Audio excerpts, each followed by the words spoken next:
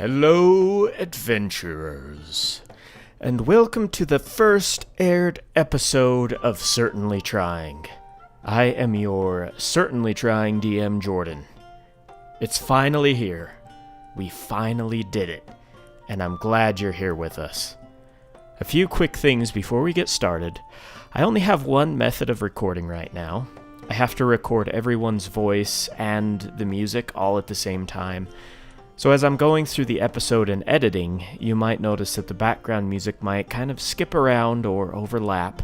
I did my best to make it as subtle as possible, but until I discover a new method of recording, things are kind of stuck as they are.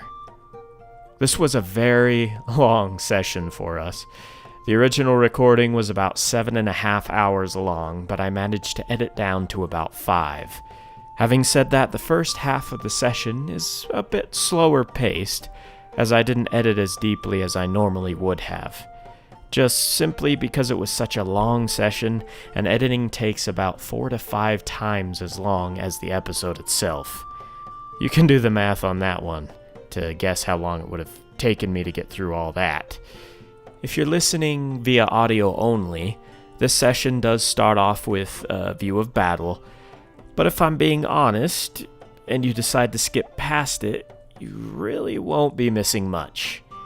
This is a good episode to familiarize yourself a little bit more with the characters and the things going on around them, and the next episode, the ball kind of begins to roll into some pretty neat stuff heading into the future. So stick around. Quick disclaimer, I don't own any of the rights to the songs you will be hearing, so without further ado, sit back, relax, and enjoy episode 1 of Growing Darkness. New friends and new places.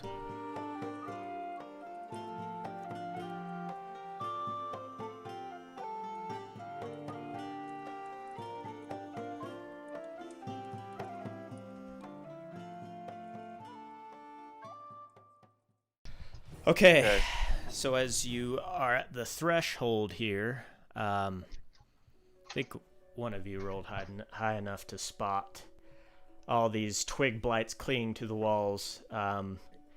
You start to hear like cracking of branches and rustling, and it takes a second to figure out that they're communicating to each other. Wander, you are up first. Okay. Oh, Lord. That's a lot of things. Okay. All the minis on the map are anti-us. There's a little bit of a... where the rest of these twig blights kind of have just empty sockets for eyes. This one seems to have a soft amber glow in its eye sockets. I think I can catch it. I would like to cast Spike Growth centered just behind the large creature so that it can catch... It'll go 20 feet in all 4 directions. A 20-foot radius. So is that the whole frickin'... Everything except... Yeah, I want it just... Yeah, and it'll be just far enough away that it doesn't catch me and Zechariah. Okay. As I do this, yeah, I'll slam... I'll give my staff a little flourish above my head and slam it in the ground. And as I do, tendrils of vines will just reach out. One main root, you'll actually kind of see it popping up the floor a little bit, will travel out in front of me, just behind the large one. And then from there, the spikes will shoot out in all directions. And they would need,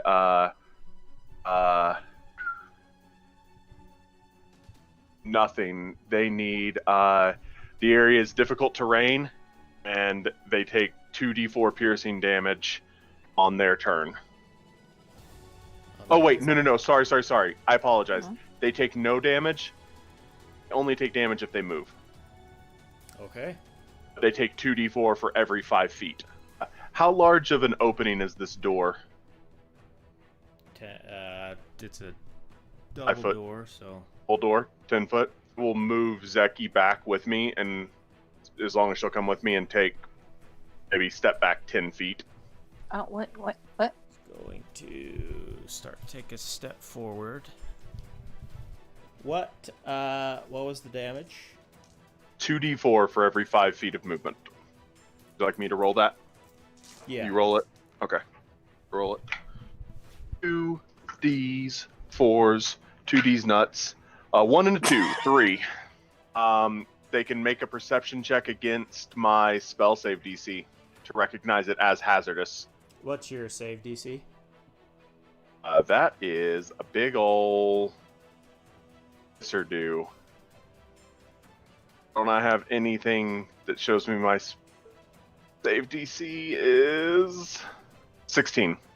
He stops. You hear some more rattling of twigs and some cracking of branches, and none of them move. He rolled a natural 20. Amazing. Oh, he knows what's up. So Yes. Zeki, you're up. I know if communicating with these creatures is possible. You can certainly try. Okay. But make a... Oh, did you add... Oh, okay, I see what you're saying. You could make a nature or history check. All right. Rock that nature's 17. You know that they understand common, but they do not speak it. That's a giant start. It's something I did not know 2 seconds ago. All right, Zeki, you're up. And Zeki knows that they're evil, and that's good enough for her. She wants that necklace, so firebolt at the big guy. All right. That is a Boy. 23 to hit. Yeah. Yay. I missed this cantrip. I don't expect this fight to last long. That is 10 points of fire damage total. Okay. So as you... 10? God damn. Yeah. As you throw out your firebolt, you hit it center chest, and its dry form immediately catches fire and starts rapidly spreading and burning. And he's out. Oh, shit. He basically falls apart into a mini fireplace. Did he seem to be especially vulnerable to this sort of magic? Yeah. Just the dry twigs that his body was made up of, and even dry leaves. It caught very quick. Basically a body made of kindling. So... And that spoils Seemed my effective. plan that I'm I so had for sorry. him. Yeah, he was supposed to be like, well, this is going to be a quick fight, but maybe I could throw in something with like a special ability. He just didn't get a chance to use it. Oh man, I feel for you, man. That's how I felt with my manticore that you guys frickin' nommed down in one round of surprise attacks. Like, okay, well, I There guess goes I'll save that special feature for a later date. Yeah. Okay. That's it. As Zeki going like, oh shit. Oh, that worked a lot better than I thought it would. Okay. Yeah, man, 5th level cantrips doing double dice damage now. That was half the damage it could have done. So the rest of them aren't going to move. Wander, it's back to you.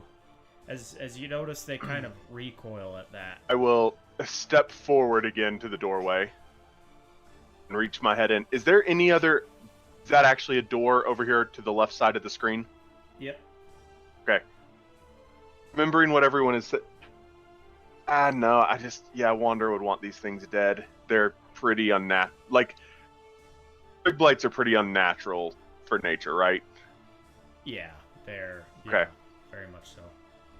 I came through the depth of a vampire, so... Yeah. Okay. Let's end this quickly for them, and I will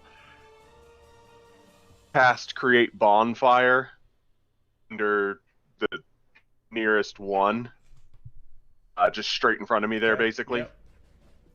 Okay, that's going to be that's an 18 to hit. Yeah. I have a plus... I guess just... Oh, yeah. All right. God, I'm not used to proficiency of 3. Okay. Yeah, that'll be okay. This is the part of the podcast where we have forgotten how, like, Oh, our where I've characters forgotten that we're on a actually podcast. And that is 10 fire damage. Yeah, it is. Just a spontaneous combustion. And yeah, I will. I didn't think I was gonna go by this fast. I'm so sorry, Jordan. Oh, I'm gonna bring these guys back. I don't know when, but they're gonna be. More. This was 8 hours of printing. I'm going to use them again. Please do. Please do. I Wish will we were on look forward webcam to right it. now.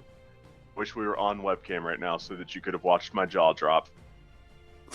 I feel so Will bad. I say. didn't think it was gonna be this bad. I will say. Druids in confined spaces are really powerful. Yeah. Yeah. I mean, you guys are like 3 levels higher than you should be right now. So, Yeah, who knows? yeah. I can't call it. Okay. Is that end your turn? Yes, that will end my turn. Okay. Yes, that will end my turn. Am I gone? No, Here? I got you. You're good. Okay, sorry. So he's gonna open up the door. Roll his damage. Yes. 3. 3. Okay. It is difficult terrain for most things. Okay. Roll damage again. Just 1. Yeah. Hey, there we go. 6 Okay. And it's every square they move. every 5 feet. Roll again.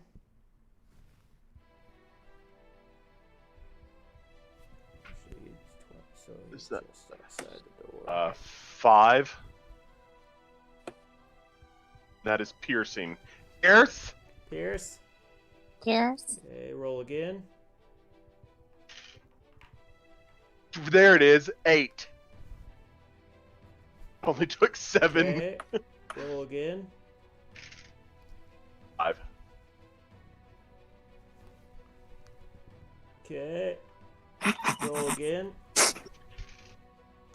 4. Alright, Zeki. They are Um, leaving. In case you didn't pick that up. Are they out of the building? Well, Yes. I will say. Can I say anything not on my turn? Sure. If you guys want to Super drop cool. combat, you can. We can kind of keep initiative order, but yeah, they are fleeing. So I was just going to say, you go right, I'll go left. Yeah, that works for me. All right. It's her. Yeah, and then she's going to use her movement to just skirt straight to her right and try to get an eye. yeah, you can see him. Well, How far are they from me? Probably 5, 10, 15, 20, or 5, 10, 15, 20, 25. So 20 and 25. I'm not thinking you. He's gonna be undercover if you do go for him, but you can see these. Alrighty. Let's just firebolt the one that's farthest from me. All right. See if I hit. 14. Yeah, that hits. Neat. Ooh, I drop. Wow, you rolled far. All right, I'll pick you up later. That is 15 points of fire damage. As he was diving into a bush, trying to hide himself, you just light the entire bush on fire. Cool. And yeah. That's my turn. All right, Wander. Okay. I will release my hold on spike growth, concentration. Then moving the opposite side, I will 5, 10, 15, 20. I will go as far as I can, even if it's actually past that first one. I get that as far as I can go. There. Go right there? Perfect. As a bonus action, I will turn my staff and cast Flame Blade as flame erupts on the length of my staff. Flame. And then as an action, I will attack the middle one. All right. That's a 27 to hit. Yeah. Okay. I'm just gonna have you guys fight the dragon that's here.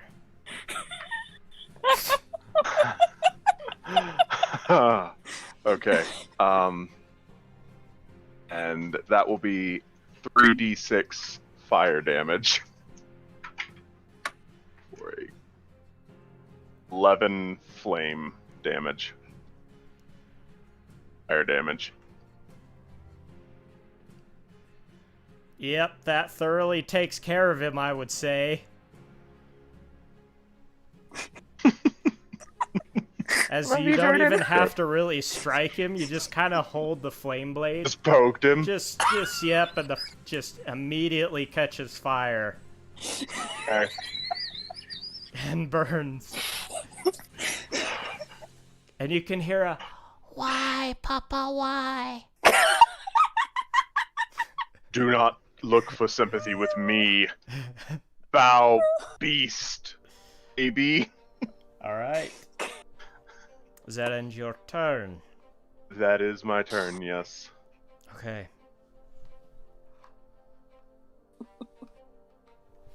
He's going to hide. For now, he is hidden. You don't know what his check was. Very good. Same with him. Same for him. Alright, and he is... you're standing right there. He's just gonna attack you. Oh yeah, that's a 7 to hit. Just misses. Okay, it's back to your turn. Wander or Yep.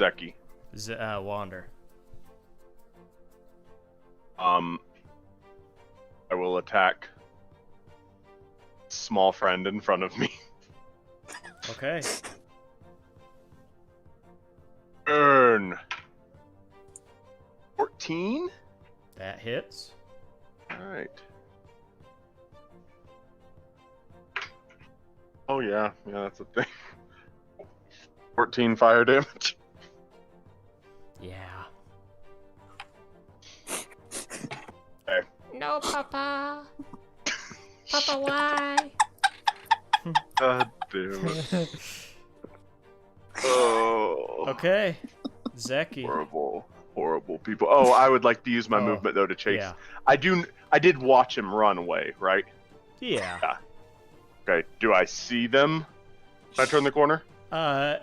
So when they're not moving, they're indistinguishable from bushes, and the behind this place is just a mass of bushes. It is rough terrain, filled with bushes, so you would have to use a turn for a perception check. Okay. We'll move forward more, though. Like, I will use 5, 10, 15, 20. I'll take another 10 feet forward. Okay, you'll be entering rough terrain, so, like, this way or this way? That way. Huh? Right there. Okay. Yeah, and if that's rough terrain, then that's as far as I can go. Yeah, you're just at the threshold of rough terrain right there, so. Okay.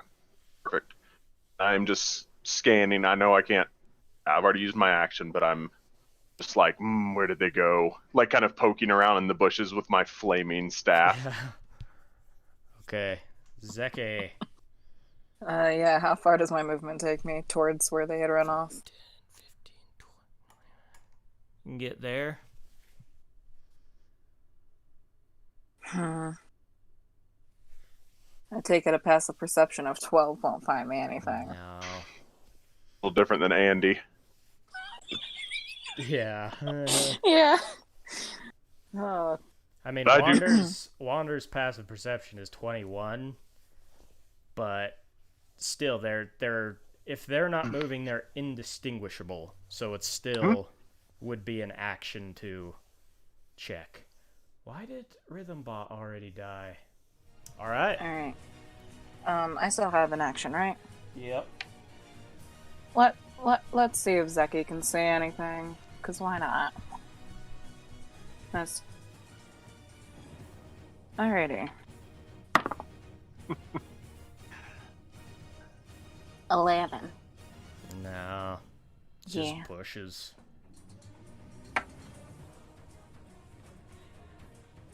Alright, Wander. I start using my movement to start moving through the thick vegetation and just kind of poking my staff down in it. Wait, 10, 20, 30. Is that as far as I can go? yeah. Yeah. So you nothing doing happens. investigation? Is that what you're shooting for? Yeah, because I obviously can't see them, so yes, I am investigating, like, Okay. poking my flaming staff down, trying to see if I can. Make an investigation check. Not as good as my other one, and I rolled not as good as I've rolled in my life. You can still use perception, like, although they are indistinguishable while not moving, you can still attempt to Okay, I see. gotcha. Okay, my investigation's better than I thought. 16. No. Okay. Poking around, not seeing much. Where are you? All right, Zeki.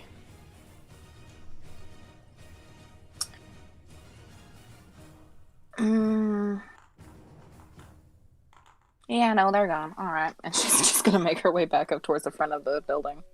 Okay. Wander, are you still looking?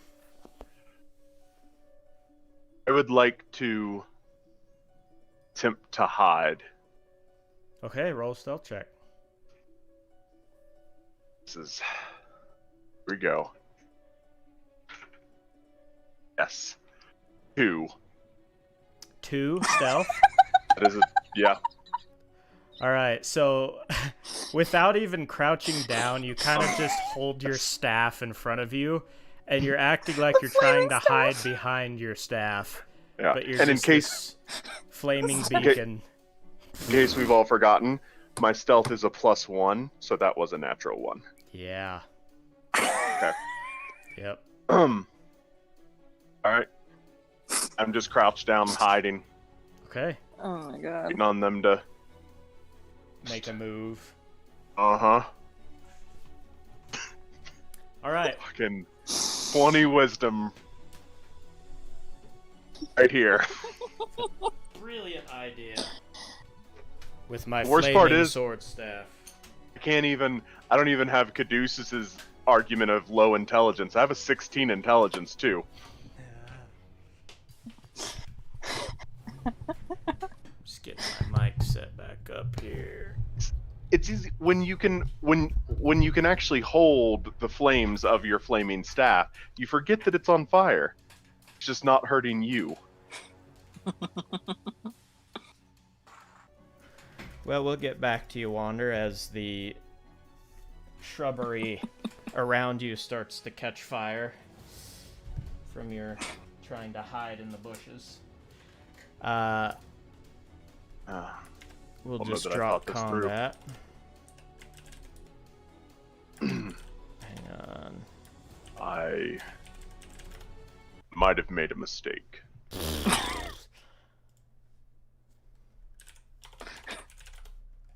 Yeah, buddy. Once the flame leaves my staff, it can hurt.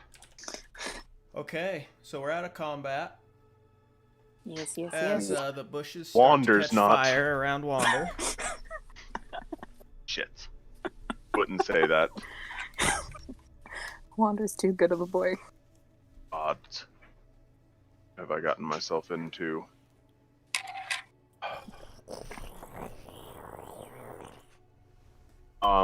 I will stand back up. Disappointed that I have to reveal my perfect hiding spot. Stand up, and I will drop concentration on Flame Blade, and I will cast guidance on myself, and I would like to make a perception check. All right, go ahead. Them. All right. This might be a weird question. Was I exhausted? I You don't were think so. temporarily, but from the Oh. effects It's gone of the now? ash zombies, but yeah, it's gone. Oh right. Okay. Yeah, I was like, I'm pretty sure I was actually. Those were some suckers, man. Yeah, they were. Ooh. All right. All right. Can't wait till we accidentally trigger more. 23. Apparently, I should not have moved my mic yet. You gotta go right back, don't you? Yep. Why? Oofers. Why? Huh? He made the map for a reason, man. I mean, we don't have to. Yes, you do spot the 3 of them. I spot all 3? Yeah. Okay, I try not to act. I try to act normal. Don't say anything. Just do that thing where, like, I see them, I double take, but then I, like, look through them. Like I'm trying to look at something past them. Okay. I'm not looking at the bush, I'm looking at the ground through the bush. They are trying their best to hug in bushes and just stay absolutely motionless. They are not going to move either. Okay, I will. The one on the screen to the top up right of me. Mm-hmm. I'm going to cast produce flame under him. All right. 30-20. Yeah. Okay. 6 fire damage. Yeah, that'll take care of him. We're back in some form of initiative. Yeah, but it's Okay. easy to keep track of. They're both going to attack with a natural 1. Oh, and a 20. Ooh. Yes, that hits very well. 6 points. Damn. Look at Okay. him go. Ah. Of piercing damage. As it extends a branch that's sharpened into spears, sticks into your chest. Zeki, are you just continuing to basically go back inside? Yeah, she couldn't see anything, so Hermione is like, and we're done with that. All right. Okay. Just realized I should have rolled. It was a spell attack on my last one. I should have rolled at disadvantage because he was within 5 feet. It would have been a 14 to hit instead of that dirty 20. Yeah, that still hits. Okay. All right. Cool. Sorry, I just realized that. Yeah, they're within 5 feet of me. All right, you're back. You're up again. We'll take a step back away from them. Okay, allowing attack opportunity. Yep. Okay. That's gonna miss. Oh, gosh, they both miss. Yes. Okay. I will. The one directly above me, I will cast Produce Flame at it. Okay. Not at disadvantage. 17. 17. Yep, that hits. 11 fire damage. That takes care of him. Please, Papa. Twig babies. The one left is gonna take a step forward and hit again for 20. Yeah. Doing all right. And 7 points of piercing for max damage. Ooh. Damn. Okay. I'm gonna risk it. God, I hope this one kills you. Not gonna lie. It That'd would be funny as the hell. funniest thing ever. I'm not gonna step away from it this time. I need a I will nat attack. 20. I'll attack at disadvantage. Okay. 18. I rolled a 19 and a 10. Yeah, that's still. Yep. That is 12 points of fire damage. All right, so as it lunges forward once again and sticks its branches right into your abdomen, how do you finish him off? Just grab him, and instead of actually casting the produce flame out. I just, in my hands while I'm pulling him off of me, just ignite him in my hands. All right. No, Papa. Okay. And I will start attempting to put out the fire. Yeah, it's spreading a little bit at this point. I'll start. Yeah. I don't have. I don't really have anything other than I do have a shovel in my pack. I'll grab the shovel and start like chopping at the brush, and then like if I can get to any dirt, kind of flicking the dirt on top of it. Boy, I don't even know what check to make for that. Survival? Put out a fire? Yeah. Only you can prevent Intelligence? forest fires. Constitution? To see, I don't know. Yeah, make survival. Do check. you have an asthma attack? Yeah. I'll take a survival check. That is that is a 12 with my +5. Okay. You do manage to extinguish a couple bushes, throwing the dirt at the base of it, but a couple patches around you that are still starting to catch.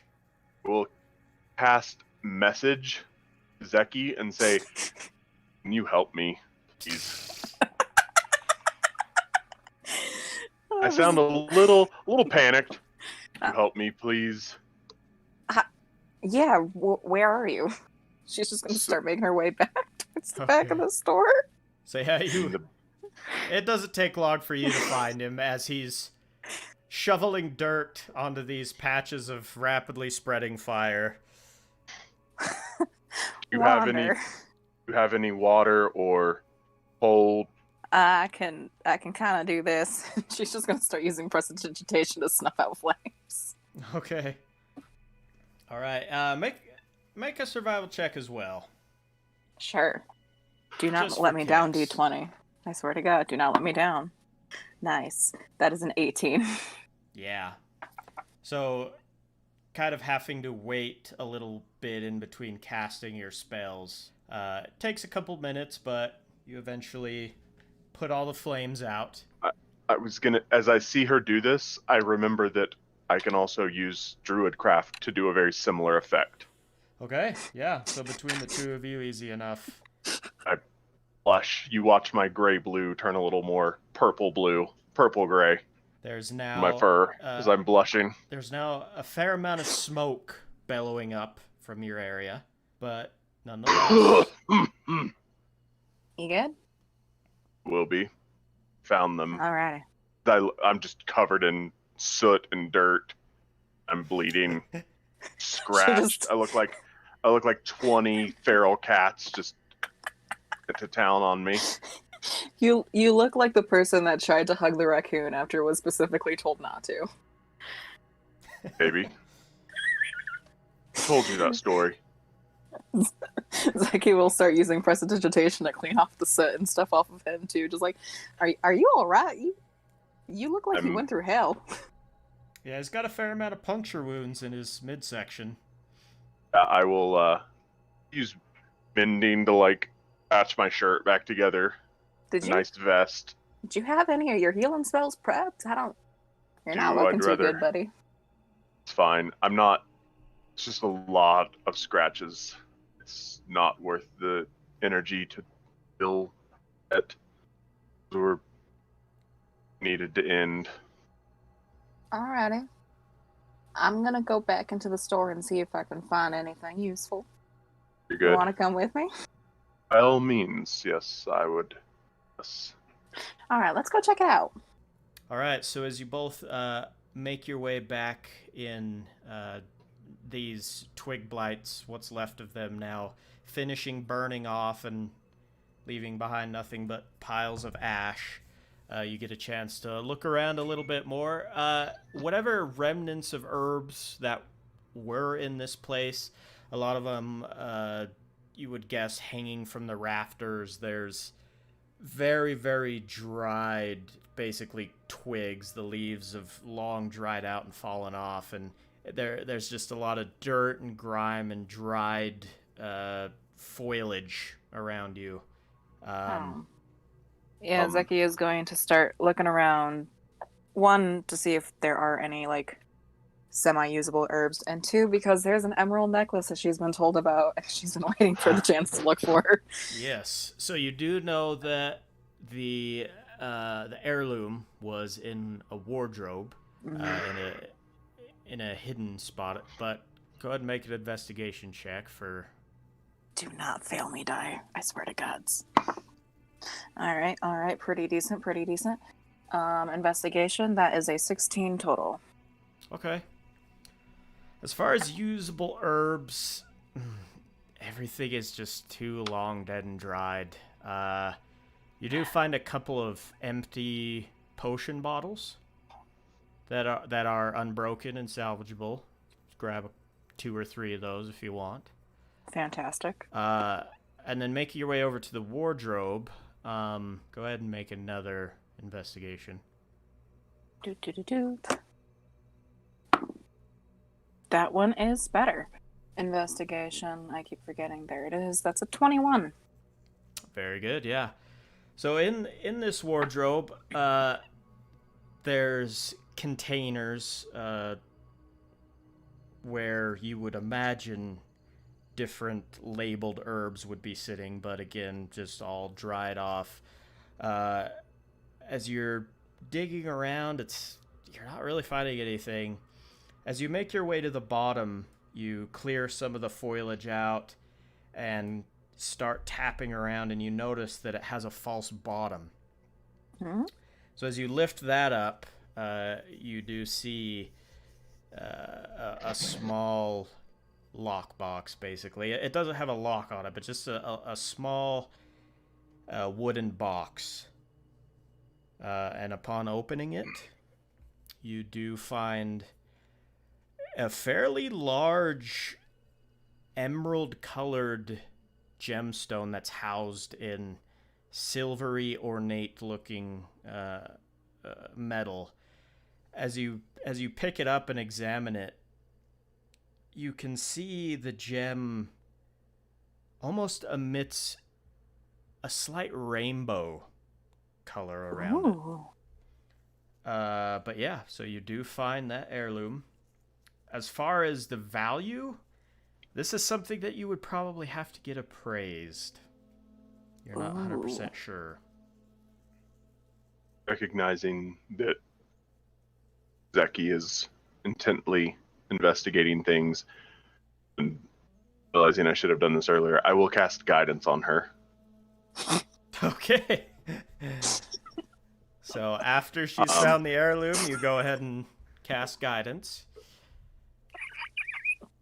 May your eyes be open to all things. We Sorry, really I'm a do little both need to distracted. remember how to get... We both need to remember to start using that. Yes. You've told me specifically to ask you, and I keep forgetting to ask you. Okay. It's just, who knows, might continue looking. I was distracted. One, I was going through and making sure that what fires we had started in here were put out. Again, using druid craft. And then also, is there anything left of the larger one's form? There's a bit. I would say if it was your priority to put out the flame. Yeah, that's what I was doing when we walked in. That's why I wasn't helping. Yeah, there's a bit left. Okay. You can make an investigation check. Okay.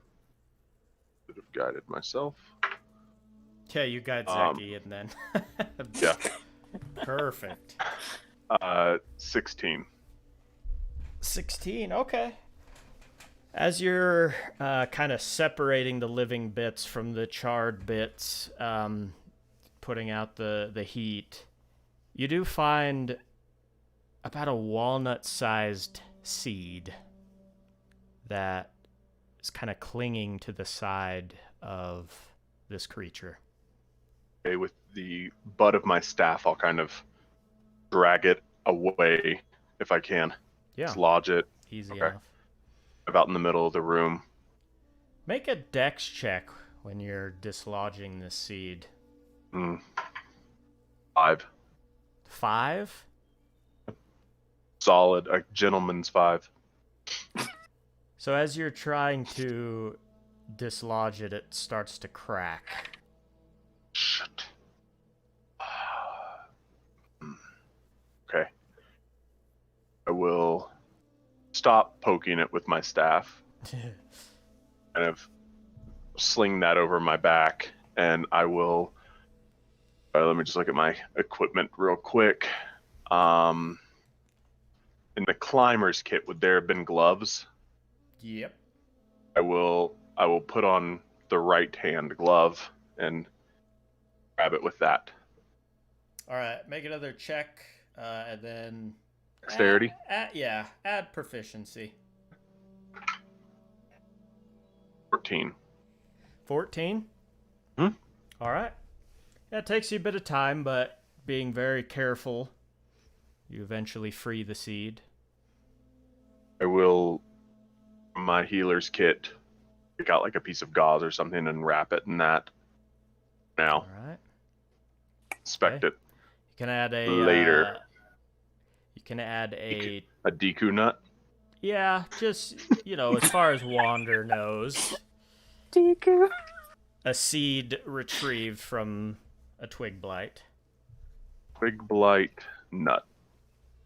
Twig blight's nut. Just the one. Add. Oh, manage. There we go. Okay. I am excited for this. There is custom items. Add. Do me one last thing and roll a percentage dice. Oh yeah, that is actually one of my favorite things to roll. Get to do them very often, It is not a D12. We don't need to. We don't need to yet again roll 110%. There's another D10. Why can't I find? I'm serious. There it is. Okay. 17. 17. Okay. Mhm. Very good. I will note that. Ominous. Okay, so Zeki, you have your heirloom. Yep, it has gone into the haversack of Holden, bag of Holden, whatever it was she had. Is there anything else you would like to do here in Thundertree? Well, I am content. I don't know about you, Wander. Was there anything else you wanted to do? Kind of looking around the room again for a moment. Don't believe so, other than... Sorry, I need to look through. I have... Awesome, yeah, I can do it. We'll cast Detect Magic. Okay. As a ritual, if you have 10 minutes, Yeah, if you want to stick around for 10 minutes, you definitely can. I'll do it as a ritual then. Okay. And so I sit down on the ground and just kind of empty my mind for a moment, feel out for the weave, see what I find. All right, you do spot Yes. behind the desk. There is a section of the floor where this presence of magic seems to be emanating. I know it's School of Magic. Would it be Abjuration? Well, first, Hmm. roll a D100. Ooh. Again with the... 2 in one Yes. session. Yes. Oh, no. Under the table. Son of a beast. 13. I'm rolling crazy low. A 13? 13. Okay. You know that the magic has to do with a magic potion. The arcane presence coming off of it. Like it spilled out? No, it's the presence is coming from underneath the floorboard. Oh, Just about a foot down. interesting. That didn't prepare that.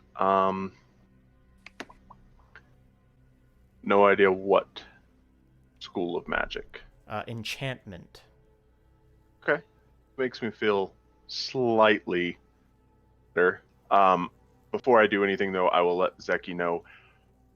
I've found something under the floorboards over here. Oh? I think there's a potion, but I don't know if it's a trap or just hidden. I'm going to pry the floorboards loose, but just watch. We could look for For me to traps be- first. Of course, I was going to do that next. I hadn't thought of that actually. Yes. I will. Yeah, I'll guide myself. Yeah, make an investigation check. Okay. And then, yeah. 16. Okay. The third 16 in a row. Clearing out the dust and debris and kind of revealing this particular part of the floorboard. You don't see that it's trapped, but there is a keyhole. Did you find a key by any chance? I don't think I did. You have the means to unlock? Lock without a key? Not really. Let me do another sweep of the place and see if I can find something. I will assist you and Alright. help. And I will also cast guidance on her. Cool, Okay. cool. You can roll with advantage or both make separate rolls, whatever you want to do. Investigation. What do you want to do? Yeah, I feel like there's not really. I'll roll separate just because I don't really see how it could actually give you advantage on that. Valid. Alrighty. But you do get that a Investigation, you said? D4. Yep. Alright. 30, 10. Yes. Ooh. Investigation. That is a dirty 20. Dirty 20, alright. Going through the front desk, the shelves that are behind it, moving some of the broken potion bottles out of the way, clearing out everything, running your hands across, you eventually hear the sound of metal scraping against wood. You reach out and you pull out a key ring. It has 2 keys in it. On it, one is a larger key and one is a smaller key. Found him. Do either of them look like they would fit? Yeah, just try it. Probably the smaller Well, one. we can certainly try this. Let's do. We take a step back just in case. It would probably be better for me to do this because you're looking a little tired. Oh, not bad. I'm fine. You sure? It's okay. Zeki just like squints at him but hands over the keys anyways. I'm just if anything happens, as long as one of us are safe, that's all that matters. Just a precaution. Alright. And Zeki will step back a bit. I will try the smaller key first, and if that doesn't work, I'll try the larger key. Yeah, as you slide the small key in, it fits and it opens. Kind of a hatch on this section of the floor. Opening it up, you reach in and you take out, and I'm so sorry, you rolled a 17. You take out a muddy-looking liquid, like brown, and yeah, just looks like a potion bottle filled with muddy water. Oh, a 17's bad? I had it split up into categories, so Gotcha. depending on what you rolled, What was the it's D100? It's not that a low roll would have been good versus a high roll. It just depended on what category you hit. So I will uncork it and smell it. Does it smell like muddy water? make an alchemy check. Add anything to that? If you're proficient, yes. Not. Do I So add? it's your intelligence then. Hey, I'll take that. That's a 21. I rolled Wow. an 18. Damn. So you immediately recognize this potion. Oh. And again, I'm sorry. It is a potion of animal friendship. I'm not sorry about that at all. Hey, that can still be useful. Yeah. Hunter gets so excited. Like, Well, just for a druid to have animal friendship is like, But What'd now you I find? don't What'd you have to find? What'd you find? pretty much always prepare that spell. Like, always. Almost out of just, like, guilt. Like, what kind of a druid, what kind of self-respecting druid doesn't have at least, like, all the time. Yeah. speak with animals, animal messenger, animal friendship, beast speak, like, something. Now, I don't have to. This is very impressive. What is it? It's a And can I come potion that- closer now? No, don't get any closer. Your passive perception probably picks up that he's messing with you. I mean, if you're that committed, you could roll a deception. I guess I could try. Come any near 6. Yeah, both of his ears Zeki. flick. Zeki just walks over to you. All right, what'd you find? I'm working on that still. You'll get there. It's a potion that replicates one of the spells I cast. It replicates animal friendship. Oh. Oh, that's Come in handy. neat. It is. It's a very, very unique bond. You should hold on to it. Typically have that prepared. I'm prepared to make friends with animals, but Yeah, you are. you should probably hold on to this. All right, I will slip that in my bag. All right. So you can add that animal friendship potion. That lets you makes an animal with an intelligence of 3 or lower roll a wisdom saving throw, or they're charmed by you. So the DC on that is 13, by the way. All right, let me write that down. It's terrible handwriting, but I can still read it, so that's what matters. It's just terrible. Terrible. Terrible. Very well. I'm gonna take the keys. Okay. I'll relock the hatch, but I'm gonna take the keys. All right, you can add the I forgot what I named this place. I don't have my notes up for it. Hold, Alchemist please. Vapor, something like that. Yep, Yeah. exactly. So you can add the Alchemist Vapor keys to your inventory. Well, should we investigate the rest of the village or go back to I mean, friend? I'm not gonna lie. This is really all that I really came here for, and I found it, so I'm happy. Indeed. What does So- it do? I'm not sure, but it looks really expensive, so I'm gonna hold on to it in case we need it for like a rainy day, or One thing of if something note- happens. When Wander, you did not it magical? pick up a magic. No. it is beautiful. Seems normal. I didn't sense any magic from it, but Which when he says that, Zeki, you find kind of interesting because even at the low light of this interior, it does have like almost a circular rainbow effect coming off this gem. Wait, like, not even like a minor enchantment type of glamour type magic? Hello? I'm not sure. I don't know. Maybe there's something more to it than I don't understand. Because like look- you can see the rainbow glitter, the rainbow shimmer too, right? She's Can kinda I? just holding it up. Yeah, you can. It's like I said, it's beautiful, Yeah. ornate. I don't. It takes a second for you to catch it because it is extremely mild, but yeah, you see it. Yeah. It's lovely. And again, I'm by no means a jeweler. I just sense auras.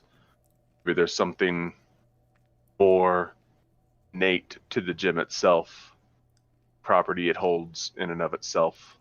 I'm not sure. Maybe. But we got it now. And that's Indeed. what matters. She puts it back into the bag of holding. time of day is it? That's a good question. It's been a long time. I think you guys are probably around the 3 o'clock mark. And for the sake of just story, anything else here, you guys are far past level beyond. Unless you want to go fight a dragon, then... That's a problem for future us. What size dragon? You don't know. You only know that the brother mentioned that there was a dragon in the tower. Can we see the tower? From standing outside, yes. There's kind of a slope to Thundertree. In the change of elevation, there's a bit of a hill, and the tower does sit on top of the hill. So yes, you can see the top half of the tower, as there is a lot of trees and overgrowth surrounding it as well. Shouldn't we at least say hi to it while we're here?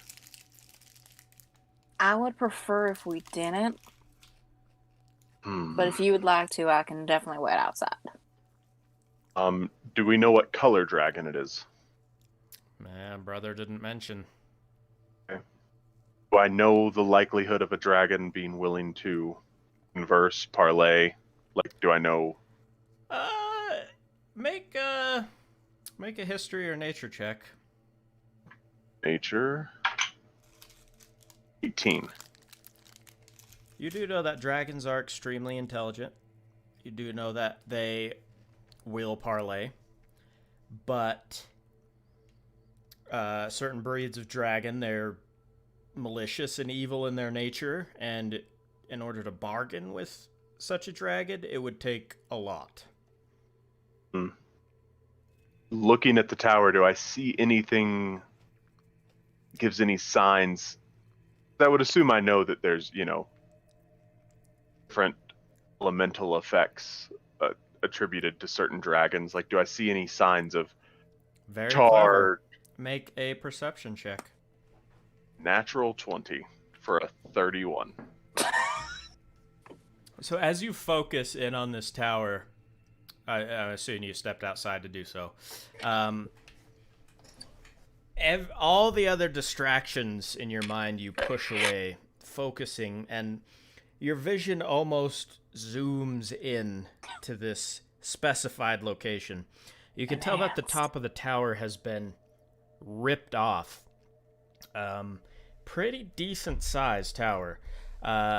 You do see on the top where some of the stone has been damaged and ripped away that the stone seems eroded.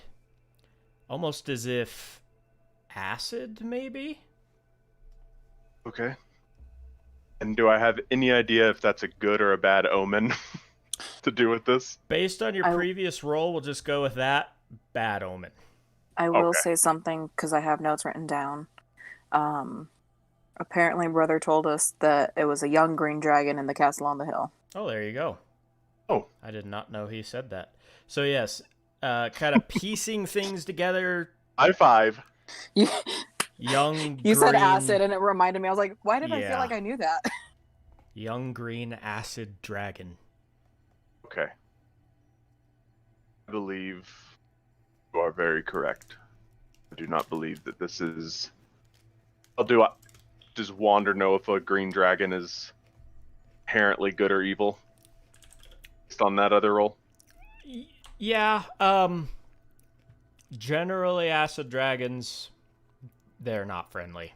The majority of dragons are not friendly, but specifically acid, yeah, definitely not. They're extremely territorial.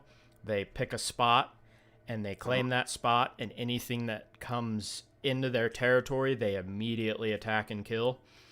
So yeah. Don't believe I have anything to offer this dragon, unfortunately, as much as I would love to meet it. Wish I could convey that to him, but Oh, something tells me we might eventually in the future. maybe one day we'll have to. I do wonder how many cultists they go through a week, though. Many cultists? Yeah, because they got like a cult out here for this dragon. Oh, that's true. Yes. And if green dragons are the way that they are, then like How many of them do they lose and have to replenish? Guess it depends on how hungry the dragon is.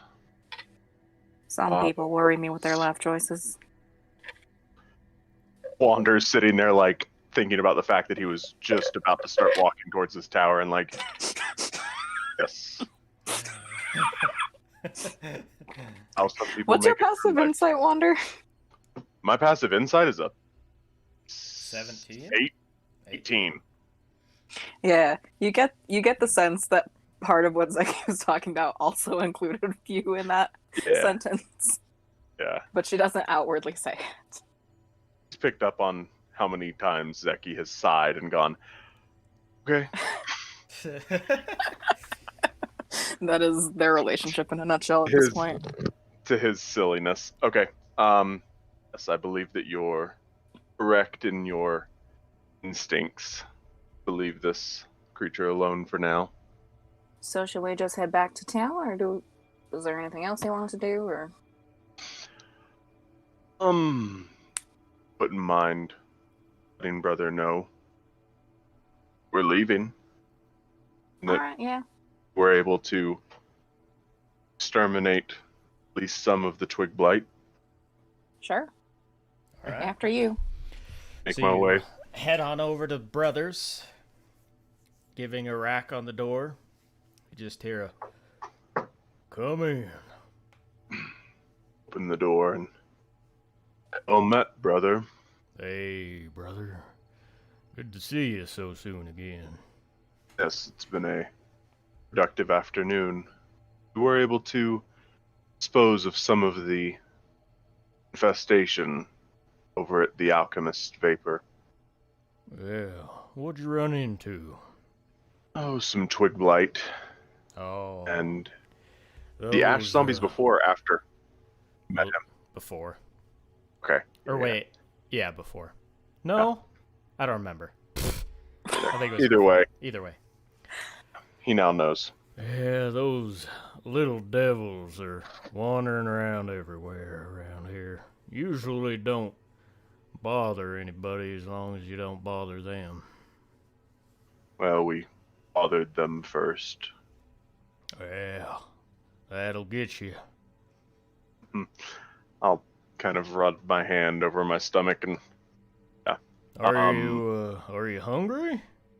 He kind of holds I'm out his staff. starving. I've never had staff, but Well, pick anything you like to eat there, brother. And again, he's got like apples and pears and some peaches and bananas, which again are odd for this area. They're usually down Cool.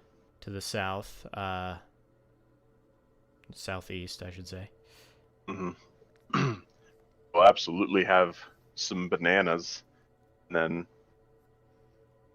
Right on. yeah, just sit down and we can take a short rest before we travel again. I would appreciate that Yeah. Mm-hmm. very much, Zeki. Yeah, All of course. right. So go ahead and mark off short rest. Hit die if you need, and brother appreciates the company. Just confirm, and I'll roll. Fill up for 2d8 plus 4. Where are they? Here we go. So, did you find what you were looking for? Yeah, we did. Ah, that's good. Yeah, it took a second, but thankfully it was still there. Slightly worried Well. with the cultists going around. All things considered, I would say a second is rather fast. Fair enough. Yeah, It is. walked right into that one. We, yes, we found that. Also, took a moment to. Have you ever seen the green dragon? I've seen it once or twice out doing its hunting runs. He comes back with a deer and its chicklets, and yeah, doesn't come out too often though. Yes. Fairly territorial. Oh, extremely, yeah. I haven't dared to step near that tower. Do you believe that it's any danger to the area? Usually, being a young dragon and all, they kind of stick to one spot. If this town was still populated, I would say there'd be some trouble, but no. It's been here for a couple of years, I'd say now, and hasn't strayed. Very well. How quickly do dragons mature, do you know? Oh, takes a long time. You'll be long dead before you see that mature. I had a feeling it was like that. Hunter Wasn't sure, though. friends. Hmm? Is it okay if in the future I reach out to you mentally, check in on you?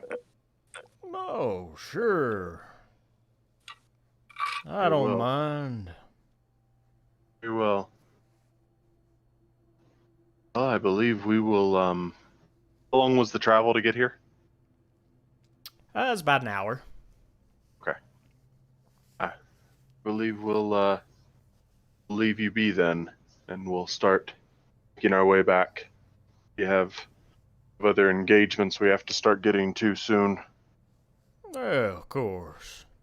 You make sure you come back and see me. It's not too often I, come across a fellow brother, you know.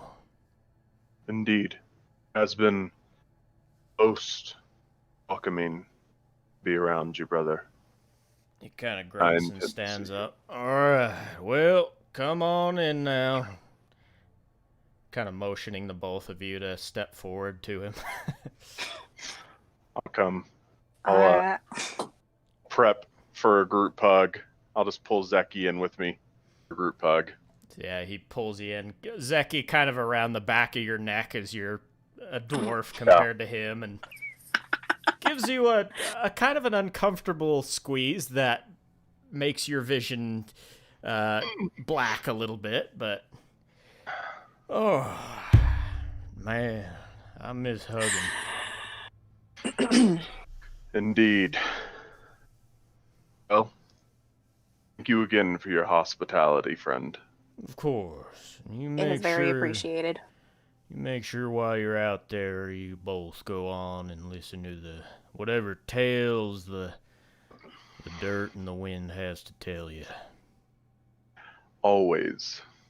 Absolutely. All right, you take care. You as well. See you soon. I hope. All right, so you're just heading back to Kinder. Yep.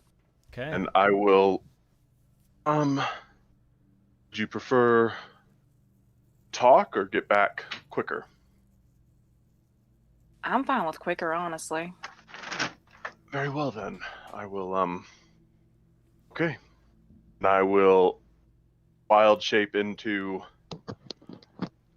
a warhorse. This time, much larger. And I'm going to, I'm going to take on what my best approximation of all my hair is going to be as close to the same green as the emerald on the necklace. And I would like to have the same shimmer as rainbow effect it had. Very subtle. But dripping from my tail and mane will be what gives a very disconcerting effect. Almost looks like acid dripping from me. Nice. As the acid drips to the ground. Yeah. A kind of sizzle. That's awesome. Stamp the ground. You have an interesting dramatic take. All right, let's go. It looks very pretty, though, as she pats him and hops on. After she says that, the first few, I'll take like a nice prance trot. As she says it looks pretty. Head held high. Before I go into a full, 60 movement speed. I'm a stallion, baby. All right. Ooh, look, strutting in place, strutting. I'm Hear that, boosting a Shrek? horse's She ego called me a without even knowing. stallion. Okay, so as you gallop along, leaving Thundertree behind you, you make it back in about 20-25 minutes. You start to come upon the little town of Kinder. And yeah, it's about approaching 5 o'clock at this point, so whatever you want to do with the rest of your evening. As I drop my wild shape and her off, seemed disappointed. This wasn't magical. Surprised. Yeah, more so surprised than anything, because I don't think I've seen an emerald with a shimmer like this one's got. I've been thinking about that. Maybe it Yes. wasn't as much of a coincidence that I gave the dramatic flair I did with my wild shape. What are the chances that emerald has something to do with that dragon? You think it's got something to do with the dragon? Just been trying to think why it would have.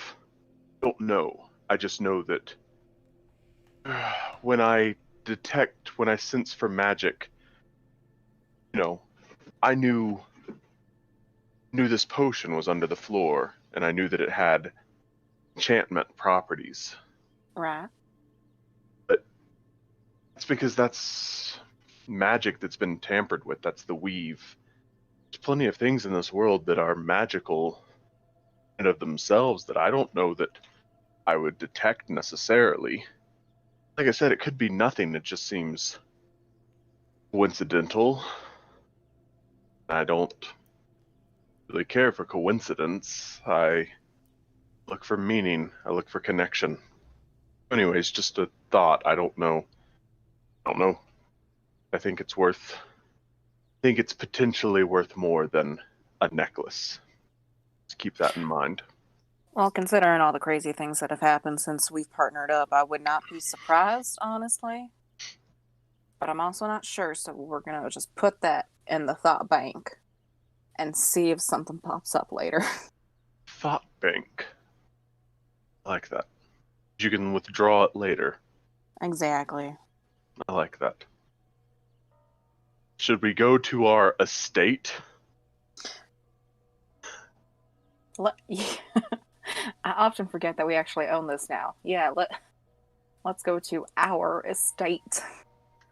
Yes. Own it. It's going to be interesting when we have access to more than just our basement. I Oh, don't know what I'm going to do.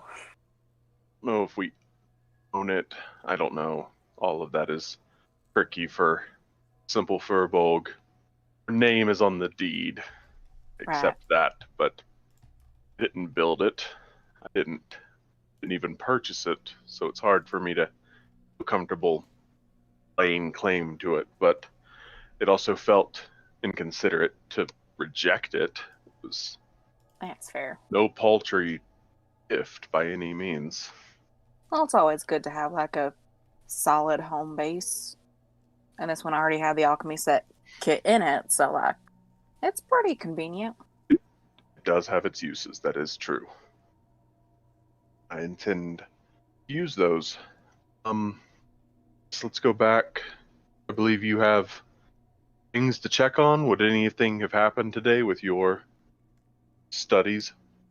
It still needs to sit right down. Like I think it just started One sitting more today. day.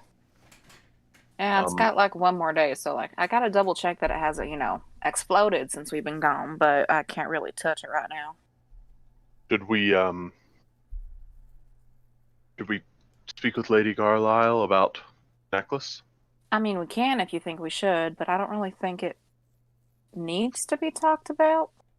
I don't mean just more if she had anything to offer, is all. No, there's no need. If you would rather keep it among us, that's fine. Yeah, just for now. I think we've been overwhelming her a lot lately, so I kind of want to just give her a little break. It's true. I also think she's had a fairly peaceful time here. I think a little excitement has been good for her. Oh, I'm sure, and I'm sure Sildar's been doing real good with keeping her distressed, but a little break from our antics might also be good for her. Don't think we should let her know about the young green dragon an hour away. Well, I might want to tell her that the rumors are actually true. Yes. I mean, we And just let her know technically that we're didn't see still it. alive. That would be good. What if we presented the necklace as a green dragon egg and said we stole it? Wander, neither of us are good at lying. And he eyes you. I think some of us are better than others. But no, Possibly, but I'm also not exactly. I would. If I got lucky, then maybe. Besides, my mentor, she taught me that it comes to lying. As long as you tell the truth, no one gets hurt. You can have fun. No reason to be that serious all the time. I mean, if you want to, feel free. I'm not. But you might want to hydrate yours I'm first. terrified of Lady Garlisle. Let's call it what it is. Exactly the same. I respect her far too much to play with her like that. You, on the other hand, I respect What do you mean, me, on the other hand? I respect you so much that I would never dare not mess with you. Well, I guess I can live with that. It is a sign of comfort and respect. It's always fun having friends you can mess with, and they know you don't really mean it. Indeed. Well, I am not ready for bed, but I am ready to, yes, sit down. Yeah, I think it would be a good idea to check in with Sister Garlisle just to let her know that, we're still alive. Because she was worried about that when we told her we were heading out. Let's do that on our way. Alrighty. Make our way over to Sister Garlisle's. Okay. As you approach, you have a knock at the door. She answers. Oh, you're back. Hi. Hello. I went by quicker than we actually thought it would. I was going to say, I take it you got what you needed. Yeah. Indeed. Well, that is Turned good. out to be quite a gratuitous trip. Well, you look in one piece for the most part. I've rubbed my stomach again, for the most part.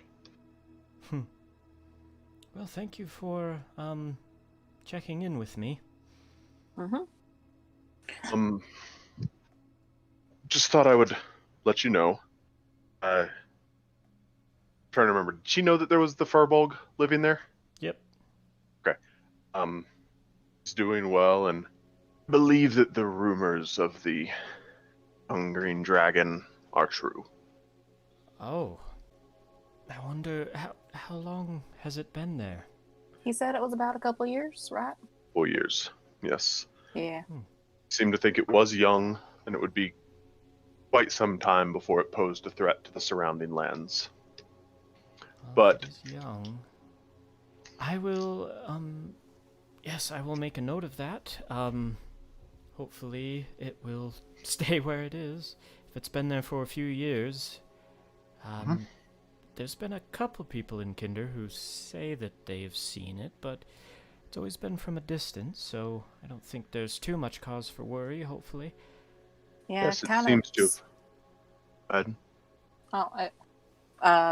Brother, the Furbolg said that it tends to stay at the tower for the most part. So that should be fine. There are cultists though to the green dragon, which might pose a bigger threat than the actual dragon for now. Well, dragon cultists are usually harmless, unless they can actually work something out with the dragon, which is few and far between from what I've heard, but most of their efforts goes into just trying to please it, and they hardly ever succeed. I honestly don't know why they even try, but... Fascinating. Yes, who would ever attempt such tomfoolery? Well, if you can befriend a dragon, that's, suddenly you're on top of the food chain.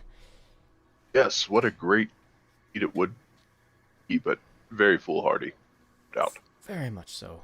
They throw their lives Zeki away. is kind of just staring at Wanda for a second before shifting her attention back to Sister Carlisle. Yeah. Okay, so a young green dragon with cultists. There's a lot going on around here. I'm running out of space in my journal. You'll have to add one more entry. You Zeki opens her own note. Zeki opens her own notebook. It's like, yeah, we're probably gonna have to buy new ones soon. There are also ash zombies. We only found them in one place though, but to be fair, we didn't go to very many places. And then the twig blots, which you already knew about. Ash Did she know what had created the twig blights? Say that again. Did Sister Carlisle know what had created the twig blight, though? She did tell us about how Okay. they came to be, I think. Okay. Well, ash zombies, that's interesting. I'm going to have to do some research on that. I'm not sure. Yes, they are quite a bit more potent than your typical undead. They really drain you. Well, I think I will have to tell Sildar that one of the first priorities should be rebuilding and reinforcing the walls surrounding Kinder. That might be smart, yeah. Also, well, wouldn't want him to do it alone, but it might be worth some prayer. He might find himself champion of a certain deity again if there was an undead reckoning to be had. Maybe so. All right. So... Don't let him do it alone. Oh, Or- you mean fight them alone? Yes. Well, that would probably be largely up to him. He can be a bit of a stubborn man. But, yes, She kind of looks at both of you back and forth. Why do I get the feeling that there's more? Or is that it? For now, yes. Okay. There's always more, unfortunately. You just need to spend some time going over things. Not everything is worth mentioning. These are the things that are of immediate concern. Right. Okay. All right, I will note all of that.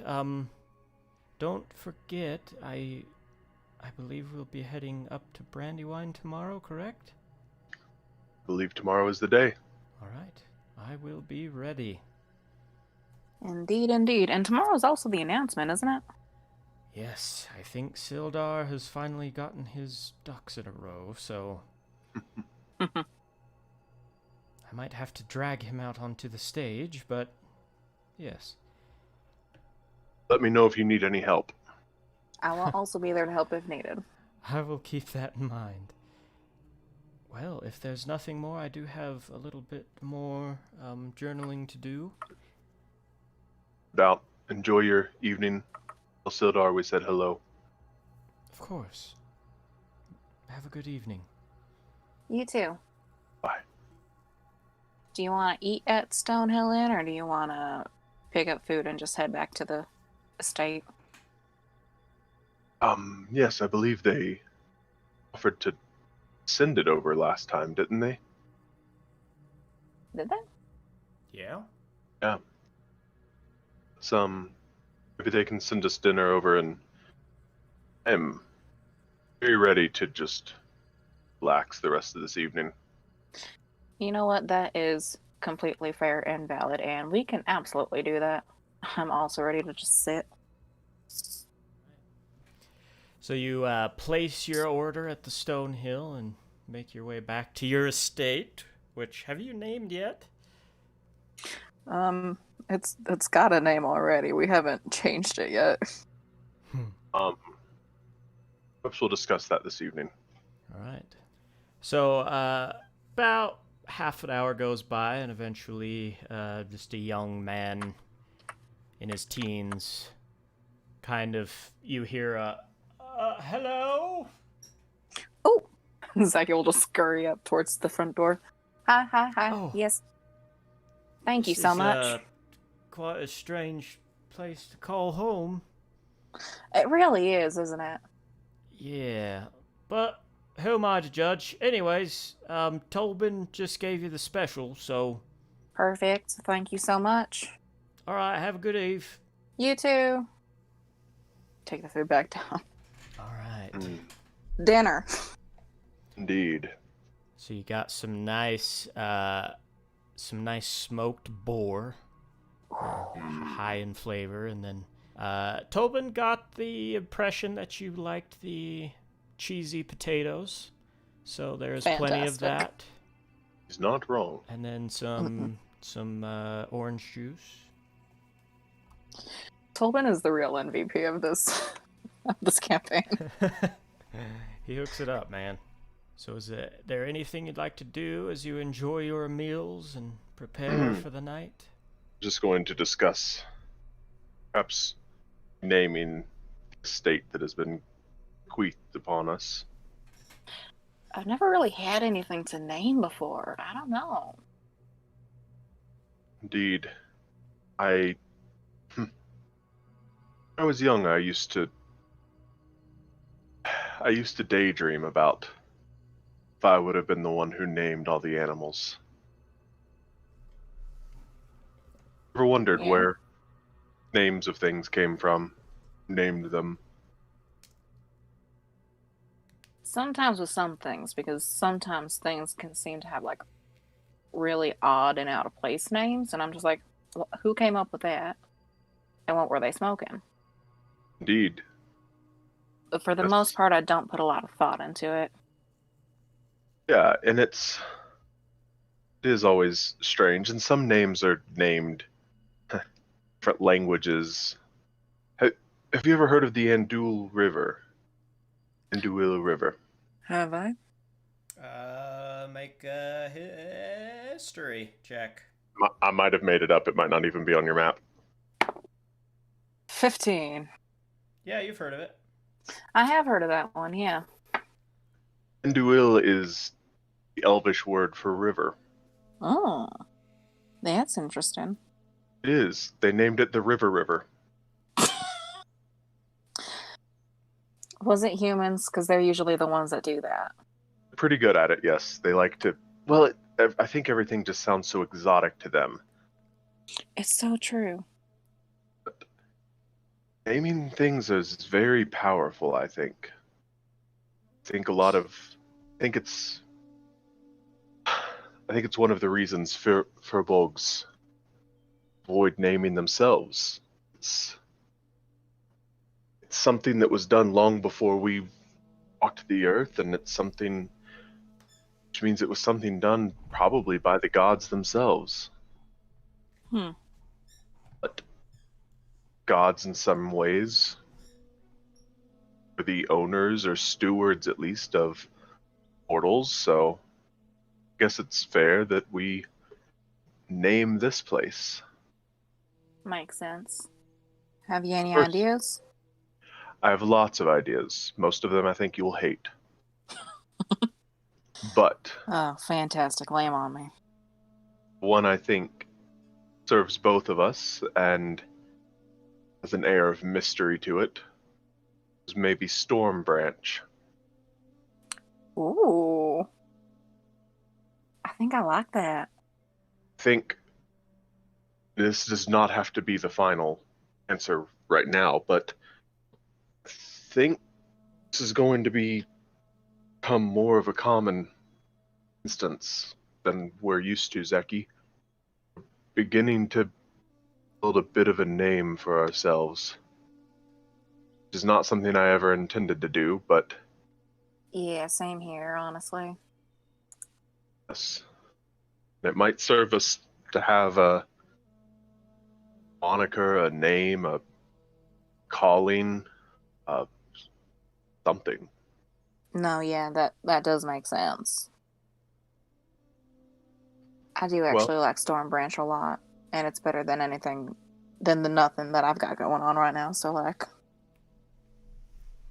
Well, if you think of something else, we might want to give the answer before we leave tomorrow. Tiny gnomish man. I remember on his documents we put our names, but there was a spot for group name, if you will. Thought we could go to him and have him add that in. Yeah, that'd probably be a smart idea. Don't want to leave him hanging. He seems like he's got enough on his plate. With the way he acts, at least. When will your potion be ready? Tomorrow before we leave, or have to leave it while we're gone? I'm not quite sure yet. I'm gonna have to check when we wake up.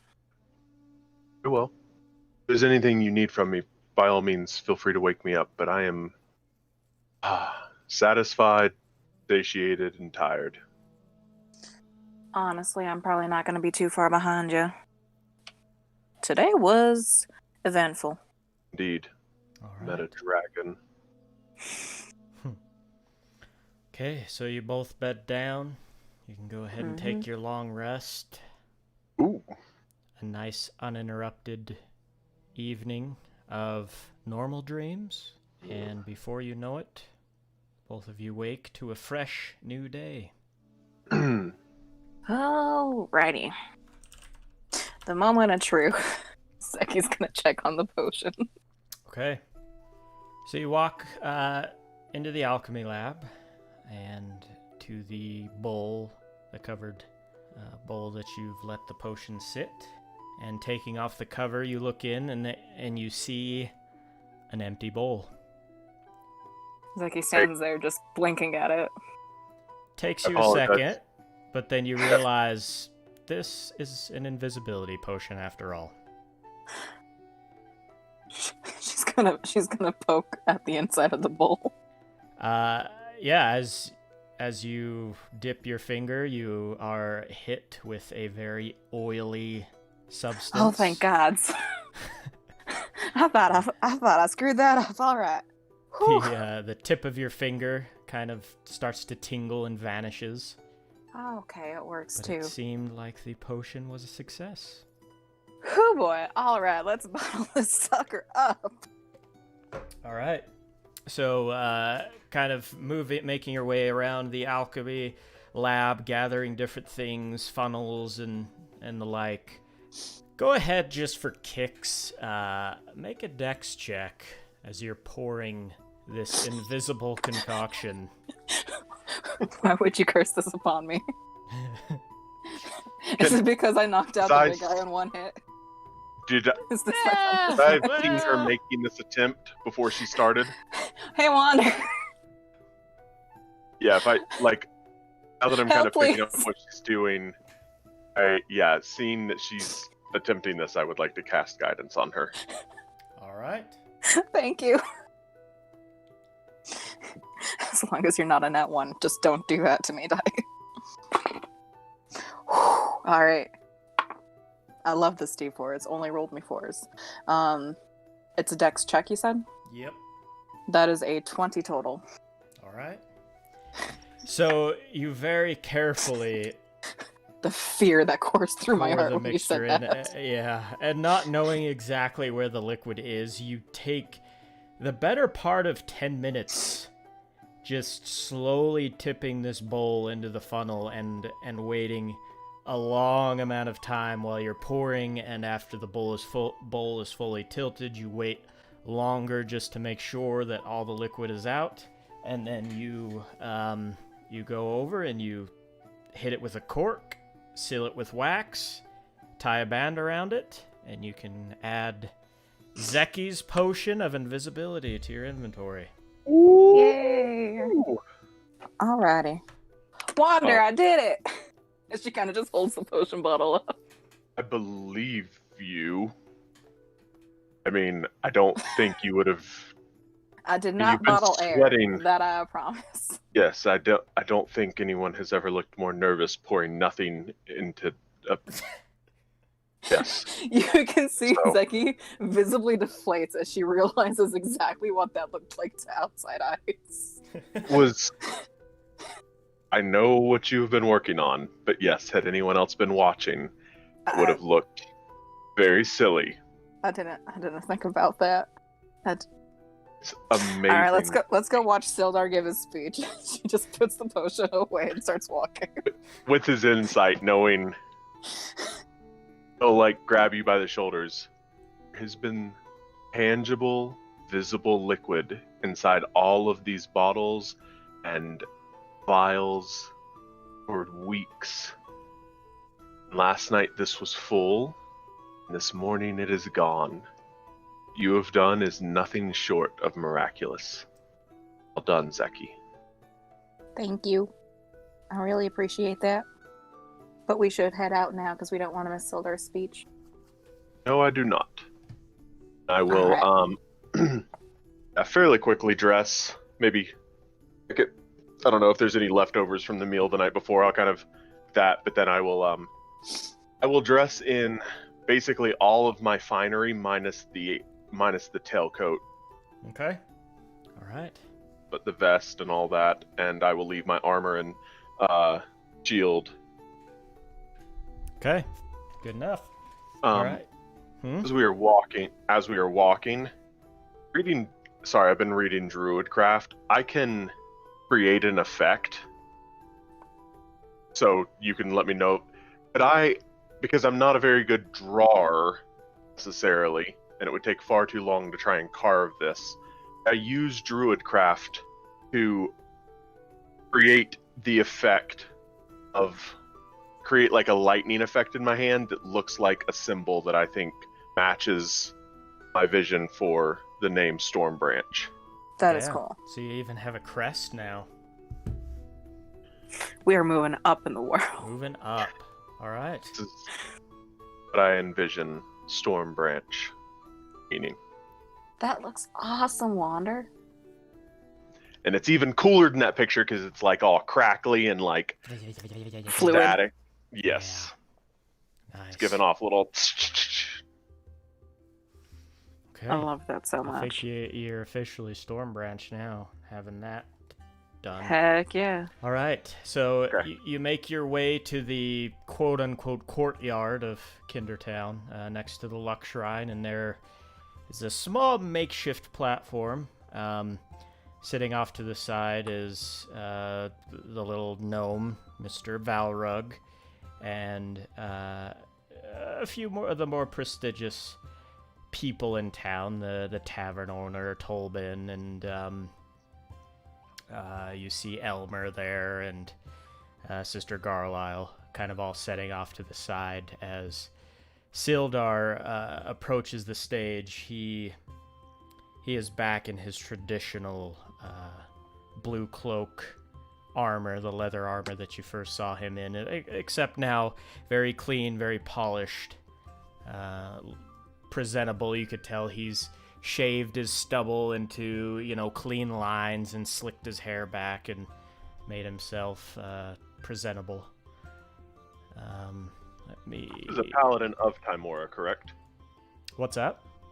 He was a paladin of Timora, correct? That was his deity. Right, yep. Okay. As I see him, but without approaching him, I will use the cantrip message. Just in his head, I will say, "Luck favors the bold, my friend. May Timora shine upon you today." You see him smile. He keeps his head forward as he climbs up on the small platform and faces the crowd. And everybody around, as you guys take your positions, are kind of talking to each other. You can hear whispers like, well, it's about fucking time, like here and there of just little comments. But you both take your place wherever you want to stand. It's a fairly loose crowd, so if you want to move up closer to the front, you can. But yeah. I will assist Zeki in getting closer to the front so she can actually see, but then I will take a knee. All right. To be polite to the people behind me. Right, yeah. It's very... That's what happened when you travel with just a tree of a man. Yeah. Quite inconvenient for people hated Everyone else. People hated me at theater. Okay, so you can see more so you, Wander. Sildar kind of visibly take a sigh and scan the crowd a little bit and kind of forces a smile on his face that really doesn't reach his eyes. I would first like to start off by apologizing for the last several days in not addressing all you fine folks sooner. Dealing with the aftermath of Harbin Wester and Claw caused a long list of side effects that I threw myself in the front lines of. I could explain to you that long list: investigations, reportings to Lord Breen, logging all the information, the hours I spent talking to the Rock Seekers, the hours I spent trying to gather more information on Nesnar the Black Spider, and of course working with the members of the Harpers. But I don't want to waste any more of your time going over those details. I think to the most of you those could be considered excuses, and I'm not a man of excuses. So here's the truth. Timora, the goddess of luck and good fortune, granted me the power needed to assist Zeki and Wander in clearing out Wave Echo and ridding the growing darkness here in Kinder. I became a paladin of her name. Zeki and Wander stood in the front lines of the horrors of those caves, and they risked their lives fighting to protect you all, which I'm sure all of you already know. You can kind of see the crowd nod and some of them glance in your direction. I have insisted that without them, and without the power that Timora granted me, I would have been never able to help them. But they have both pressed upon me to give credit where credit is due. I would have stepped into those caves right behind the both of them, regardless of my blessings. Because I believe there are beings placed on this world that are willing to sacrifice themselves in order to protect the few that die in order to save the many. I believe Zeki and Wander are such beings. I am such a being.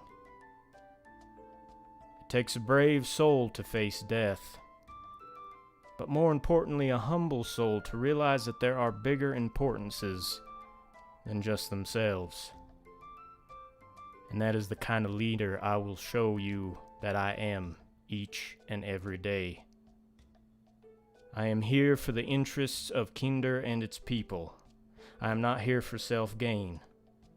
I am here for improvement and prosperity. And I am committed to making that happen. Committed to the role that all of you fine folk have given me. And to show my commitment, I have stepped down from my post as General of the Blue Cloaks, even against the wishes of Lord Breen. I have left the investigation of Nesnar into the hands of the Harpers, and as the right of the Rock Seekers, I have left them to decide how to move forward with Wave Echo Cave.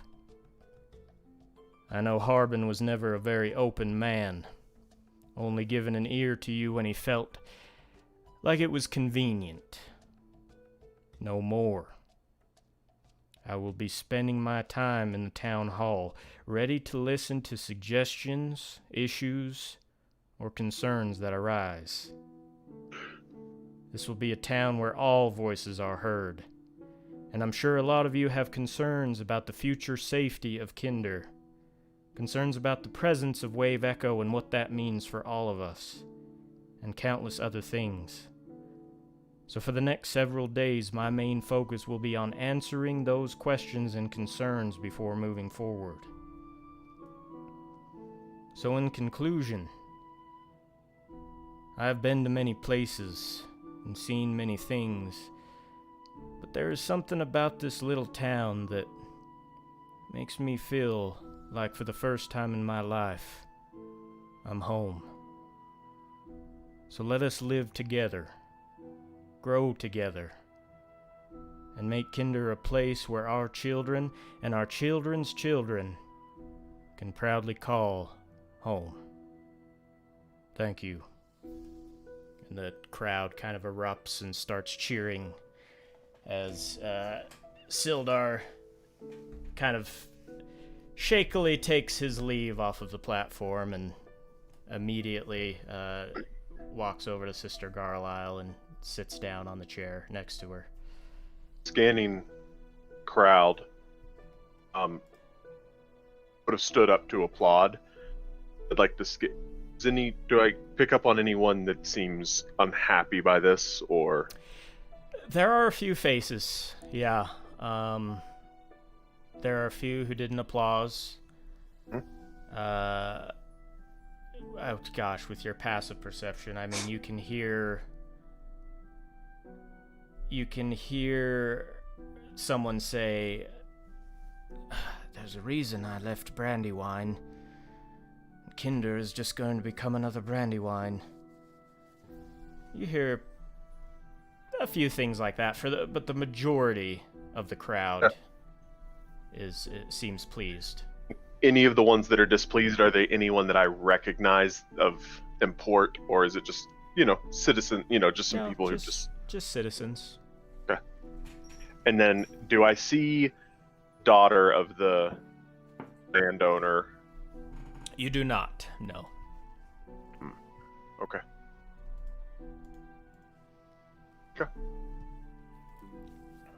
All right.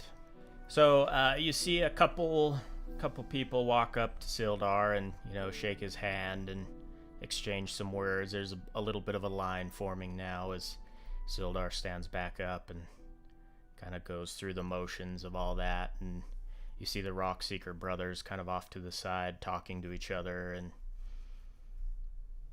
things of that nature. But for the most part, so the crowd kind of disperses and while he start settling down.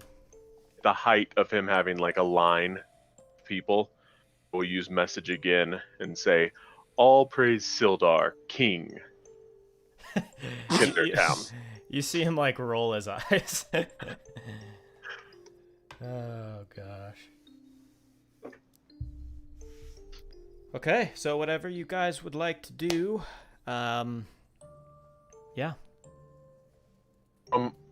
Once there is a break in the fanfare, I will approach and actually I would have asked Zeki, is there anything else you would like to prepare before we make our journey today? I'm pretty sure I've got everything I need at this point. Still doing pretty good on...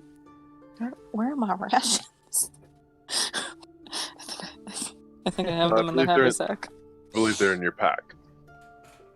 Yeah, no, I've got enough rations for the trip, so we should be good. Yes, we should be fine on food and water. So, as you guys are kind of standing there chatting, you do get interrupted a couple times of citizens just walking up and shaking both of your hands and thanking you for your efforts and in saving the town, and some of them seem a little bit starstruck, almost nervous to approach you, but yeah, you periodically get interrupted as you are talking. That is very kind of you to say. As Sildar said, this town seems very special. I'm proud to have been able to serve. And I hope you have a fantastic rest of your day. Thank you for saying hi. That's so sweet of you. So you guys repeat those phrases about 20 times over the course in between of... talks of like rations. Yeah. Hi, how you doing? All right, should we go like stand next to Sister Garlisle so we can talk to Sildar before we head out? Sounds like a wonderful idea to me. Okay, so after about 40 minutes it takes for the majority of the crowd to clear. Some groups remain behind, just kind of chatting to each other, but for the most part, it clears out, and you're able to approach Garlisle and Sildar. They both give you a smile and a nod. Well, I think you did quite well at that. You know, it's funny. like when I'm standing in front of soldiers, Mm-hmm. I can just go. But this is the first time I've had to, yeah, it was weird. Yes, with soldiers, you know, for the most part, everyone you're speaking to has the same objective, same direction. Right. Just need boost the morale. Right, yeah. There's a lot more moving here. But no, she is right. You did very well. It was almost as if you had a inner voice guiding you. Yeah, almost like someone was just wishing me all kinds of luck. Yeah. Yeah, that got me through, you know? Well, I'm thoroughly glad that's over, but,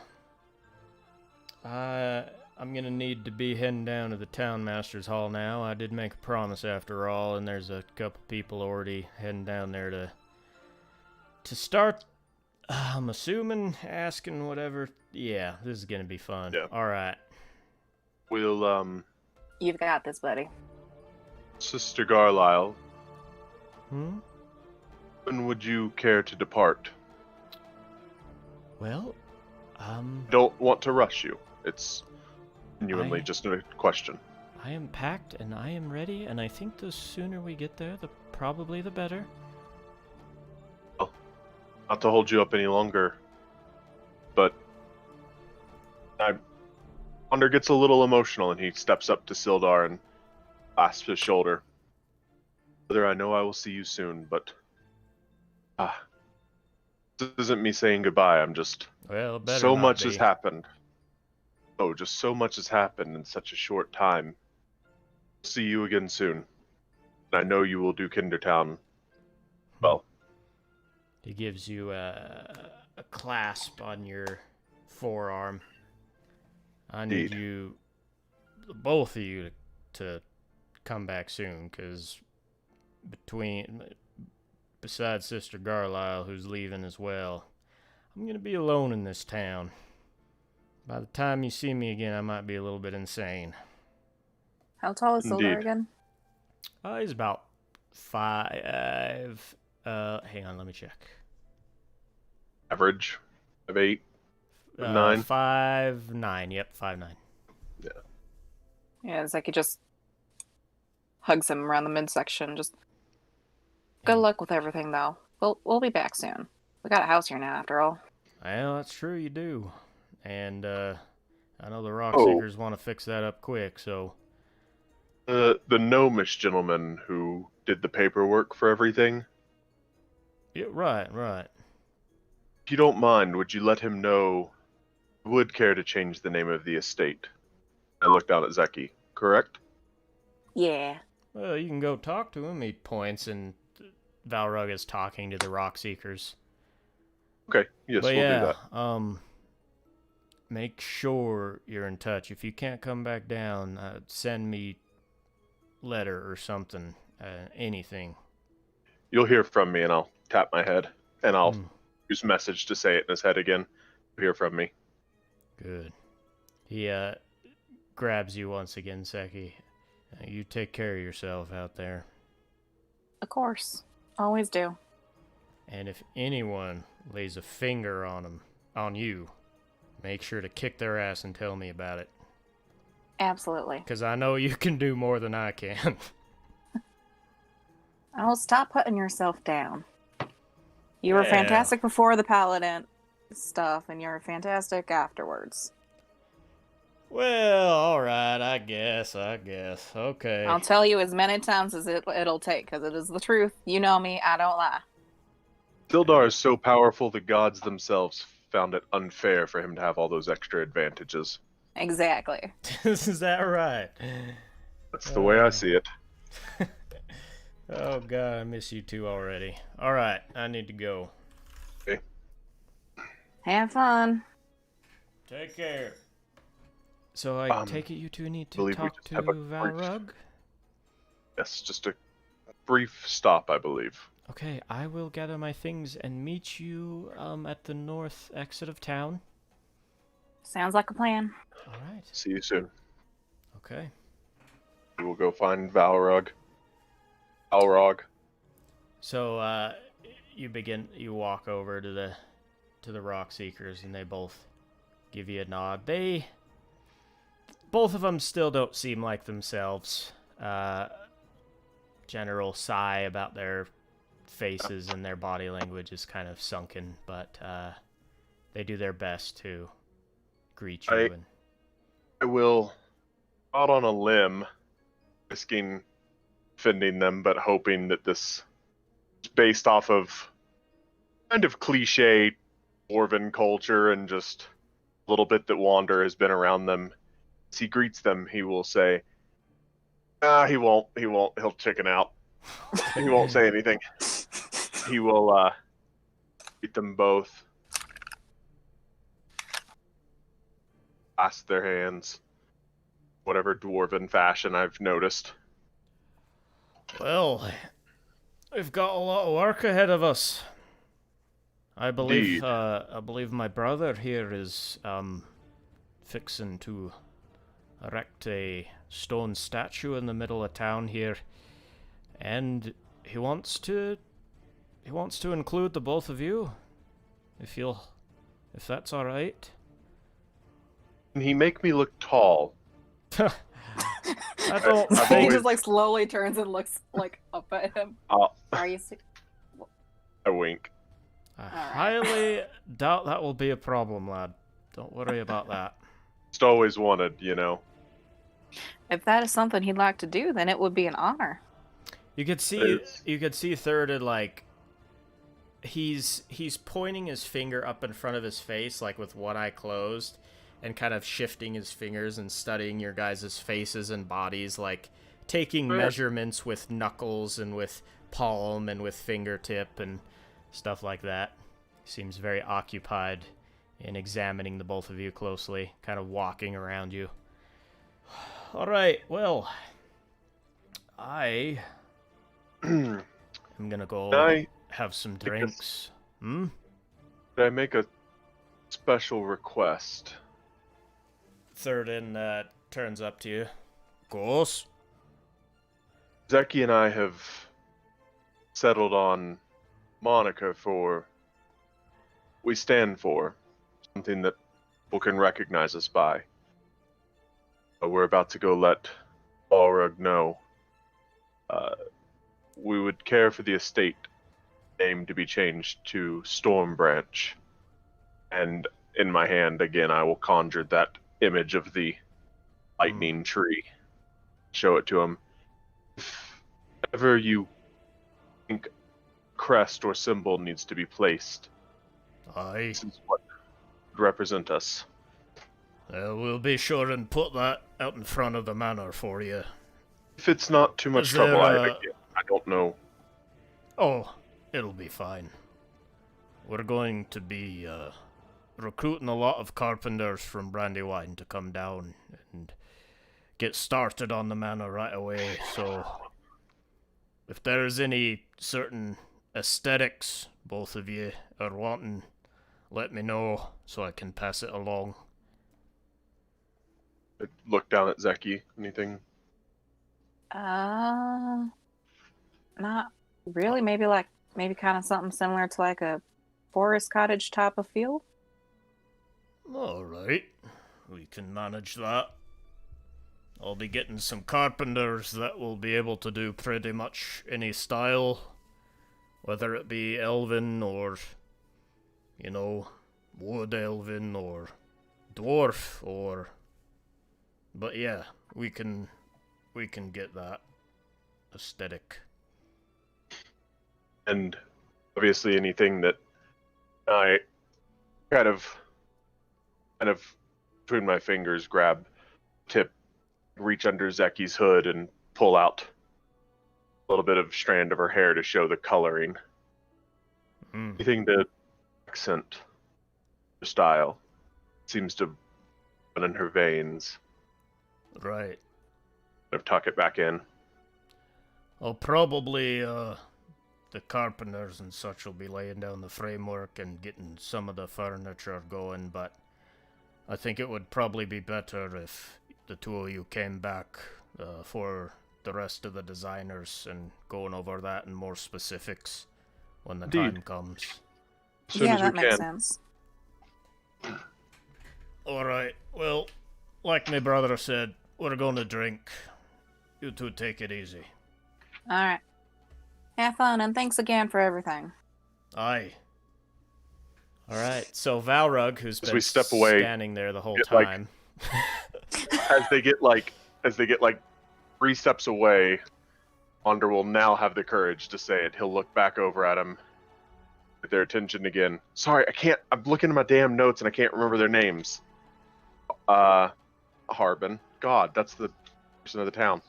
Null. What are the brothers' names? Son of a bitch. Oh, I love this struggle. Hold on. Oh no! you got don't say Gungeon it. as one of them. Gungeon. Hold on. I'll have it. I'm here now. I finally found. No, it's right here. No, it's right here. It's been too long. I'll have it in one more page. I bet it's on the next page. Undrin and Praedor. Nundro. Nundro or Tharden? Tharden. Okay, Nundro is the brother that died. You're right. Okay. See? I take notes. Very It just good. takes You me a do? minute to find them. It took you a minute. Okay, very good. It's been several weeks since I've gone through my notes. Okay, I know I'm kind of low to the ground, but you know I've been standing here the whole time. I apologize for keeping you waiting. I meant no offense. Oh, it's fine. You mentioned you needed something changed. Yes, on the deed to the estate, Zeki and I have come up with a company name. Mm. We wish to have the estate named Storm Branch Estate. Storm Branch Estate or Storm Branch Manor? Manor. Manor. All Manor right. sounds cooler. I will make a note of that and make it official in the paperwork. You can go ahead and write it upon your own deed. Will do. All right, Thank I you. have work to do. Again, sorry for keeping you waiting. Yeah, he starts to walk away. Have a good day, and thank you. Yeah. I have no doubt men of his... Can't think of the word. Give me something to go off of, and I might be able to help you out Just here. like how fast he wants to get things done. Like, men of his initiative, the reason that the world turns. That is, see the importance in that. I think I prefer the dwarves. Seem just as efficient, but I don't know. There's something about dwarves that I find remarkable and almost kindred in a way. It's almost as if we're so opposite. Don't know. I'm still working it out. The brothers do have a charm to them, that's for sure. I do. I yes. Alright. Do you have everything you need? You ready to just head out? Yes. Besides Lady Garlisle, I have everything I need. All right. Alright, let's go meet her then.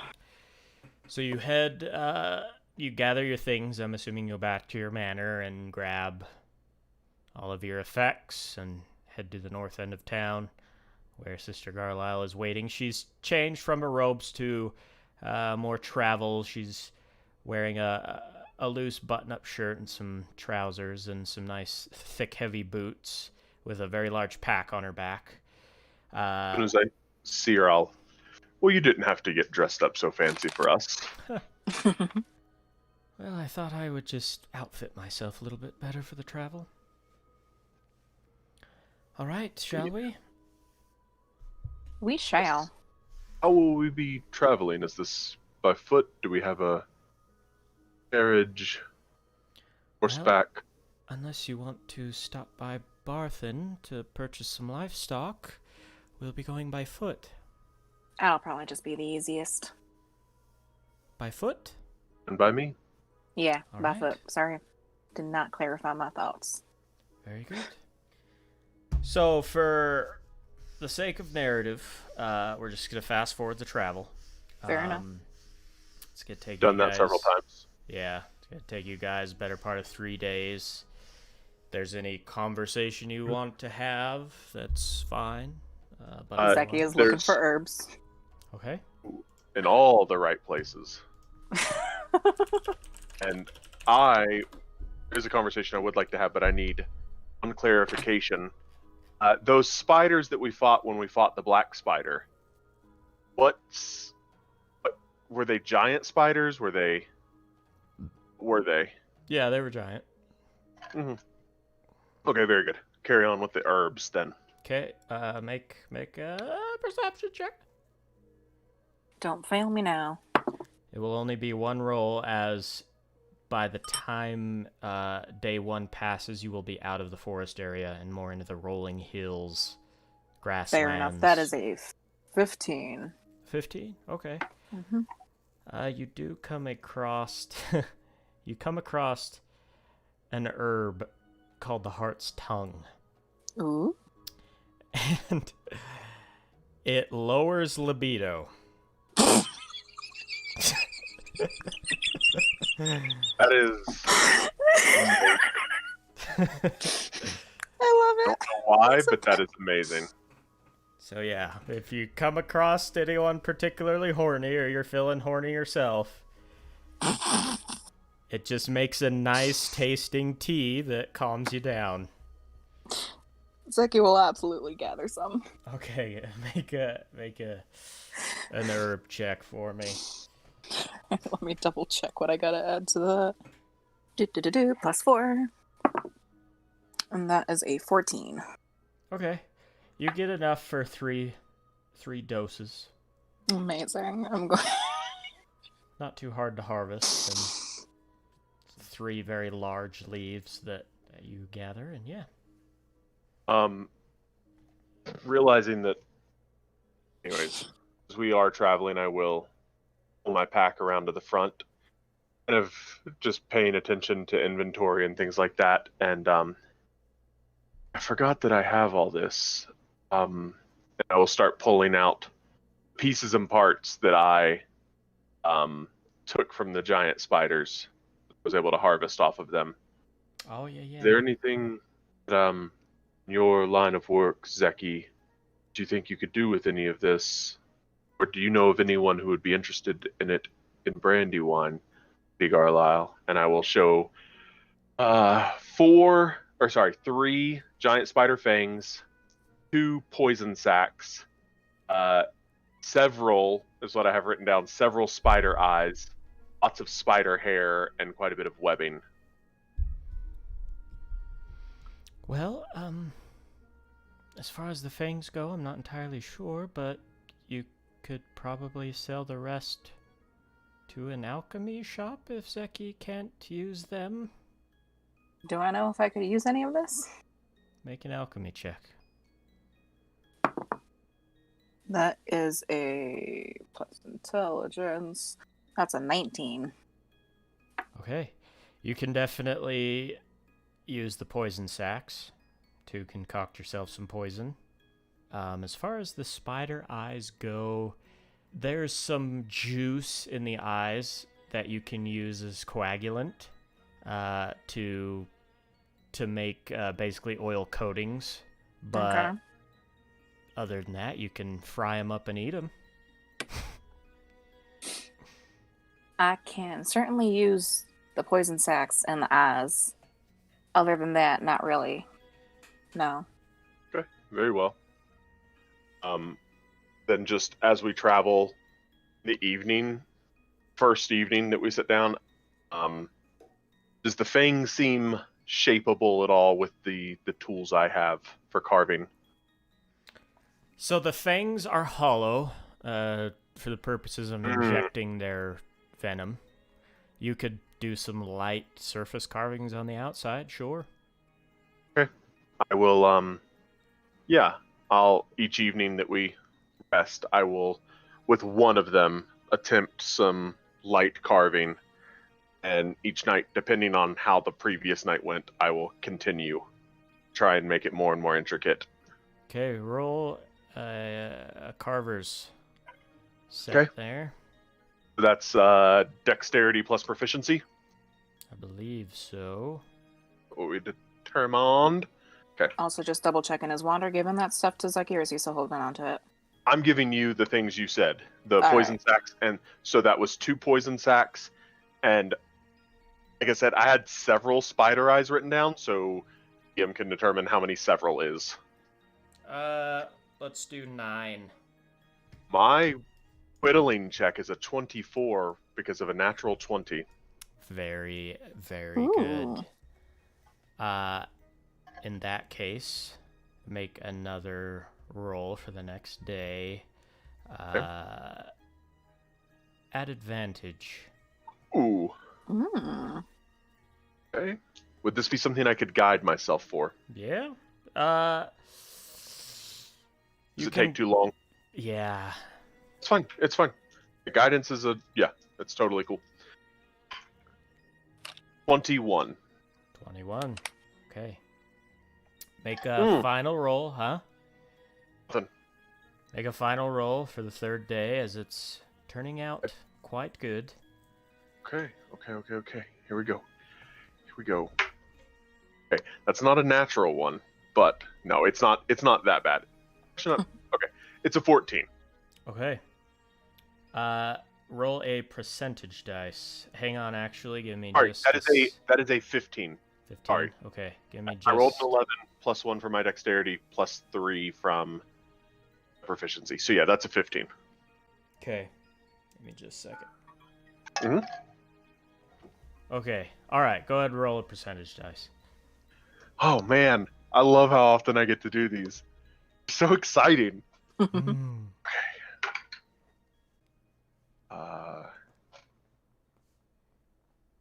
direction is that? Okay. Okay. That is a 99. A 99. I don't know if that's good or bad. I have no idea how these work. Okay. Describe what you've made.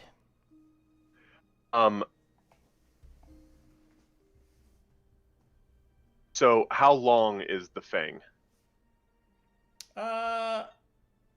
It's about 10 or 11 inches. Okay. Oh, Perfect. that was bigger than I was thinking it was. Yeah.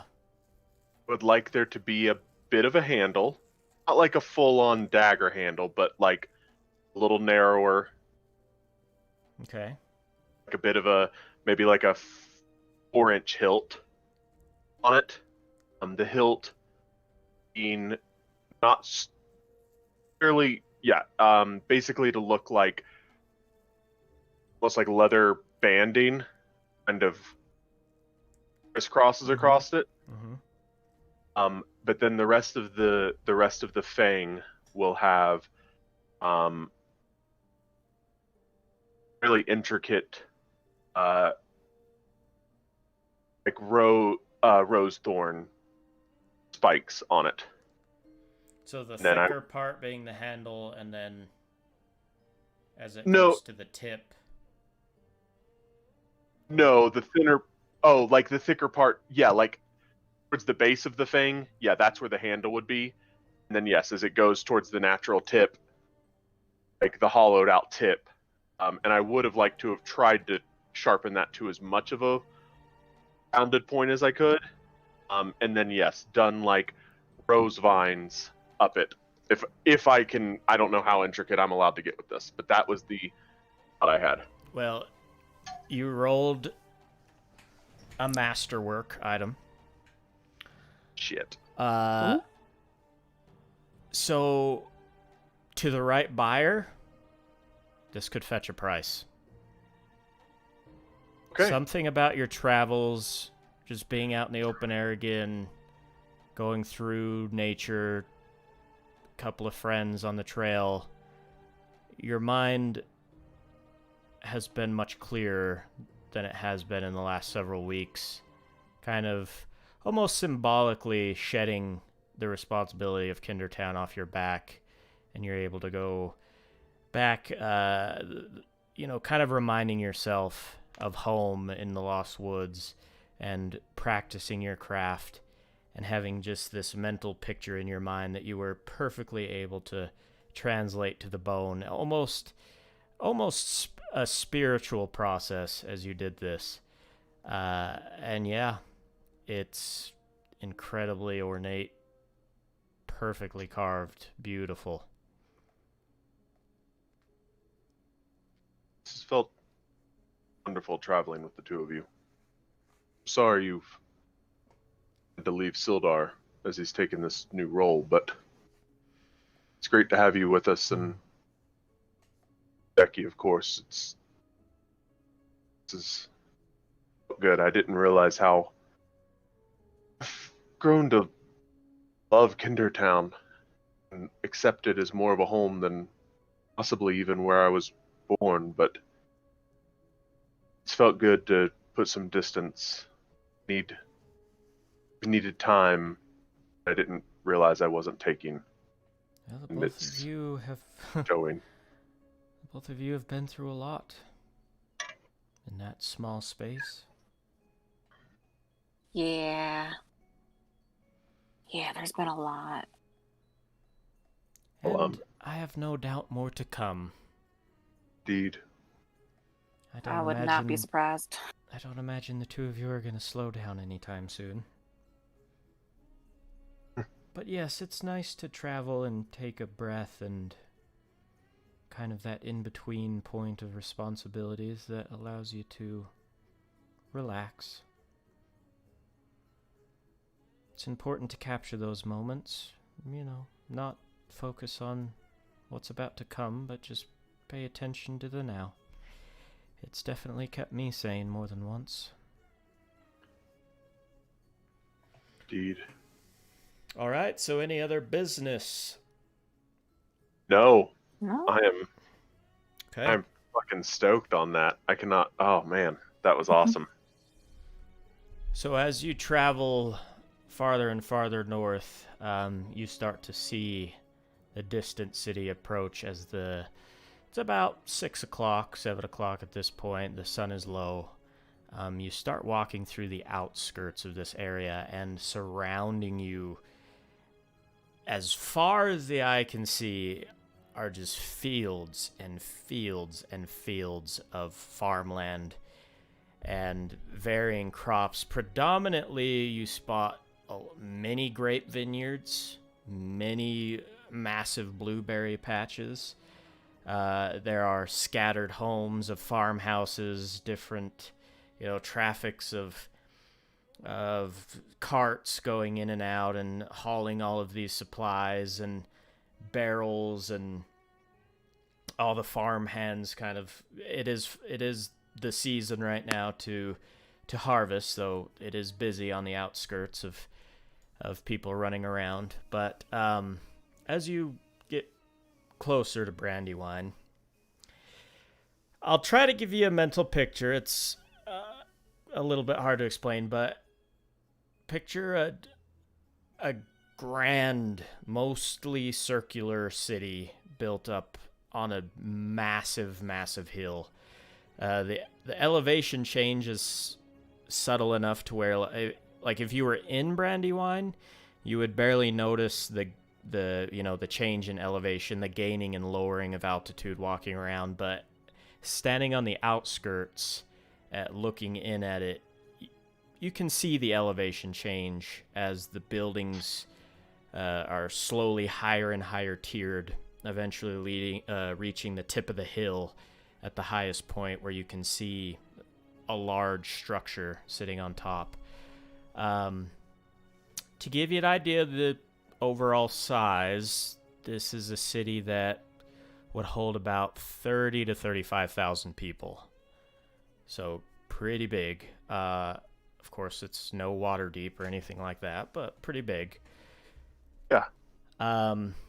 So as you make your way through the farmlands up the main road, approaching the city, getting a clear look of the structures. Most of the structures surrounding the outer edge, they're pretty ramshackle. There's no real uniformity to them. The sizes vary. There's a mixture of cheap and mixed materials that make out these structures. They're cramped pretty close together. Some structures are literally only like inches away from each other. In some cases, the structures are built so close together that they end up just looking like a large Frankenstein-like building of just, clustered living. As the terrain slowly elevates, you can see it starts to get a lot cleaner, more uniform buildings. Touches of trees and bits of nature are starting to be introduced back into the landscape. And again, moving even closer to the center, the separation of the structures is more spacious, but these are much larger buildings. A lot of them look ornate. Some of them kind of reminds you of like a large library or academy almost. Some of the buildings, very school-like. And then you're close enough now to see the castle kind of towering over everything else. The castle looks, it's kind of ironic to say, but medieval. It's not fashionable. It's not, smooth stone. Functional. It's functional, exactly. It looks more like a fortress than a castle. Awesome.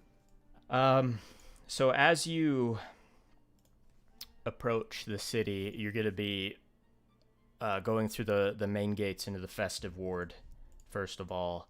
It's just nothing but shops and casinos and places to eat and street performers and people running around losing their mind. Just chaos, performers everywhere, people running around, music playing, and the music changes every, 20 feet. Street performers trying to make their coin.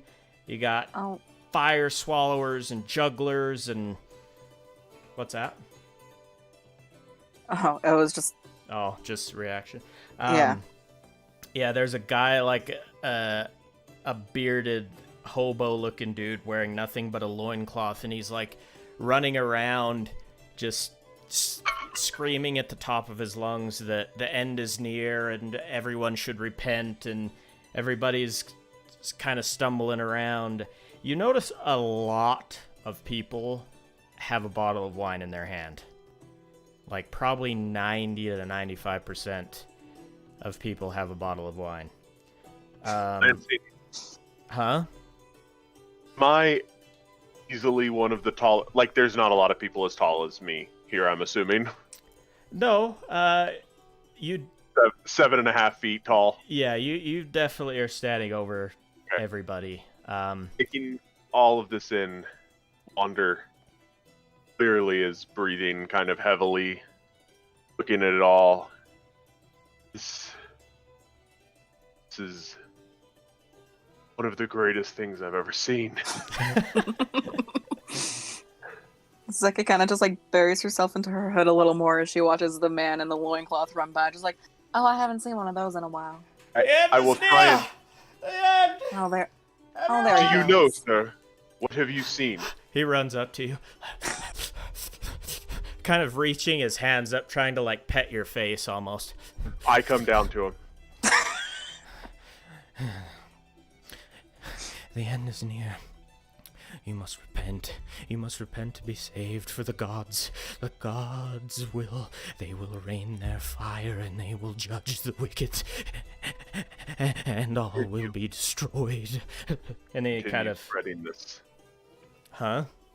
Continue your work. Let these people know. Oh, always. And he kind of looks up to the sky and holds almost like he's swatting something, like he's making gestures that he's trying to clear something out from his vision as he looks up. I'm gonna cast guidance on him. Okay. So if he does try and talk to anyone, he gets a D4 to his persuasion check. At this Or point, whatever Zeki's check kind of he just makes. like slowly glancing towards Sister Garlisle, like, this is the shit I gotta deal with on a regular basis traveling with this man. There seems in the guidance, Cassia, a slight, very slight moment of clarity in this person's brain, Wander, that you catch for just a second, but it quickly passes, and he turns, and he approaches you, Zeki, and he kind of crouches down to look at you, and The devil's in disguise. The devil's in disguise, but I see you. I know you. And he kind of turns and starts wandering off. The devils are here! Repent! I've heard of soothsayers and fortune tellers. I've never come across one. Yeah. There are more sophisticated ones in Brandywine, that you can find. I know a lot of them are just parlor tricks, but there are a few locations that, Indeed. sayers, fortune tellers and the like, but... That one probably just qualifies more like a bad trip. Yeah. As Zeki just pulls her hood a little closer again. Just so you know, I am very well aware that he is out of his mind. But you might be surprised the truth they do possess. There's something about losing yourself that opens you up to sight beyond normal vision. I will say the line between genius and madness is a very, very thin, almost invisible line. That's why a lot of wizards are the way they are. Right. Yes. I do hope you both know that. I am aware of some of his maladies just by listening to him, but just know. No, I would never accept his offer for dinner. He's not wrong. I'm sure he's probably not, but that would be an interesting dinner. I wonder if he could sit down for 10 minutes to even have dinner. Who knows? Another, almost hobo-looking, he's a bit more dressed, but in tattered clothes and a big beard and thinning hair, kind of stumbles up to you. Oh, either any of you got some spare coin? I just reach in my pocket and pull out. I don't know. There's probably like a couple silver and a few copper. He snatches And it. so- May the gods bless. May the gods bless you. I'll cast guidance on him now as well. He just stumbles off. And you notice, a lot of people that have these wine bottles, they have, a blue stain on their lips. Oh yeah, Yep. heavy into this. Love So, it. Sister Garla, where should we head first? Well, we can go straight to the guild if you want. Is there anything? I mean, I take it this is a fairly normal day right here in this area. Brandywine, especially in the festive ward, is a place that never sleeps. That name makes a lot of sense. Right, yes. There is a pretty good history behind the name of Brandywine, but you should see when they actually have festivals. You can Isn't there one guarantee coming up? that somebody is going to die. Oh, It gets rough. If this is the daily, then I'm not surprised. Yeah.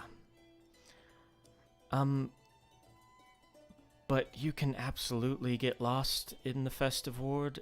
There are just countless pubs and shops with little trinkets of Brandywine, and everybody, having their own spin, their own recipes with the wine, and I mean, you could... to be honest, I could get lost standing right here among these people. I'll be honest, I don't think I've ever been somewhere more alive than right here. that is true. There is almost a heartbeat here. Yes, well put. It is fascinating, but yes, I could see how easy it would be to be caught up in this. Time almost doesn't exist. There's a red-skinned tiefling female that walks up to you, Wander, at this point. And tieflings are fairly rare, but Brandywine does have a mixture of races. It's a place that attracts all kinds. But she walks up to you kind of with a wry smile and starts rubbing on your chest. Hello. Well, aren't you big? I'm somewhat small for a furbolg, but I am tall, yes. I don't think I've ever seen someone as big as you. Perhaps you and I... No furbolgs here. Perhaps you and I could take a room. Only 5 silver for you. Is that a good deal for a room, Zeki? At this point, Zeki does pipe up with in Infernal. She says, sorry, hon, we do have to get going. She glances over to you and smiles. At Infernal, she replies, I think that's for the man to decide. Unfortunately, you'll find that we are quite a pair, and we are going. Oh, you could join too. Only 3 more silver. Look at Sister Garlisle. She's really good at haggling for pricing. A gracious offer. But good luck with future endeavors. She kind of gets a little bit of a scowl on her face and gives you just a quick little hiss with just pointing her fangs at you and turns and walks away. Zeki just has like that plastered smile of a, keep walking. All right, back in common. All right, Sister Garlisle, would you like to lead the way, please? Yes. I think it would be best if she kind of looks around. Oh, over there. And she walks off to the side where there's stationed just an open, pretty small carriage with a stagecoach. Not a stagecoach. Who's the driver of... I'm having a brain fart. Just a coachman. Coachman? Yeah. It's like a small carriage? Yeah, she kind of gestures the both of you to board. And Zeki's kind of just holding on to Wander's sleeve at this point as she follows. Hmm? We're gonna find a room somewhere else. Don't worry, Wander. As she's just like holding his sleeve as she just like follows Sister Garlisle, pulling him along. Right. So as you all climb aboard, the coachman kind of over his shoulder. All right, where it be? Take us to the Unity Ward, please. Right. He gives the crack of the whip, and the horses start to pull the carriage. Hello, I'm Wander. Oh, the name's Bart. Bartholomew, you can call me Bart. Bart. All met. Yeah, you as well. This is Zeki, and this is Hi. Sister Garlisle. Zeki, Sister Garlisle. You gotta get the sense he's not interested. He deals with a lot of people. Yeah. All right, so you make your way. Wander's just very aware that humans love names.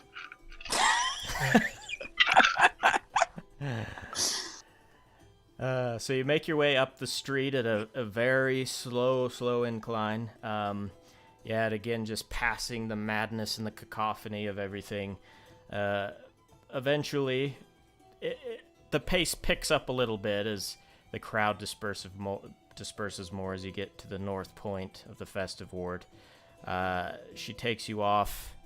Well, the coachman, I should say, takes you off and drops you off at a fairly small gate. And as you all, Sister Garlisle leading you, the guard gives you all a nod and kind of eyes you over just to make sure that you're not, overly drunken or disorderly, and you're not carrying wine or anything, and you freely Give him a pass. small wave. Yeah. So the guards here, As we pass them, hello, I am Wander. He kind of gives you a side glance. Yeah, what can I help you with, Wanda? We are looking for heading to the Unity Ward. We are newcomers to Brandywine. He kind of raises an eyebrow. Right, Unity Ward just through there. Good day. You do notice that the guards, most of the guards, there's a bit of mixture of guards as far as their aesthetics, but you do see some blue cloaks walking around. Oh, if I see a blue cloak, I will walk straight up to one. The Okay. first one I see. Wander. So as you cross the threshold of the gate, there is a pair of blue cloaks. They're kind of talking back and forth to each other. But yeah, you walk right up to them. Afternoon, gentlemen. I am Wander of the Lost Wood. You know Sildar. Yeah, I would guess there isn't a blue cloak in Brandywine that doesn't know Sildar. He's the general. He is a very dear friend of mine. Because of him, I know of the blue cloaks. I respect you. Thank you for the service you provide. He actually lights up a bit at that, and he's like, well, any friend of Sildar is a friend of mine, and extends his hand. And I was gonna say, don't I have? Can't remember if you he do just have gave a me blue cloak. Yeah. I have Zeki a has blue cloak that he gave us. Zeki has it. Okay, I will pull it out and show him. It was actually given as a gift, a token of friendship between Sildar and myself and Zeki. We have spent some time together down in Hindertown, and it's wonderful to meet others of Sildar's. Oh. I'll offer out a hand. Well, if he gave you one of them cloaks, then there's any garden you need while you're walking through Brandywine, you just let one of the blue cloaks know, and we'll get you covered. Very well. Thank you. And good day. Good day. Meanwhile, you've got Zeki back over standing next to Sister Garlisle, like, yeah, he just does this anytime we enter a town. We haven't really been to a lot of towns, but like literally every time. Well, I mean, he does seem like a curious one. He really is. I'm actually toning it down just so we can actually get through this fucking session a little bit. Like, Wander's losing his shit right now. Oh man. He was only on like barely the outskirts of Brandywine. Like he's never seen something like this. Yeah, never been on the inside. No. Alright, it's not too much further. That is if Wander doesn't get distracted anymore. I will try to curb my enthusiasm. I apologize. Well, there'll be plenty of time. We did arrive fairly early, so you'll have the entire next morning to explore before the banquet. Should we announce our arrival to our host, or we just show up? Just showing up, I'm sure, is fine. Unless you Very well. were... He didn't say otherwise, right? No, Zeki will just pull out the letter and double check. I think he just asked us to RSVP, which we did. So. Yep. Those specific instructions, just date and time, and to show up. We're good. It did say that if you to let him know if you weren't coming is the only thing. But yeah. Okay. Right. So, One other quick question, super quick. When I fused my staff with the crescent moon, the wild shape moon, nothing happened. Like, I still have the physical crescent moon emblem, correct? Right, yep, the stone Okay. itself, yeah. Okay, cool. Just checking. Like I said, I was just adding things into D&D Beyond because I realized that while Wander doesn't have like a lot of money, he does actually have quite a few things, random assortments of Little randomness. odds and boppets. Baubles and boppets and trinkets and trumpets. Trinkets and trumpets. You can have that store name. Trinkets and I like that. Actually, The wait, store name that trinkets and trunkets. I only have one like named store that I hope you guys come across, because oh my god. Okay. So she leads you on it, and this is a nice part of the town. The roadways are cut brick. It's well lit with lanterns. The structures are more spacious. Some of them even have miniature lawns in front of them. And she takes you to an unmarked, almost cabin. It's fairly large and surrounded by gate. But she steps in and closes the gate, and you can see her lock it up and leads you up the path. Well, this is where a small band of Harpers have chosen to remain here in Brandywine. I know there was someone specific you were looking to talk to. Carrick, right? Yeah, I think you said that's what the name you gave us. Oh, I'm glad we went over that again. I wrote down carrot. Carrot, yeah. Definitely carrot now. No. Was that in character or Logan? You're carrot forever. You're carrot for thousands of years. Was that in character? No, that was Logan. Sorry. I was just being a jackass. It's because we went over it earlier today. It seemed like something Wander would do. A little bit. It's hard. Sometimes it is hard to tell where Wander ends and Logan begins. Sometimes.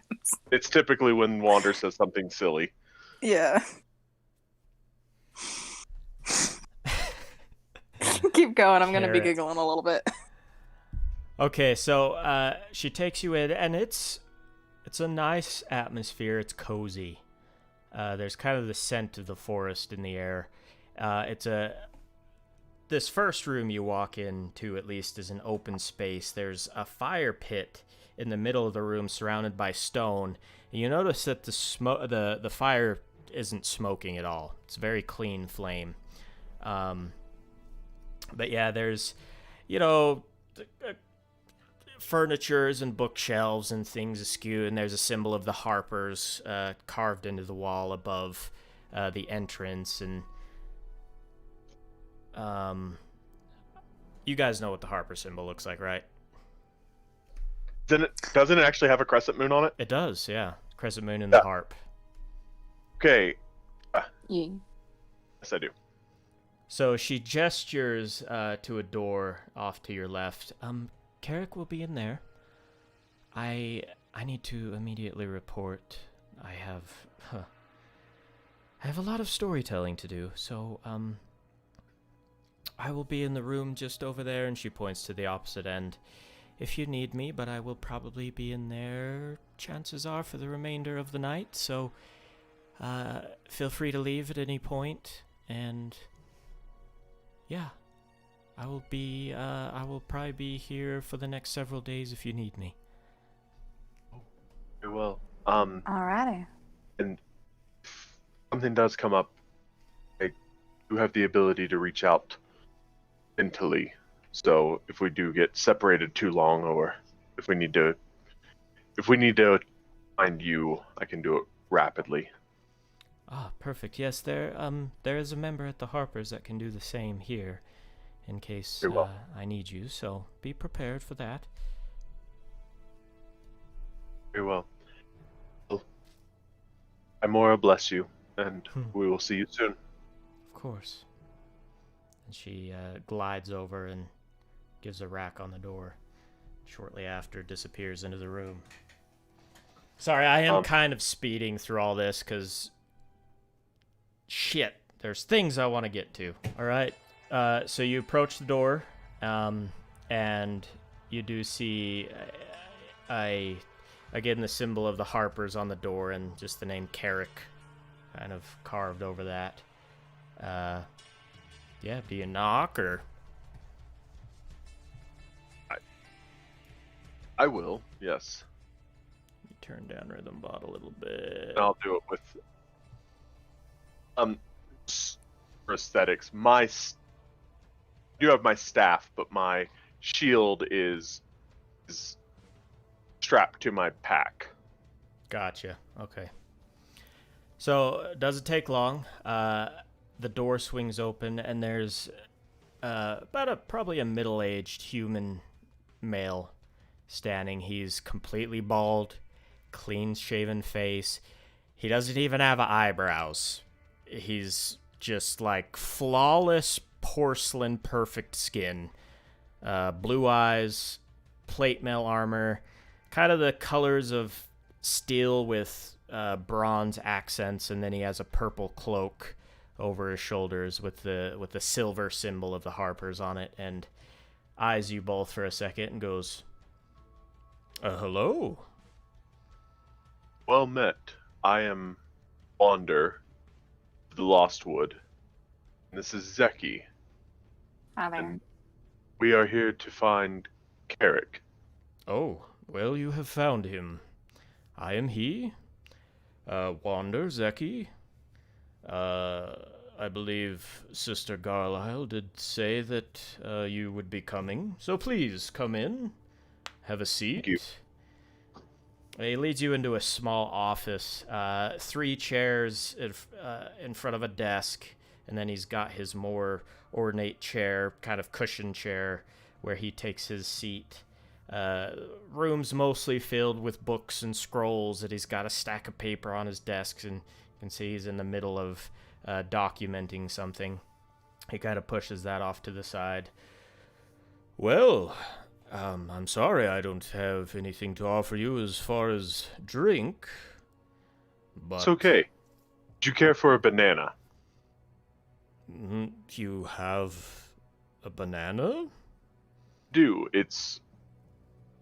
Well... I'll pull it out. Well, have you been to Port Harley recently? No, fascinating enough. This was found just on the outskirts of Endertown. Was that One of my... one of your... One of my brethren, a furbolg, lives in a small, isolated village called... What's the name of that place? Shit. Thundertree. Thundertree. He had these, oddly enough, and this is my last one, but I would...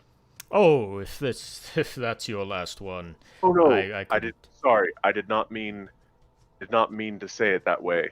I meant I have been giving them out because I enjoy sharing the fruits of nature. It is one of my greatest joys. So please, by all means.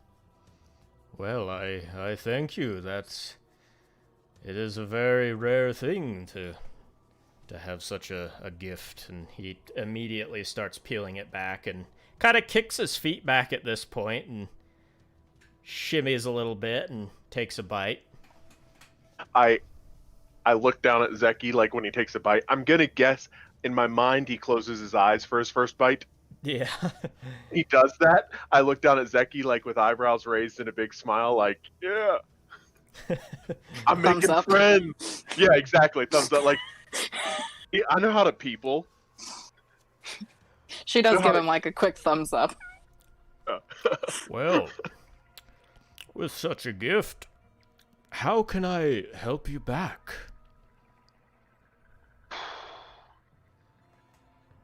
First, I don't know about Zeki, but personally, I know very little of Harpers.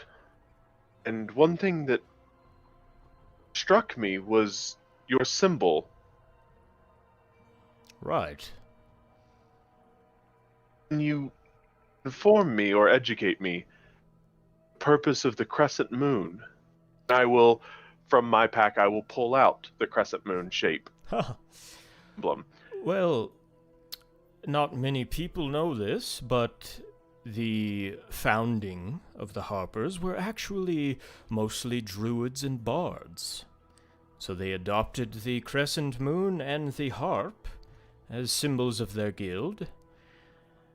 In time, as more people joined, there was a mix, but the majority being druids and bards. Fascinating. Are you a druid or a bard? No, I am a paladin. Ah. I give a warm smile as I think about my brother Sildar. Hmm. Interesting. It just struck me. I had recently been contemplating this amulet day and how I found it, and to see that symbol outside was, well, as I've told my companion here, Zeki, I don't believe in coincidence.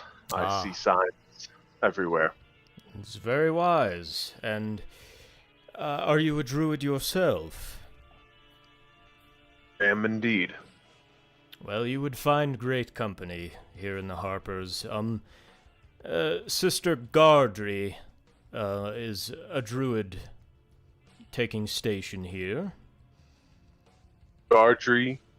Gardry, yes. Okay. Very well. Do you know what she have a particular circle that she subscribes to? As a I practitioner? believe the Circle of the Land. Indeed. Very important work they do. That is wonderful. Important work to the Harpers as well. We serve many of the nature-based deities. Might I ask you on that note, this is not exactly why we are here, but what do you know of Mistra? Mistra is actually one of the staple deities that the Harpers serve. What do you wish to know of her? Even if I was not a druid, Furbolgs as a race, much faith and importance in I say Mistra? Yes, you did. I'm very sorry. I meant Aleki from the get-go. Rewind this whole conversation. Sorry. So, Maleki is actually an interesting deity. She tends to be very discreet. I don't know if you know the events of the coming of the goddesses. Do I? Make a history check. Alright. 15. Yeah, you know that the coming of the goddesses was a point in history where both Maleki and the other name escapes me right now. Mistra. Not Mistra. Sorry, Laura. I would have to dig up into ancient notes to find it. But The her two goddesses. and one other goddess showed up in avatar form to put a stop to the Elven Wars. Because the elves were basically destroying each other entirely. So to prevent further war, they showed up to stop everything. After the coming of the goddesses, it would seem as though Maleki has even been more reclusive than normal to her followers. Many find it difficult to receive any guidance from her, and in fact many of her followers left. How long ago was this? Oh, let's see. The coming of the goddesses was towards the beginning, at the end of the Second Age, actually. So I would say roughly 2,500 years ago or so. I don't know how to say this without sounding boastful, but I have the ability to commune. Of So- course. I am familiar with communing myself. I attempted to reach out to Lucky And the response I was expecting was nothing. Ignoring me, or maybe even anger at a brazen attempt to reach her, since I am not one of her clerics or... You are not a direct follower of Maleki. Correct. Right. What I received was, I can only describe as a message of stress. His eyes kind of narrow, look of confusion. Distress. It seemed, and sorry, this has been a long time ago. It's kind of what I got, right? Yeah, Was yeah, that's accurate. Okay, cool. You heard Yeah. help, so. Exactly. And okay, yeah, that's what I was remembering. Yes, I don't know what Maleki would sound like, so I don't know that it was her voice.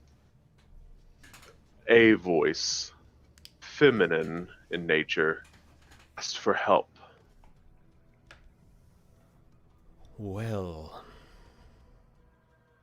I don't know what to do with that. that is troubling. The first thing that comes to mind, there are only two possibilities, and I must admit that each possibility is as far-fetched as the other. I live for the far-fetched. Well, you would make a fine Harper. Either somebody has figured out a way to interfere with communes directed to Maleki, or, admittedly, the more troubling thing, that Maleki is in fact in distress. But that is not only incredibly unsettling, but unlikely. Is there of a temple or direct worshippers of Maleki in the city? As far as the city goes, no. As I've stated, Maleki's reclusiveness, she has lost many of her temples and many of her followers. I do know of certain temples scattered across Keeman that have long been abandoned. I apologize, I am not in the specialization of that, though I couldn't point you to an active temple or member. How about inactive? Inactive. I would suggest, if you ever find yourself up north, in the province of Skyrim, stop by Merketh. Keth. Other than Have I ever been up there? That's up to you. I'd have to pull up the map. How out of the way is that? Like if I was to It's walk... north of the Lost Woods.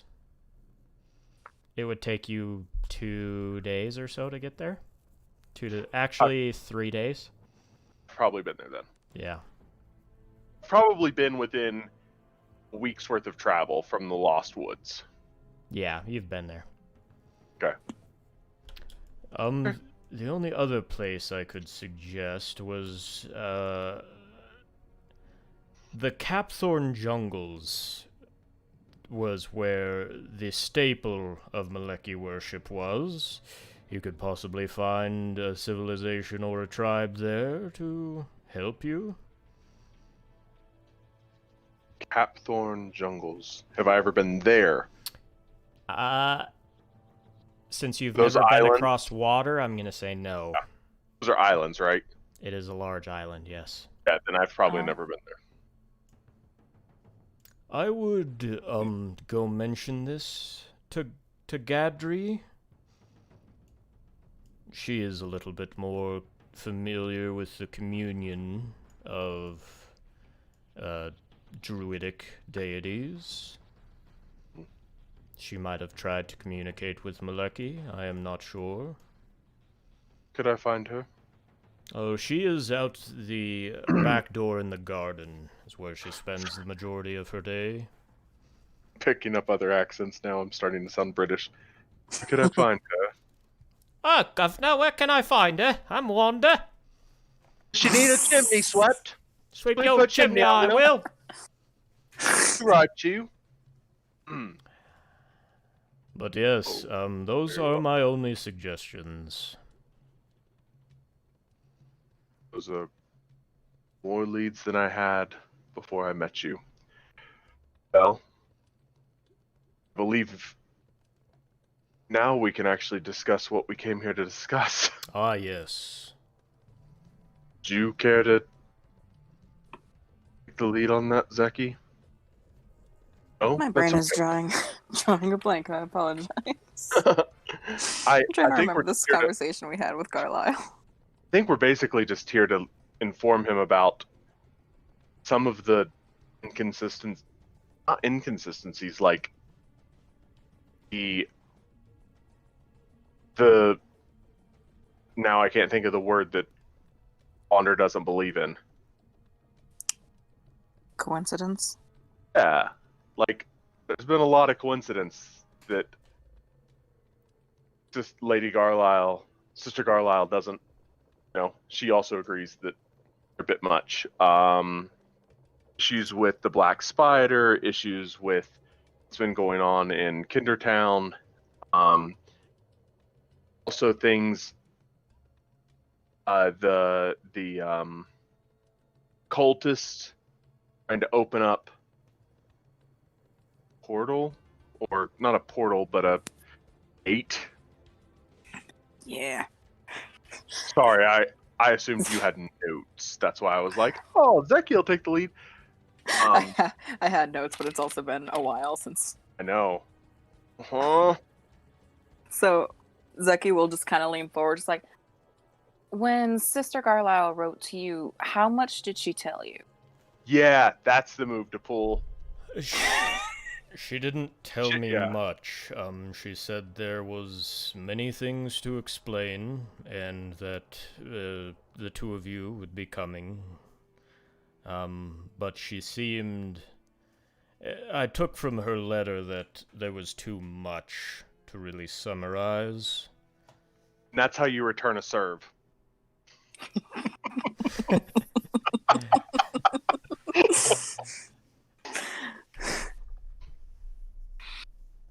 Where to begin? You have a name for those cultists? I'm going through my notes right now.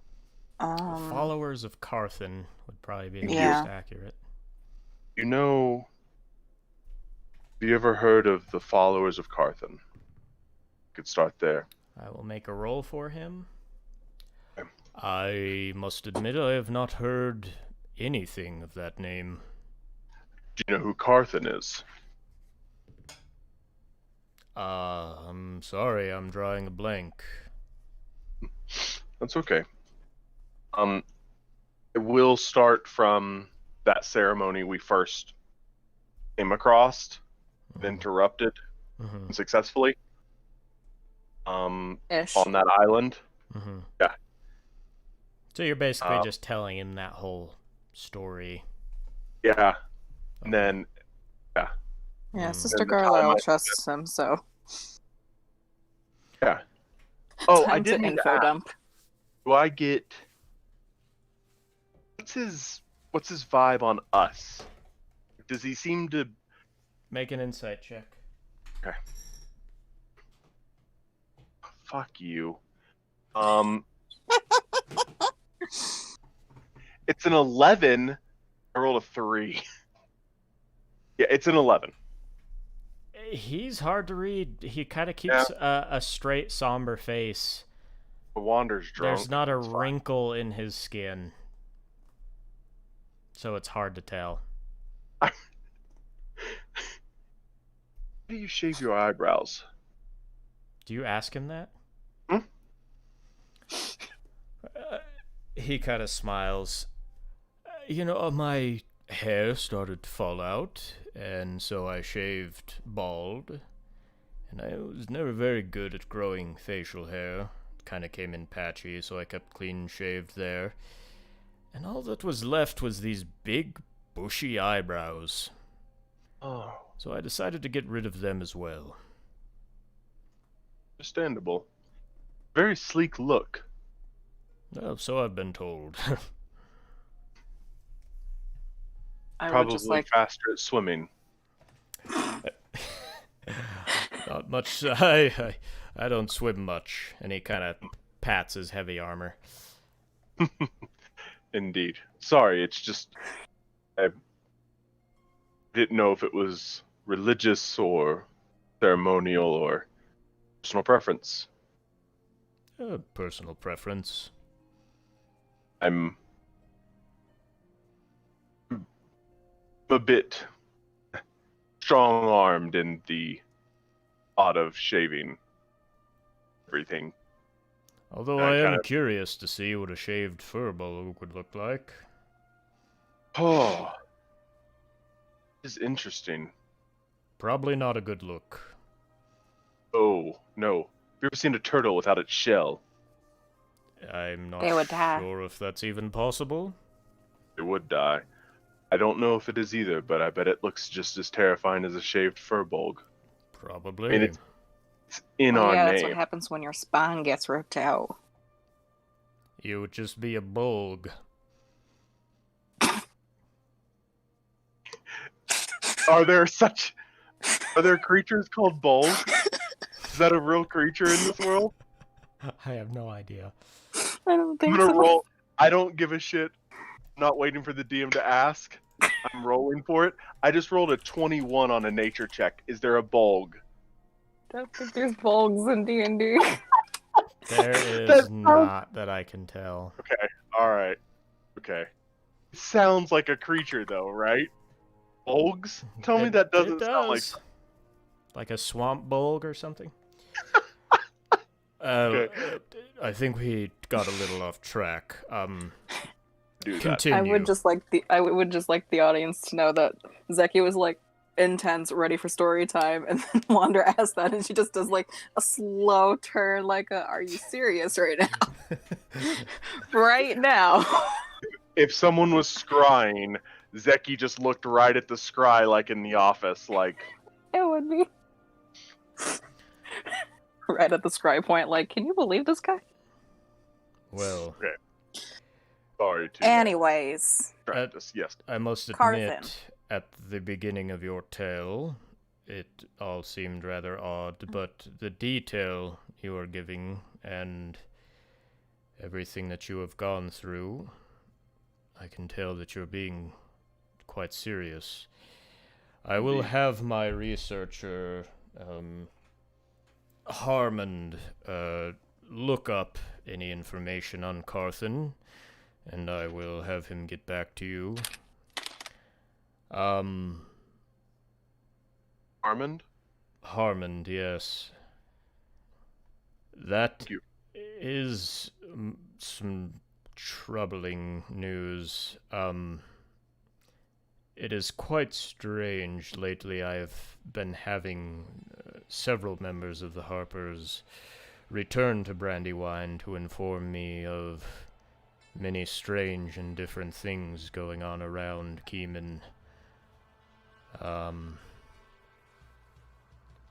It is starting to concern me, to say the least.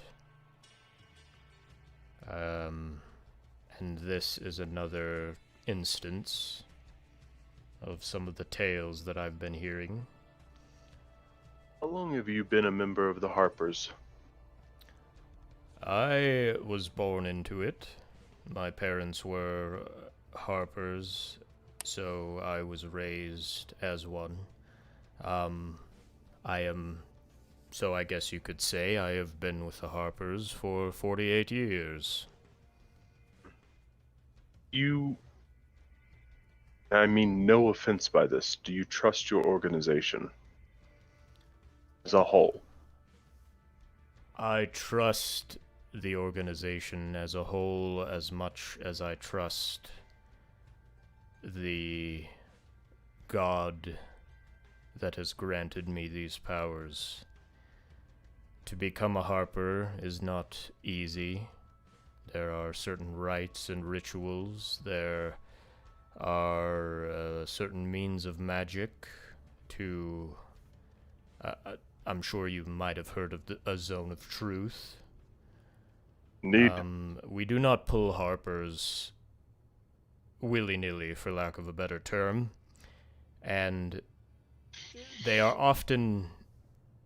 The members of the Harpers are far and few in between, and they often travel alone. So, I would say that in larger numbers, the possibility of corruption is high, but we are very well organized. So yes, I have great faith. Take a deep breath and then, very well. I don't know what you know of Urbolgs, Druids, beliefs. I believe, if I can be frank, again, without sounding boastful, I believe that my purpose in this world is to give a warning, potentially stave off something. I feel that there's a growing, don't know if evil is the right word, something. Things have been changing for a while, but the instances of which they're changing have seemed to be growing more rapidly as of late. Exactly, thank you. Stories that I felt were legend, I feel like we have seen multiple times in several weeks. So, don't believe we have enough information yet to know what is coming, to be prepared for. Simply that something is. Simply that something is. And whether you like it or not, we, and I gestured to Zeki and myself, have been tasked again with something. Who is it that you follow? Do you answer to a higher power? Can't speak for Zeki, but I do have patron of sorts. I wouldn't say answer to. Do have someone guiding me, a mentor. Has this one informed you of this growing threat, or is this something that you're concluding in your own insight? This is something I was building on before I actually met this patron. Do you know anything of primal beasts? Primal beasts? No. Finding that a few others do. We always spent time on the island where the cultists were. The reason we were there in the first place was I was called there through a vision by a creature, an owl, giant owl, and we found ourselves in the Feywild for some time. I believe, and I'll look down at Zeki, we left this plane for a few weeks. I think it was something like that. He kind of holds up his hand. If, of course, with your permission and neither of you mind, I would like to cast Zone of Truth in this room, if I may. Sister Carlisle says we can trust you, so I'm fine with that. I appreciate that.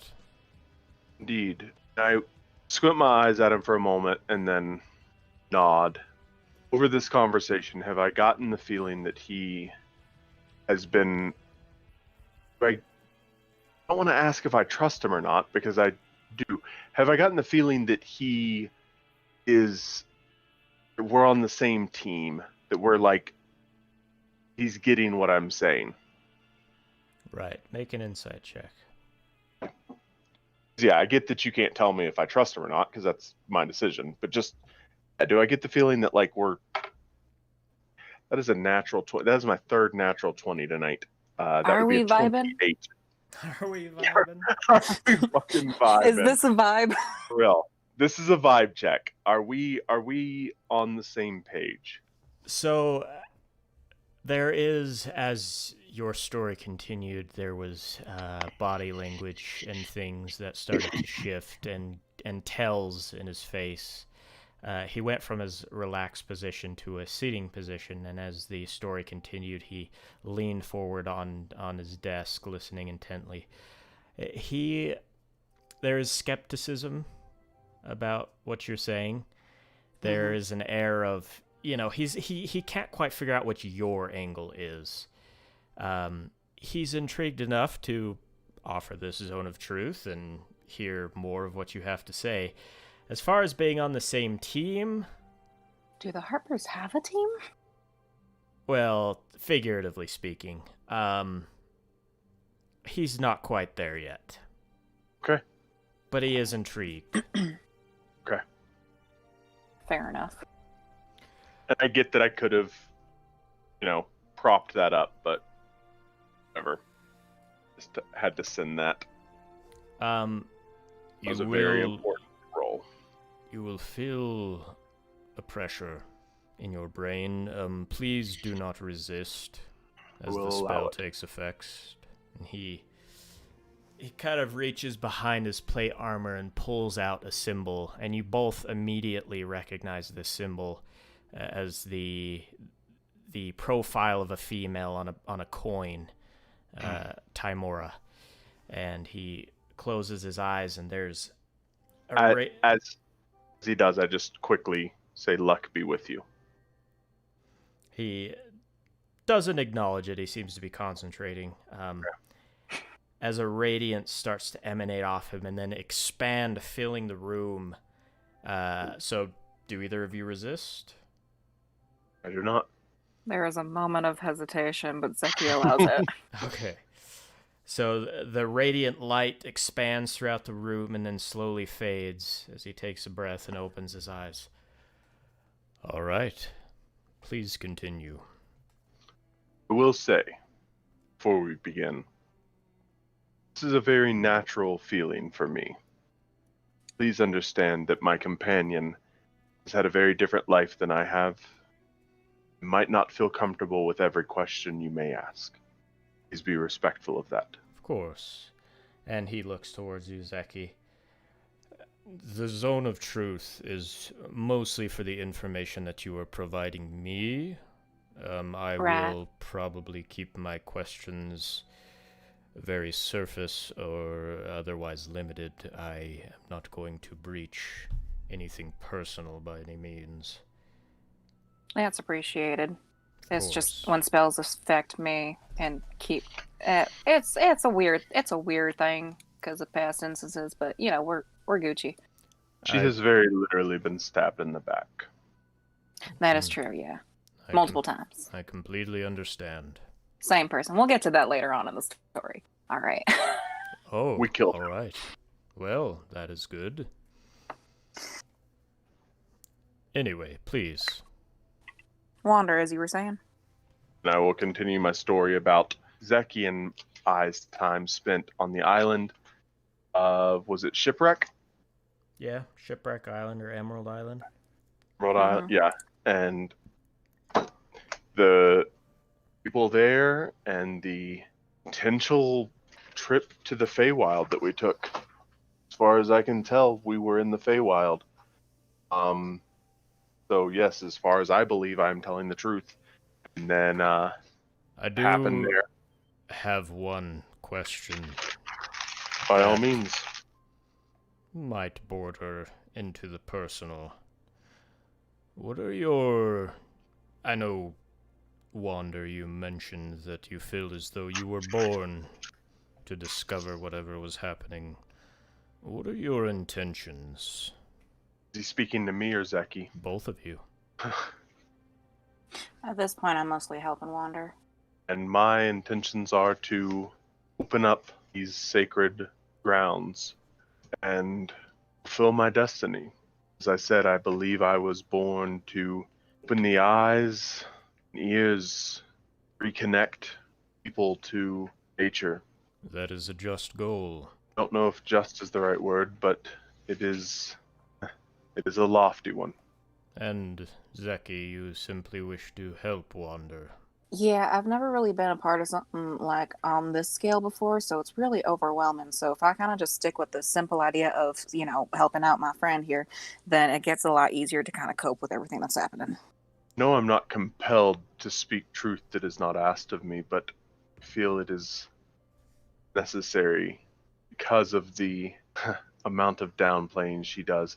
Becky's role in this, while it might be undefined, I have no doubt will become more important than any of us can realize.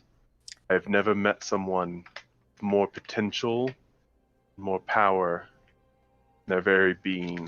As I've described to her before, I channel, weave the power of nature. I am a conduit. She is a wellspring.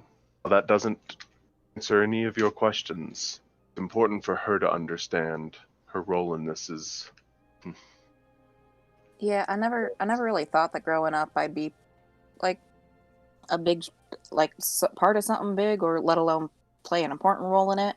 But everything in life has lately been telling me that that is incorrect, and I'm still processing it all.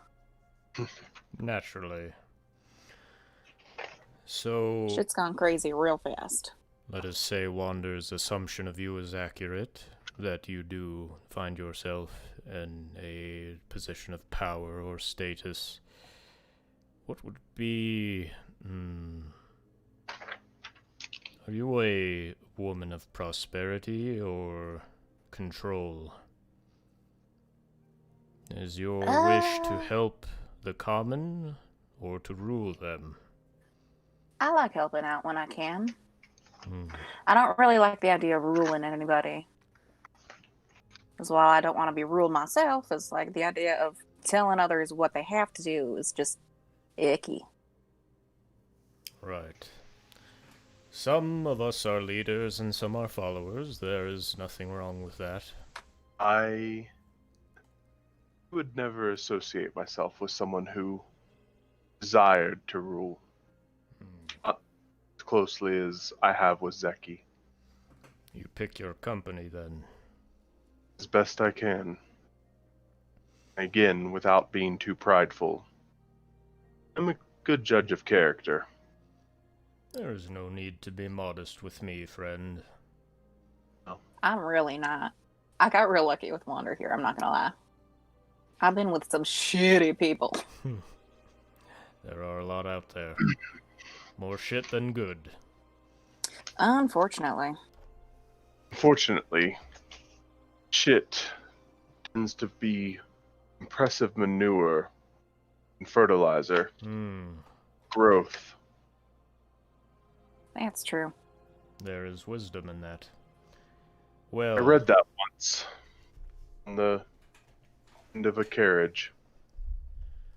is there any other stories you would like to tell? Just as he says that, you hear a knock on the door. Who is it?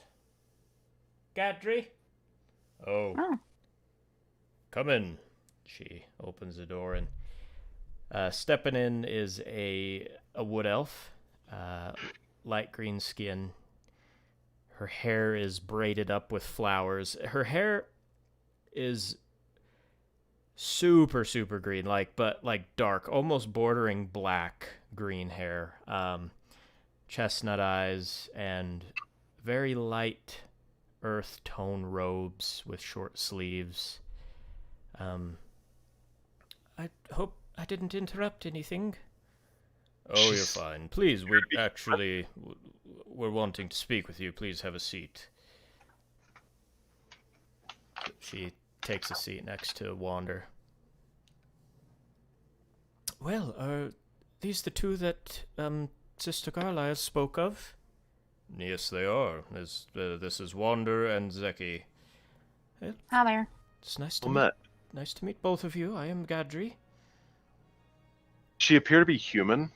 I mean, outside of her, hair and crown of flowers and stuff. She's a wood elf, green skin. Oh, wood elf. Sorry, I missed that part. Bad. I've heard very little of you, but already been told several times that I should meet you. Well, here I am. I am Wander of the Lost Woods, Oh, and Druid. I I was actually hail from Varthadoon. wonderful. You know my mentor, and apologize, I'm looking up her name right now. But does she know my mentor? No, I mostly stuck around Varthadoon. I didn't really explore much of the Lost Wood. Very well. Do you...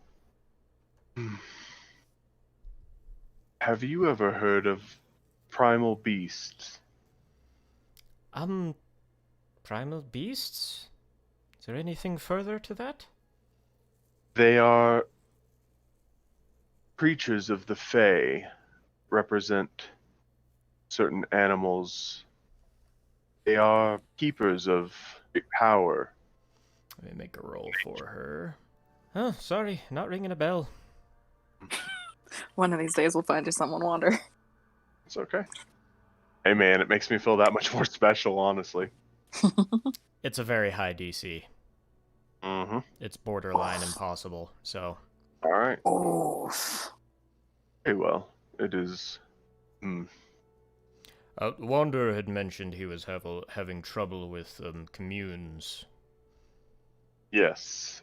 I fairly recently attempted to commune with Maliki, but instead of no response, like I expected, or response being that of dismissal or anger, I was met with a plea for help.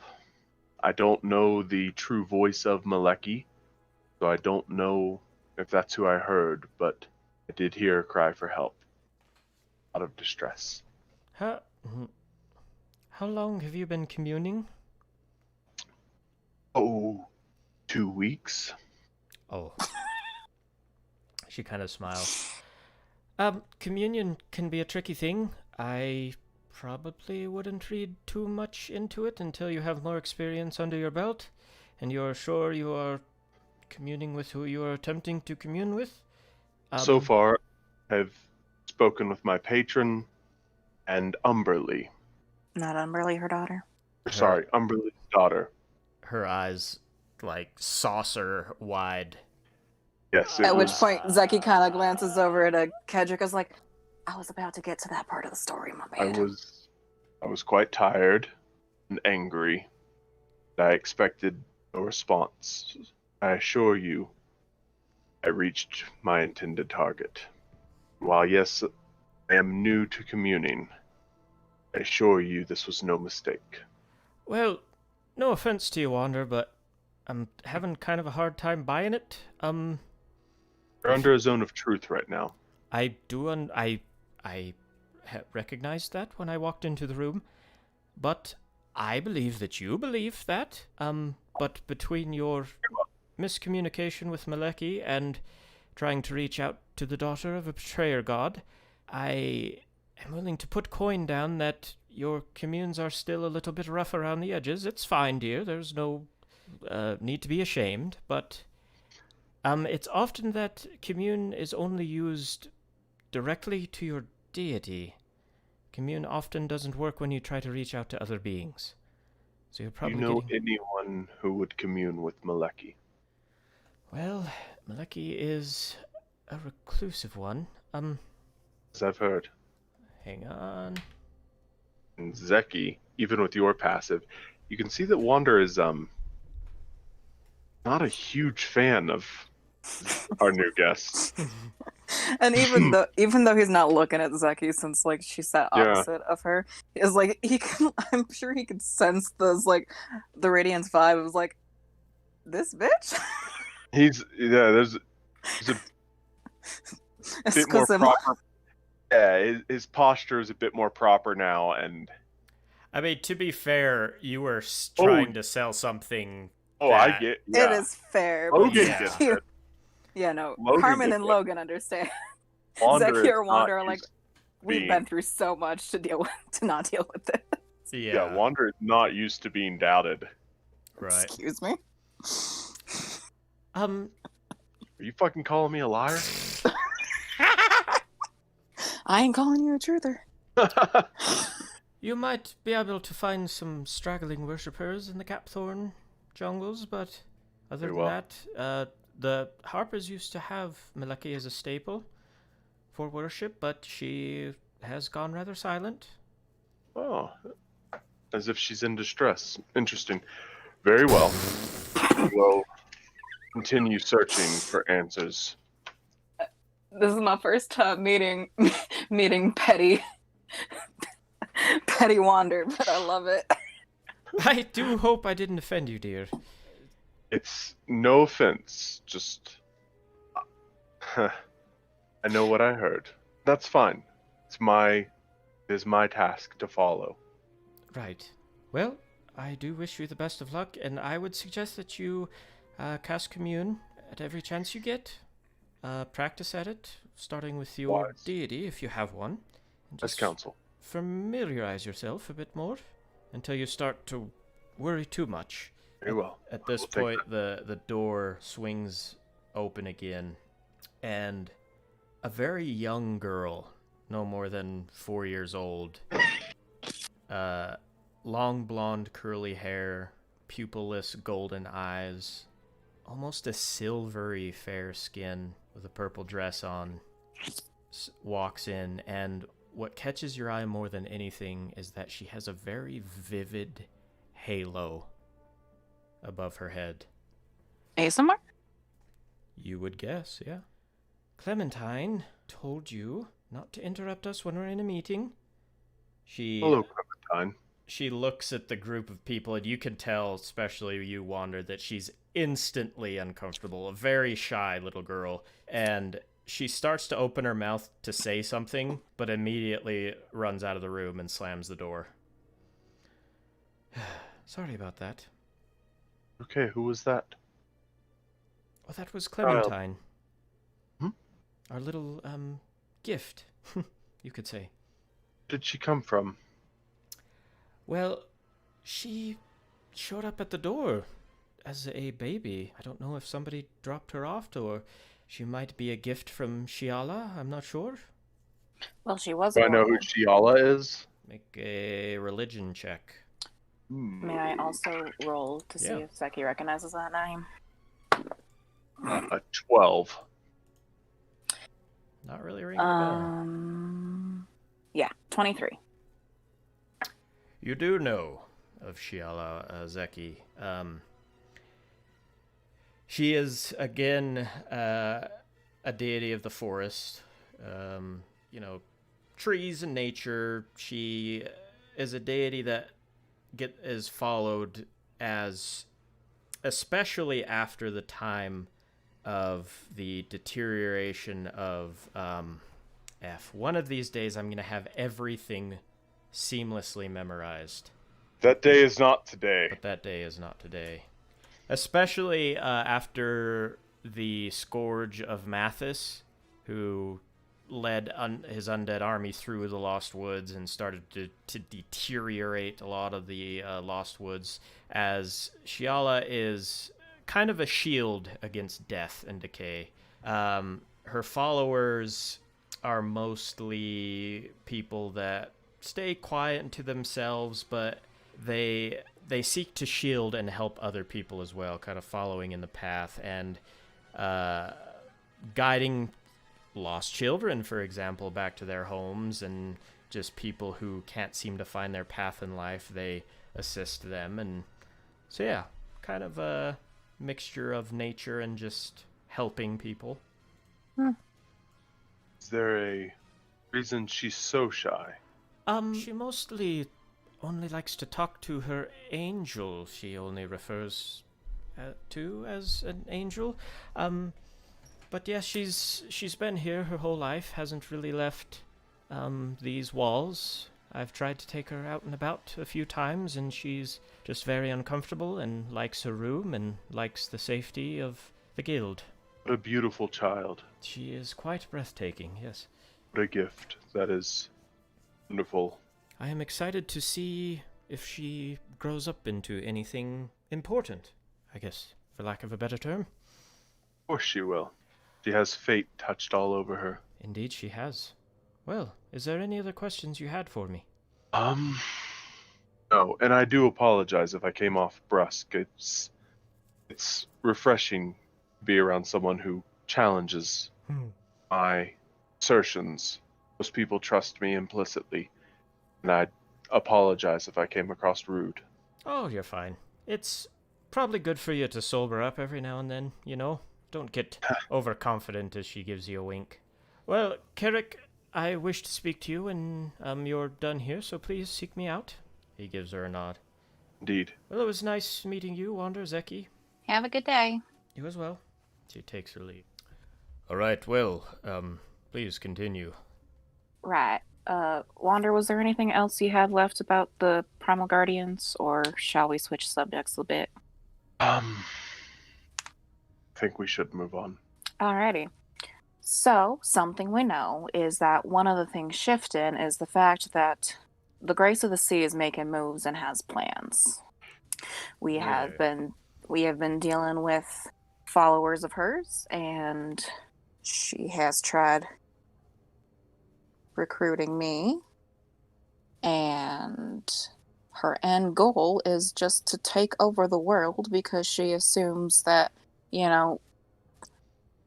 even throughout, mass destruction, once things settle down with her rule, that it would ultimately be better since humanoids cannot destroy themselves under her rule.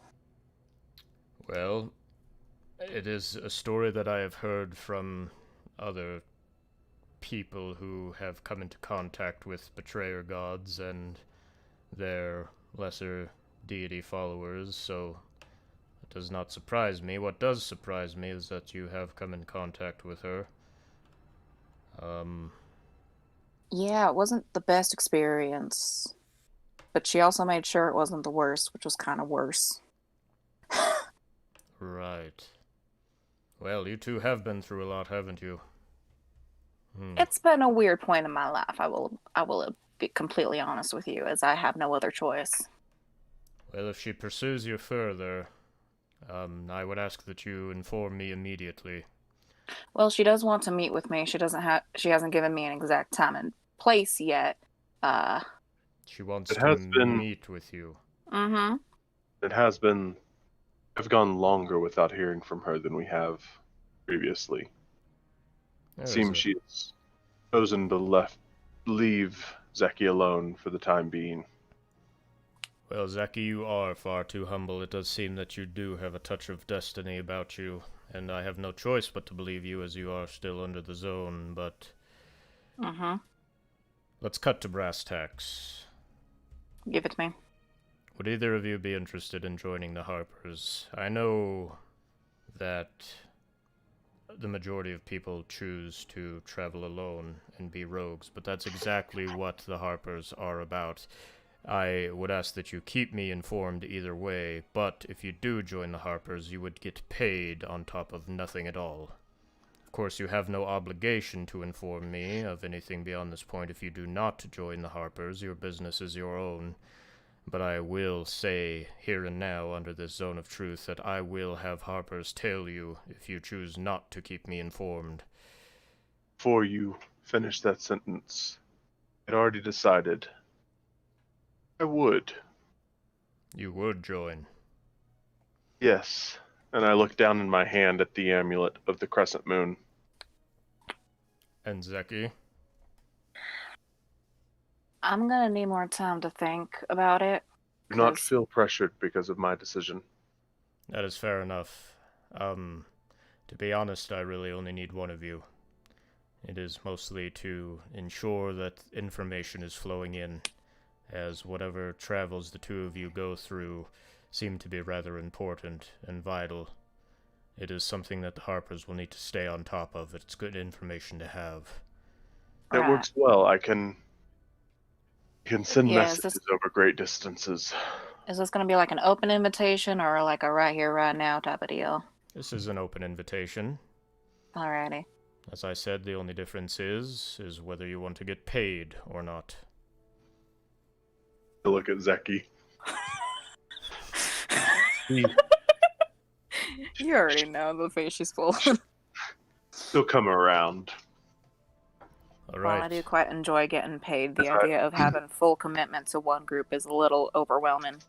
As I said before, Zeki and I have very different backgrounds. Of course. Give her time. Let her see how you treat me. And through me, her. Of And course. once we have gained your trust and you ours, she can make a decision then. Well, starting off, Wander, the Harpers will request nothing of you specifically. There may be a point in time you are called upon with a specific task, but as right now, he stands up and goes to one of his bookshelves and takes out a piece of parchment and starts writing a few things down. You are now a watcher of the Harpers. The name is self-explanatory. Do what you will, go where you want, watch, observe, and report back to what you find. He opens one of his drawers and you can hear some janglings of coins and some moving of cloth, and he puts a sack on the table. That should get you started with any travel supplies you need. And depending on how committed you are to the Harpers, you will move up in rank, but you do not have to. Just know that if you do move up in rank, more will be expected of you as far as specific tasks go. Very well. But I'm quite pleased that you have joined. And he stands up and goes over to a rack of cloaks and plucks off one of the purple cloaks of the Harpers. As on your travels, I would not wear this out in public, as you have a lot of learning to do, and I will give you some books pertaining to how the Harpers operate, but we are more of an underground organization. That cloak is to merely get you into other Harper locations, without question. Yes, that is. We'll say if I have a weak spot, subtlety, and I stand up my full 7.5 feet tall. Subtlety is one of them in physical appearance as well as. Well, I have learned a great deal from my friend Zeki here, and she will continue to aid me in my ability to. Blend in. Indeed. He tries his best, he really does. He shifts again and walks to the other side of the room, pulling off a couple books, and sets them on the table.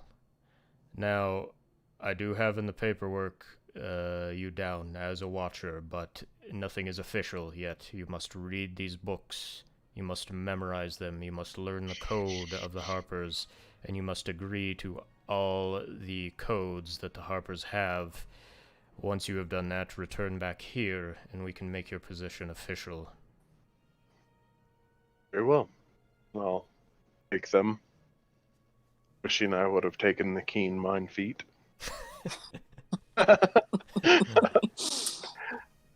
Oh, God. And Zeki, of course, you are free to browse those books as well. Thank you. Of course. So, instead of our continued conversation, as there are other things I need to get to, most specifically I do need to talk to Sister Garlisle, I would instead have you document your findings so that the Harpers have something more tangible, something to look back upon in case it's needed to go into the archives. So I would ask that in your travels you please document your findings thus far and your continued findings. We're gonna have to get you a journal now, Wander. Those very expensive. No. He stands up Very well. again and goes back to his bookshelf and pulls out just a simple leather-bound book and sets it down. Sometimes they're even free. Sometimes. I appreciate this. I take my commitments very seriously. Well, we need committed people like you. It is not easy to leave the Harpers once you are in. We consider the purple of the cloak to run through our veins as our very blood. So, Do think long before you decide to join. As I said, I do not believe in coincidence, and is there a symbol of the Harpers around somewhere? On your cloak, yeah. On the cloak, and I hold symbol of the cloak next to the amulet in my hand. Yes. No coincidence indeed. Oh. Coincidence is an easy answer for those who fear truth. Wise words. Very well. I do not believe we need to keep any more of your time today, Eric. I thank you for your trust, for your discretion, and genuinely was a pleasure to meet you. And the pleasure was mine, Wander. I do have one other question. The leader of fucking notes, God, fuck. Leader of Brandywine, the guy who invited The us here. king? Lord Breen. King, Lord Breen. Lord Breen. He's not. Is he a king? He is not. No, he's not, a but the lord. people want him to be. That's what it was. Yes, entirely. Lord Breen, he has invited us to. I guess not invited us. He has potentially thrown a banquet in our honor. Is he to be trusted? You don't say. A banquet in your honor. Well, at the very least, we're guests of honor. Let me tell you a little something about Brandywine. Please. Breen and the rest of the leaders of Brandywine have made many freedoms here. Freedom of worship, freedom of guild, freedom of belief, whatever it may be. And although on the surface that might work to an extent, there is an underbelly of Brandywine that is quite dangerous. The civilization of Brandywine, I would say, walks on a very thin tightrope between chaos and order. And I believe Lord Breen is the only man keeping this civilization from tilting into chaos. Many people respect him. Many people look up to him. You. You cut out. Do you? To an extent, I do. I think Brandywine could use a bit more order. I do believe he should take a crown. I do believe there should be limits on guild presence and worship presence. I am more of a man of order. I appreciate what he is doing, but I don't necessarily fully agree with it.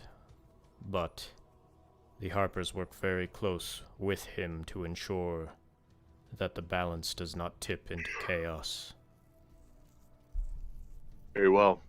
While we have invitation from him as honored guests, is there anything you wish for us to do this privileged position? If he mentions anything interesting, which I doubt he will over dinner talk, just let me know. Chances are that he will keep conversation light. Okay. Well, but I appreciate the initiative. As I said, I take my commitments very, very seriously. And it would seem that my own insight has chosen wisely in selecting you. Very well. I believe that's all for now. Very well. Find yourself a nice place to stay. If you do have the Brandywine, don't have too much. And may luck be on your side. Luck favors the bold. That it does.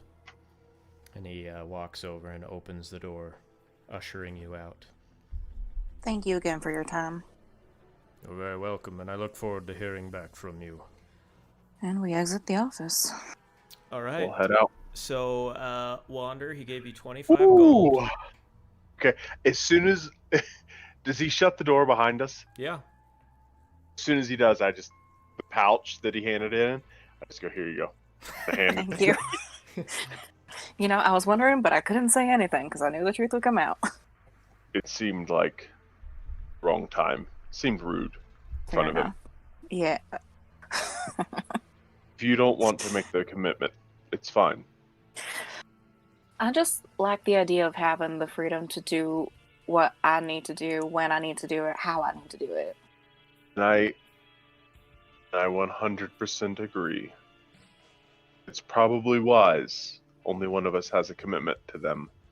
Yeah. And then we can see how things go from there. I meant what I said. Do not feel pressured by my decision. We might be a group. We might have a commitment to each other. It doesn't influence anything else. Doesn't mean that what I say you have to do. I hope you know that. I do, and I appreciate it. And I have absolutely no issue being friendly with these people. After all, Sister Carlisle, deeply respect her, and I'm so grateful to have her as a friend. Yes.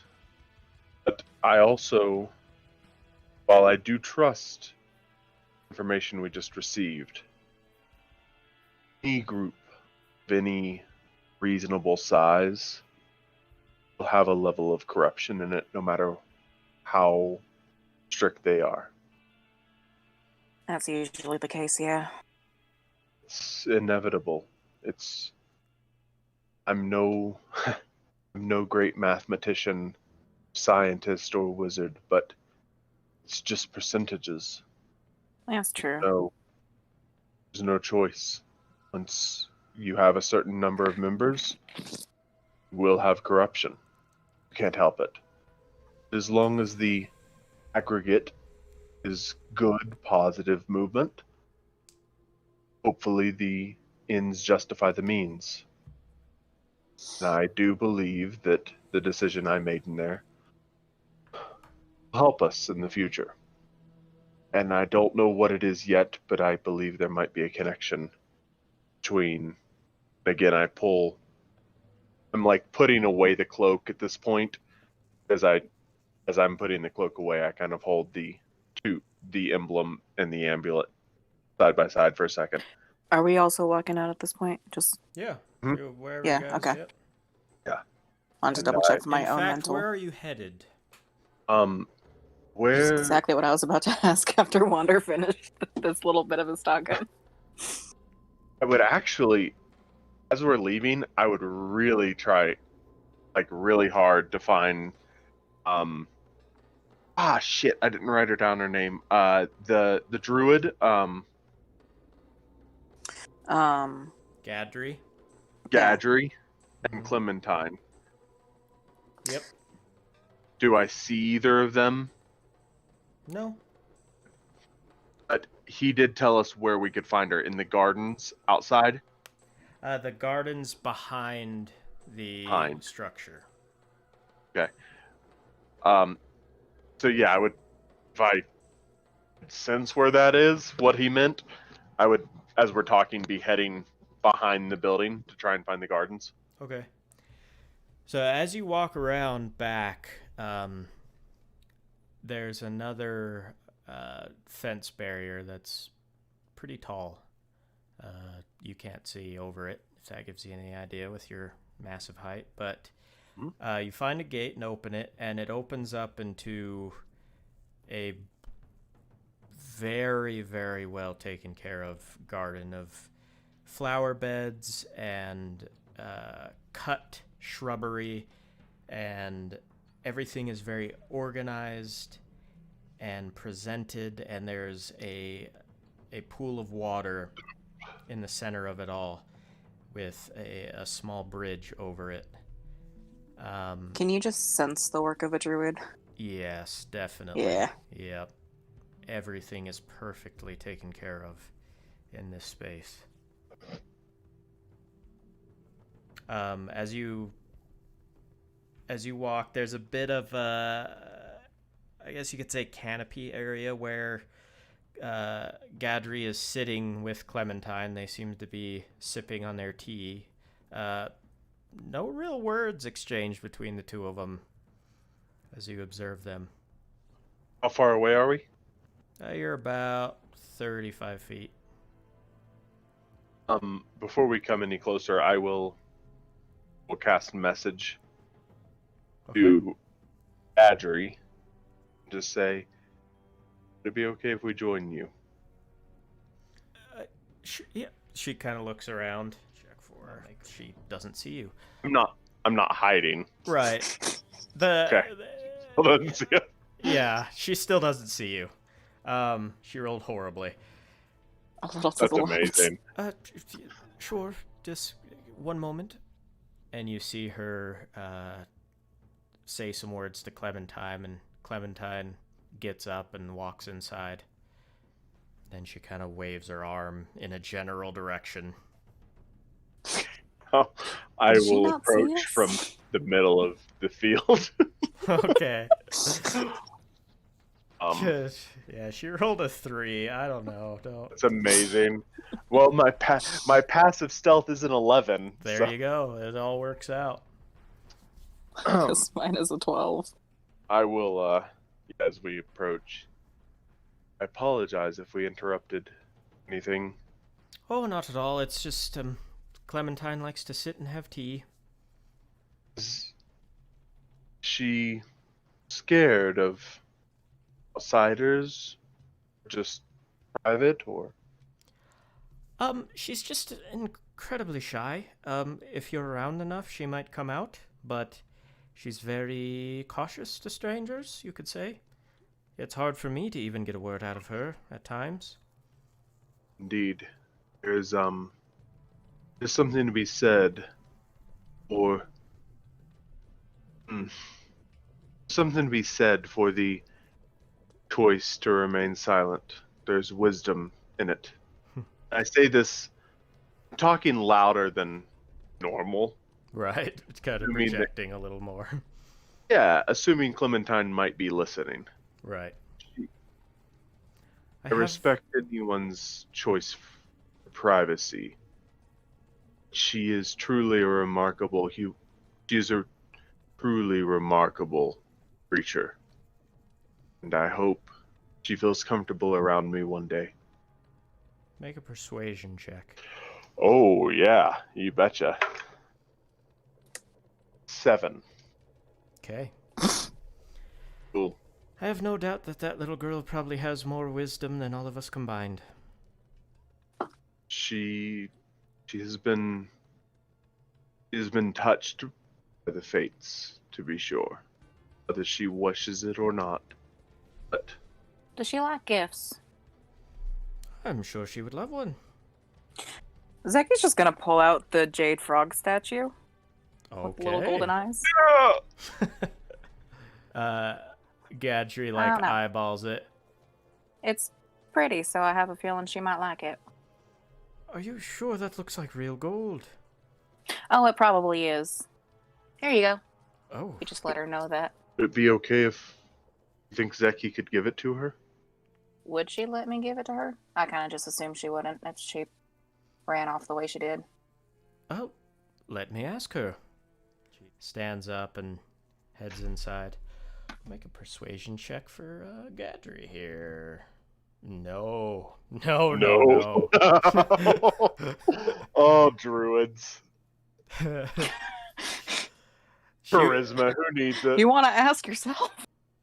I don't know.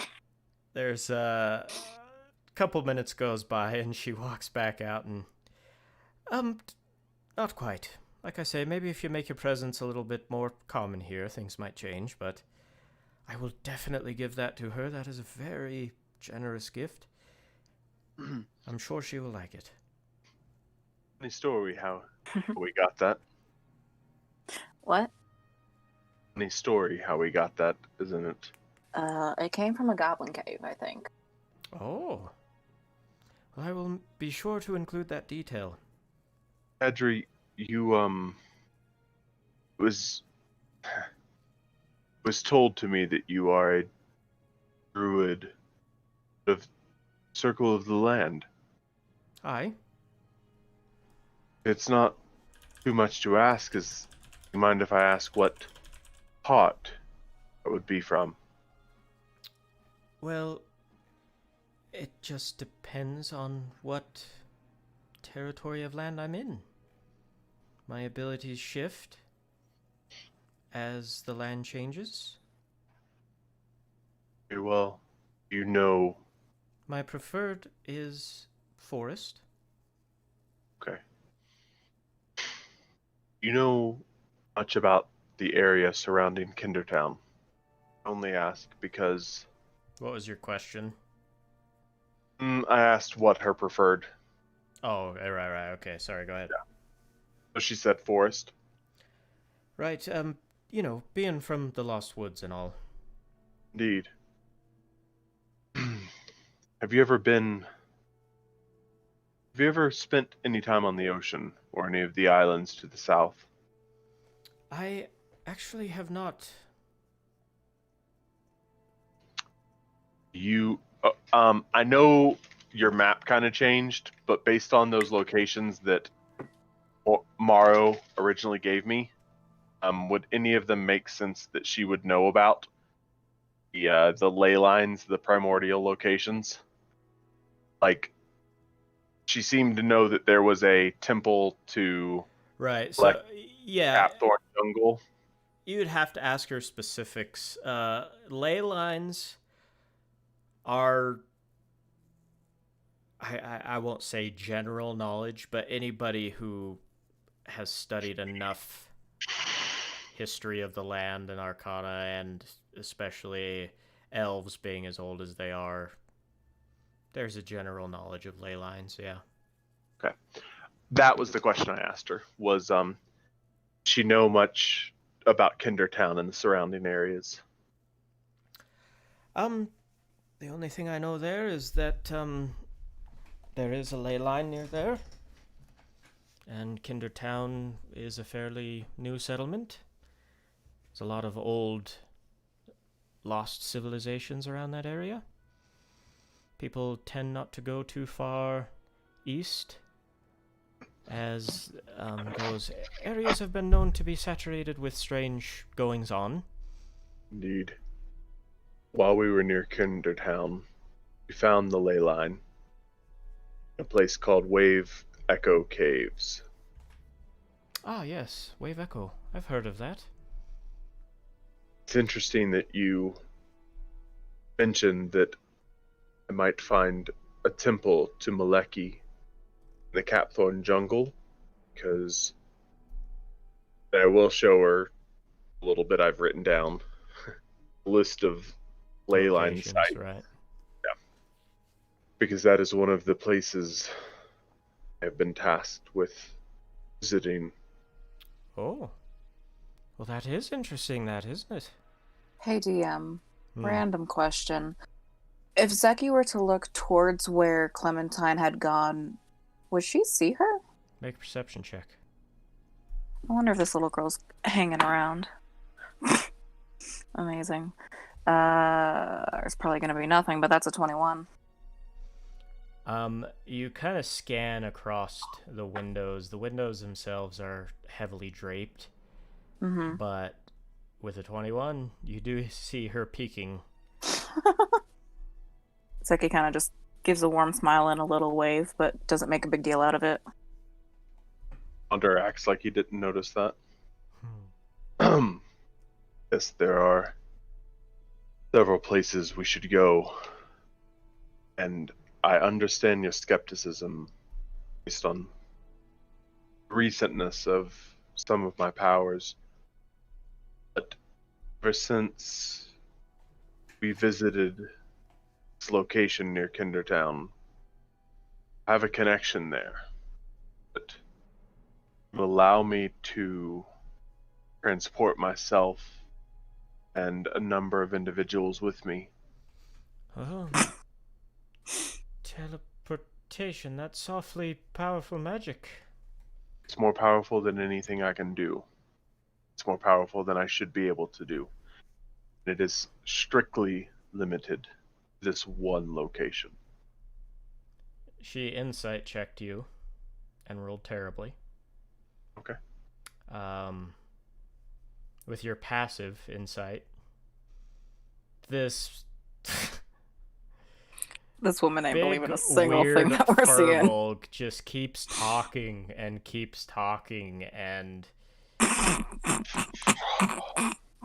saying these tales that are just becoming more and more far-fetched. When is our dinner with the... It's tomorrow evening. Okay. Is there a point? I thought there might be, but with your skepticism, probably not. You could say I'm an elf that sees to believe, unless, of course, I'm talking to my goddess. There is an air of faith about me in that regard, but when it comes to us mortals, I have been sent through the ropes many times. If that makes any sense. You know what creatures I could turn into right now, don't you? Well, that depends on what circle you're in. Indeed. Even if I was a guardian, a shepherd, like the moon druids, which I was raised by, I am no circle of the moon. Even they have their limitations until they are powerful. Of course. Much room is around us. Enough. I will shift into a giant owl. She kind of jerks back in her chair and stands up and kind of repositions herself, taking a few Then- It's like he kind of back. just sidesteps as water shifts. There's just like very much a look on her face of, here we go again. And knowing that this is not something that even a moon druid could do, telepathically I will reach out to her. I know that this doesn't answer any questions for you, but I don't even know why it is important. You believe me? I promise you, the power I possess is not my own. It has been granted to me, and I think it is very important you start hearing me. A quick reminder for myself: when he does that the telepathy in his owl form, is it just to the person he's focusing on? Correct. Yeah, I wanted to double check. It's not like mass. Yeah, it doesn't come up very often, so I couldn't remember. It's not speakerphone telepathy. Okay. A few things. She kind of pinches herself. Seeing is believing. Whatever you need. He's talking to you, isn't he? Why don't you tell me... Yes, he is. Mm-hmm. Why don't you tell me the rest of your tale? Can I... This might seem incredibly inappropriate, but can I ride you? I was just about to say, why don't I tell you the story in the air? She does not hesitate. You just gotta hold on tight, like really just grip But it. I'd have to look. Let me look up a. Sorry, I gotta pull up my giant owl. Ow! My hip just popped. Hips don't lie. What are you doing? The made your hip pop. God, just turned. I'm I'm glad old. that Rhythm is being bipolar right now. Yeah. Amazing. Did I carry both of them at the same time? Oh, just take her. It's fine. Okay. She needs a moment. This is not normal, so like. I will kind of spread one wing, my left wing that's close to her. Also, and I shifted. She said she was of the forest. Yep. She was a wood elf. Right. Sorry, one more time briefly. Give me her description. There was something very unique about her, wasn't there? She has like green skin and deep dark green hair. Okay. I will make my feathers a light sage green. Then you know how owl feathers are dark at the tips? The tips are the dark green of her. My eyes are the exact same color as hers. He also lacks a theatrics. Before she's speechless at this point. She kind of runs her fingers over your feathers, blinks a couple times, looks at Zeki, and just shakes her head a little bit in awe and climbs aboard. I will take off and just While start you guys off. are doing that, I will be right back. Okay.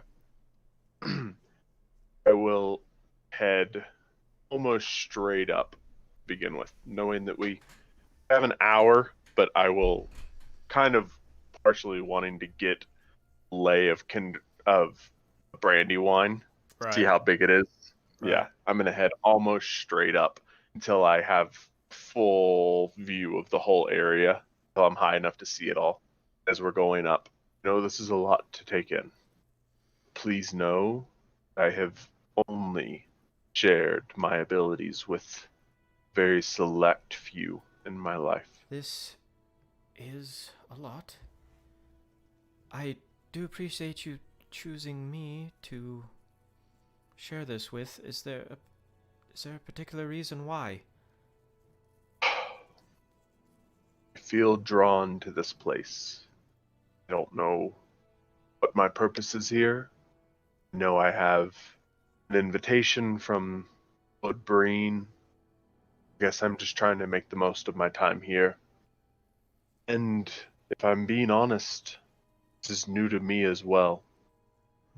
And I'm looking for a little bit of validation.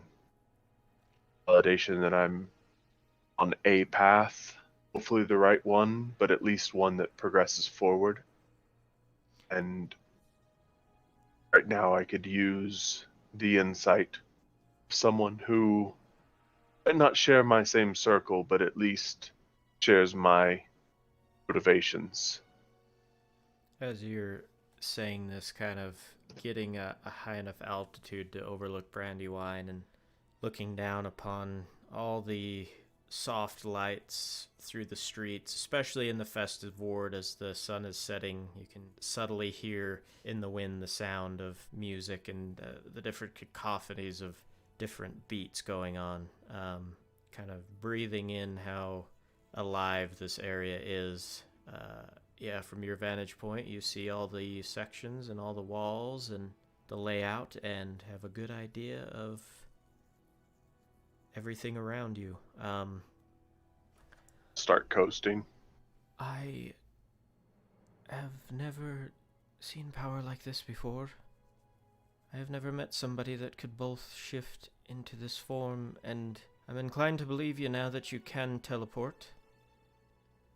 I don't know what validation I can offer you. You have quickly become something that I have never heard of in my entire life.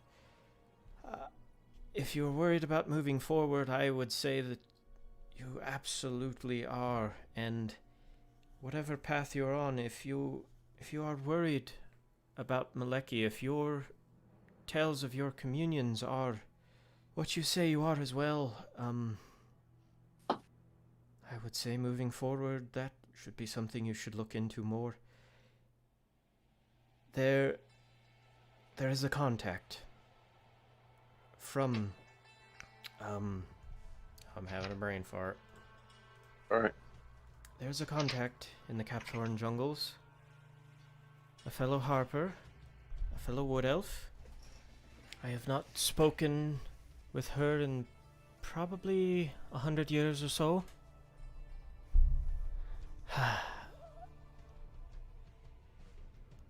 But now that my skepticism is more or less put aside, what you say is true. Go and speak with her. Her name is Mygeria. Thank you. That's all the validation I needed. I knew I've been using these abilities, and Zeki has watched me do it, but it is different to demonstrate my powers in front of another druid. I appreciate you. It's just good to be around someone who views the world from our perspective. It is Not hard to spend so much time in Brandywine, away from nature and all the tales that it has to tell. It has probably been too long for me. I do find myself doubting more than I should, instead of listening to those who would speak, those who are connected with nature as yourself.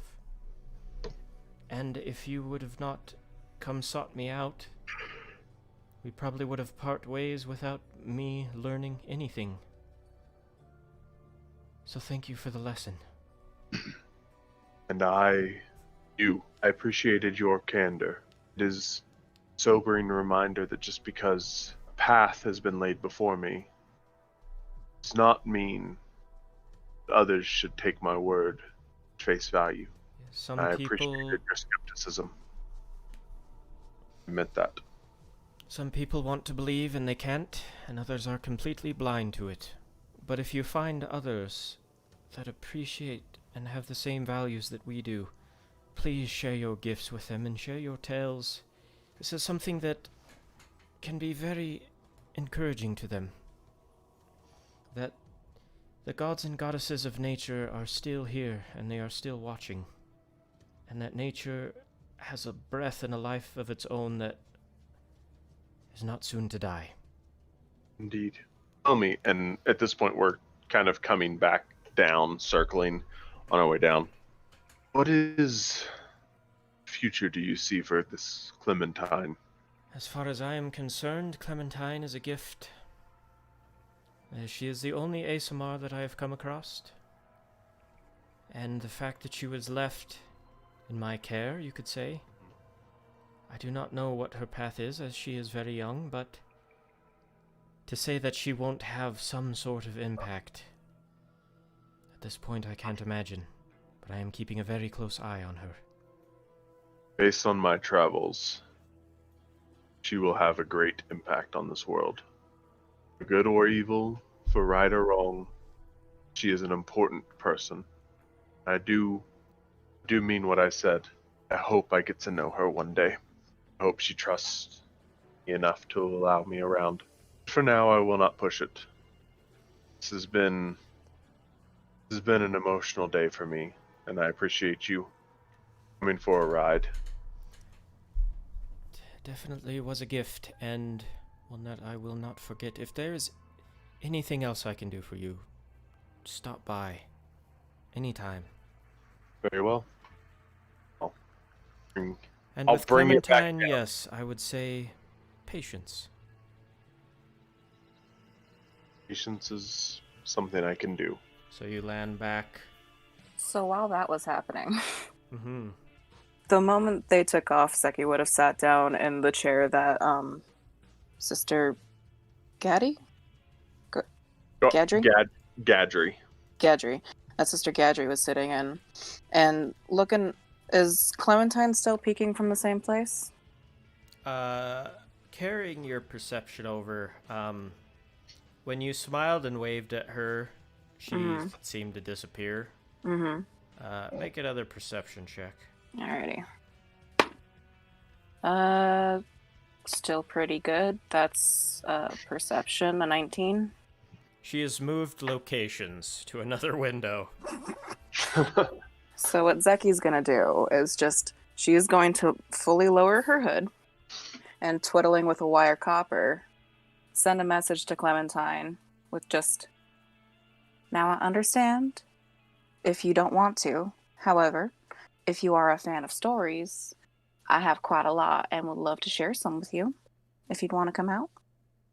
Make a persuasion check. Come on, sorcerer.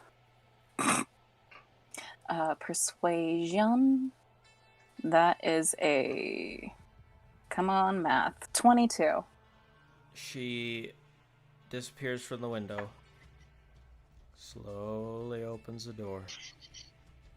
Takes a few steps out. Kind of examines you. And there's Zeki a doesn't lot move, of... but she does give her a smile.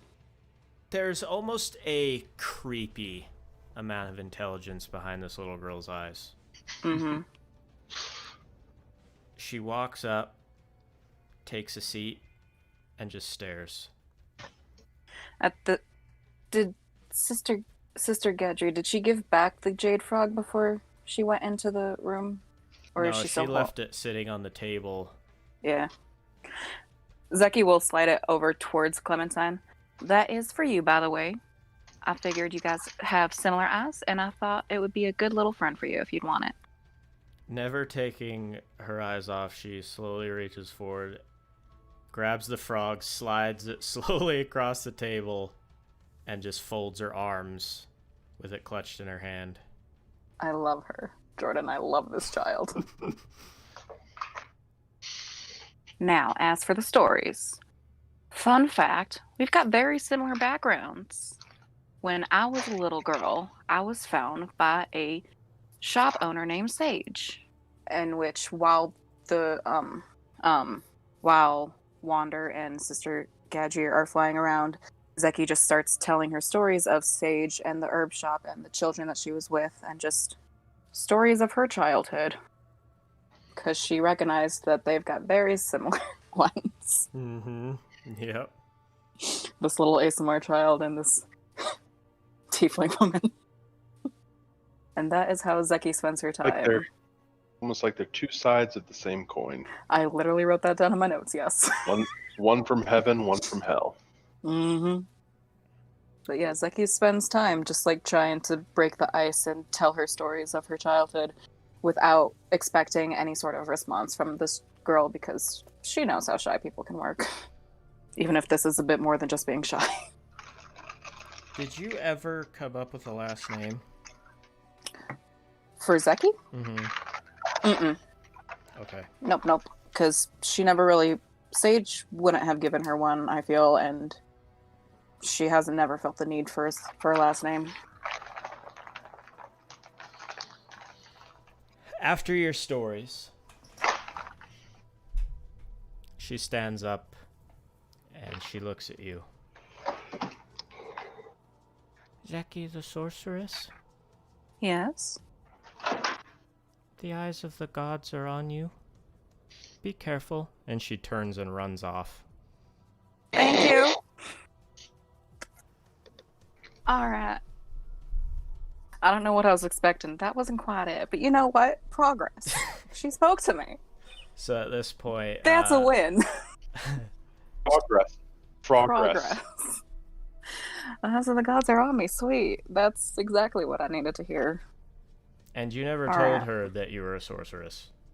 BTW. Just throwing that in there. It's like he makes this connection as she's rubbing her eyes. She's just like... She pauses. She looks up and she's like... I really like that girl. I don't know what it is. I like her. So at She's this so point, weird. She's so weird. The owl lands in the garden space, and oh gosh, my brain's starting to melt a little bit. Gadri dismounts, and again just spends a moment eyeing you over, Wander, and running her fingers through your feathers, and she looks like she just woke up from a dream. The gears are turning. Yeah. Well, Welcome back. I am thoroughly exhausted after that. At that point, I'll drop the form. It's been an interesting day for all of us. I wasn't looking for any more than get to know you better, and I didn't know how else to convey my sincerity. But I appreciate your open mind. I would say your job is thoroughly done. Not used to being disbelieved. And I kind of give a sheepish grin, like might have taken a lot of resources, but I fucking convinced her. That's all that matters. No. not used to be not believed, but again, I appreciated your honesty and was a good reminder. People need more than words. Yes, they do, sometimes. These primal beasts you speak of, is there any chance that you think I could be able to meet them? Don't know. Give me a moment, and I will sit down and start casting commune. Okay. I love it. Clementine's got the sweetest voice, by the way. What a cute little child. She blinks a couple times and like, huh? What? Figured why not drop another bombshell on you while you're waiting. You had some words with her? I did most of the talking, but she did talk back at the end there. It was disconcerting, but she's a sweet child. A very good listener. Most of the things she says is disconcerting. It's good to know that's the normal. Yeah. It's good to know that's the normal. Yep. I was a little worried. Good, it's not just me. Exactly. What exactly did she say to you? Oh, she said that the gods have eyes on me and to be careful. Okay, well, that's wise advice for anybody, I guess. That's true. Mm-hmm. You know, coming from a 40-year-old, it's... She's 4. Yeah. Yeah. Okay. This child with the golden eyes looked me dead in the eyes and said, Yeah. Be careful. She also knew my class of magic without me telling her. That was interesting. She never stopped surprising me. Never. Such a sweetheart, though. Oh, so much. I'm really happy she decided to actually come out and listen to my stories. I was worried she wouldn't. I'm very surprised she did. Thunder blindly looks up from casting, his eyes closed, and Zeki has amazing ability to communicate. Had to learn from a young age. It's worked out pretty well in my life, though. It's a good skill to have. It is a very good skill to have. I mean, if you can start to break Clementine as soon as you did, that's saying something. Mm-hmm. The eyes of the gods. I think she liked the frog too. She took it. She never stopped staring at me, but she took the frog. Well, that's good. I will try to maybe squeeze out a few words and ask her what she thought of you. Oh, that'd be really sweet. I would love to know. I'm never quite sure about the impression I leave on people. All right, Wander. Just about this time, you get to the point of blocking out all the other sounds and just listening to the sounds of nature around you, blocking out the sounds of Brandywine and the commotion. Zeki, you do notice as he is communing, the flowers in the flower bed turn to his direction, as if they're facing the sun. Oh, I've never noticed that before. But nevertheless, you reach out. I guess we've never really been around flowers when he's done this before. It's always been like caves or rooms or boarded up storage rooms. You feel your connection to Morrow and that friendly, warm presence that accompanies it. Hello, Morrow. I have recently met a kindred spirit. Wishes to know if it would be acceptable to meet you and your primal brethren. Send who you deem. Has anything regressed since the last time we spoke? Has anything regressed? Progressed. Oh, progressed. Just with the nature of the commune spell, she simply replies, yes. Fair. Hope you are doing well, and we are making progress on this end. maybe I will see you soon. And I will leave it at that. Okay. Oh, no final question. All right. So there's a feeling of farewell as you break your tie, focusing your mind back into your present. The flowers in the garden kind of all slowly go back to standing as normal. We'll look up at Adrian. That is so interesting. The tired smile. They trust me to bring who I see fit. So yes, in the near future, I see no reason why we can't all visit. In the time being, if you find yourself in Port Harley and want to charter a ship to Shipwreck Island or Emerald Island, that's one way to find it. But otherwise, yes, would take you there if you wish to meet them. Oh, I mean, absolutely. You would have to jump into a whirlpool. But I promise you, Okay. you'd survive. Something that can be. A small price to pay, I suppose. Yeah. You'll be Really? wet and the sensation will be weird as all hell. But you'll get to a tree, which will lead you to the Feywild, It's which will lead you to them. the build up to the jump is scarier than the jump itself. Has anybody ever told the pair of you that you place an awful lot on the table? That is not our first time hearing this. Practically everyone we meet. Neither of us have filters, and it can really be a problem sometimes. We tend to be a bit extreme in our information sharing. Either share nothing because we don't trust you, or we share everything because time is of the essence. I don't know whether to journal or whether to drink a bottle of wine and go to bed. I'm pretty sure Sister Garlow will inform you that both is also an answer. Yes, journaling while drinking wine seems to be a lot of people's response to us. It's true. It's so true. How many people are we going to turn into alcoholics? Wander. I'm so curious at this point. It's not a goal of mine. It's not a goal, but it sure started to seem like a side effect.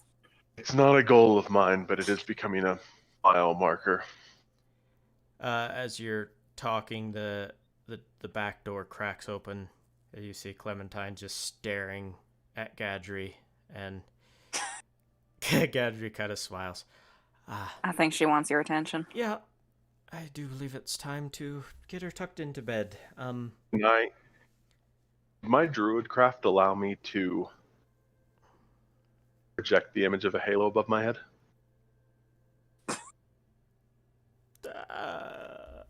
Maybe minor image instead?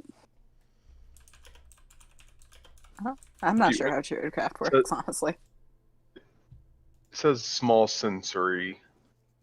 Like, I can make, like, yeah. Yeah.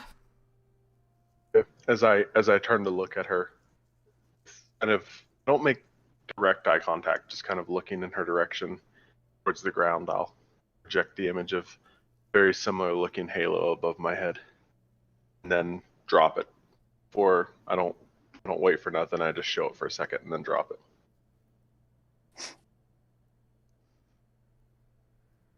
She remains blank-faced. It's fine. I love this child so much. I love her. This is not a one and done encounter. That's fine. Especially for someone Wander's not a charisma based character. Zeki is though. You made much more progress than I did. But still, just wanted something. I believe you have someone waiting. Yes, well, I know, yes. I would very much love to stay and chat, but I can't. It was wonderful meeting the both of you, and I hope to see you again soon. We Clementine will. doesn't... Oh, I'm sure you will. She doesn't like to wait, so I better skedaddle. But good night and good luck, and thank you, Wander, for the experience, and yeah. Just hug her. She returns in kind. Thank you. Thank you for believing me. It's kind of hard not to at this point, as she's walking away. Good evening, and we will see you soon. Yeah. Zeki just waves at the both of them and follows wherever Wander's going now. All right. So at this point, it's pretty late in the night. I think that we should use the Harpers' money and find a really nice place to stay for the night. Because we can. Fair enough. Okay. I will. Guess we'll ask around for a fine inn. Make Yes. an investigation check. Ooh. I would like to aid, please.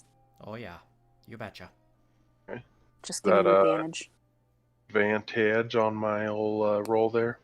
Okay. Well, that's real good because my first roll was a 2. It's an 18. There you Okay. go. You eventually come across somebody you would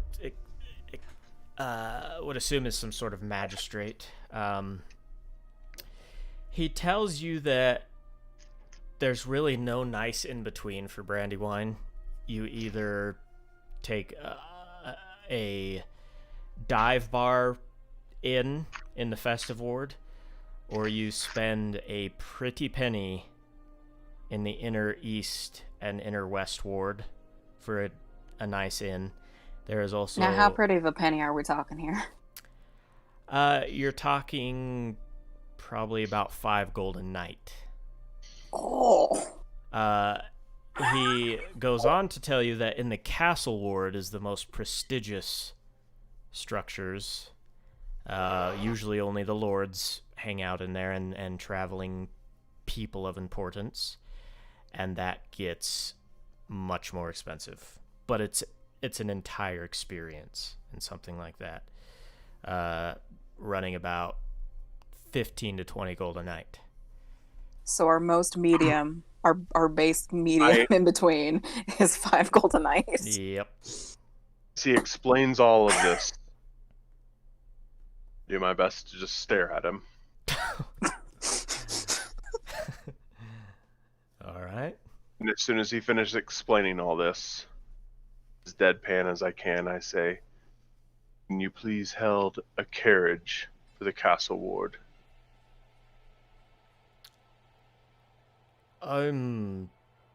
You can find a carriage by any of the walled sections in between the ward. Thank you for your help. Come on, let's go Wander. We can find it. I'll walk off with Zeki. He gives just a side-eye just stare. So as you make your way, you weren't too far from the southern entrance to the Unity Ward, so making your way back there, there is carriages stationed by as you approach. Oh, where are you off to? Castle ward. The castle ward. Please and thank you. All right, can't take a carriage into the castle ward, but I can drop you at the south gate. Close as you Fair can enough. get. All right. Gives a crack of the reins, and you set off. I look at Zeki and smile. So after some time, he stops at this circular walled entrance to the castle ward. You step off the carriage, and he kind of holds out his hand expectingly.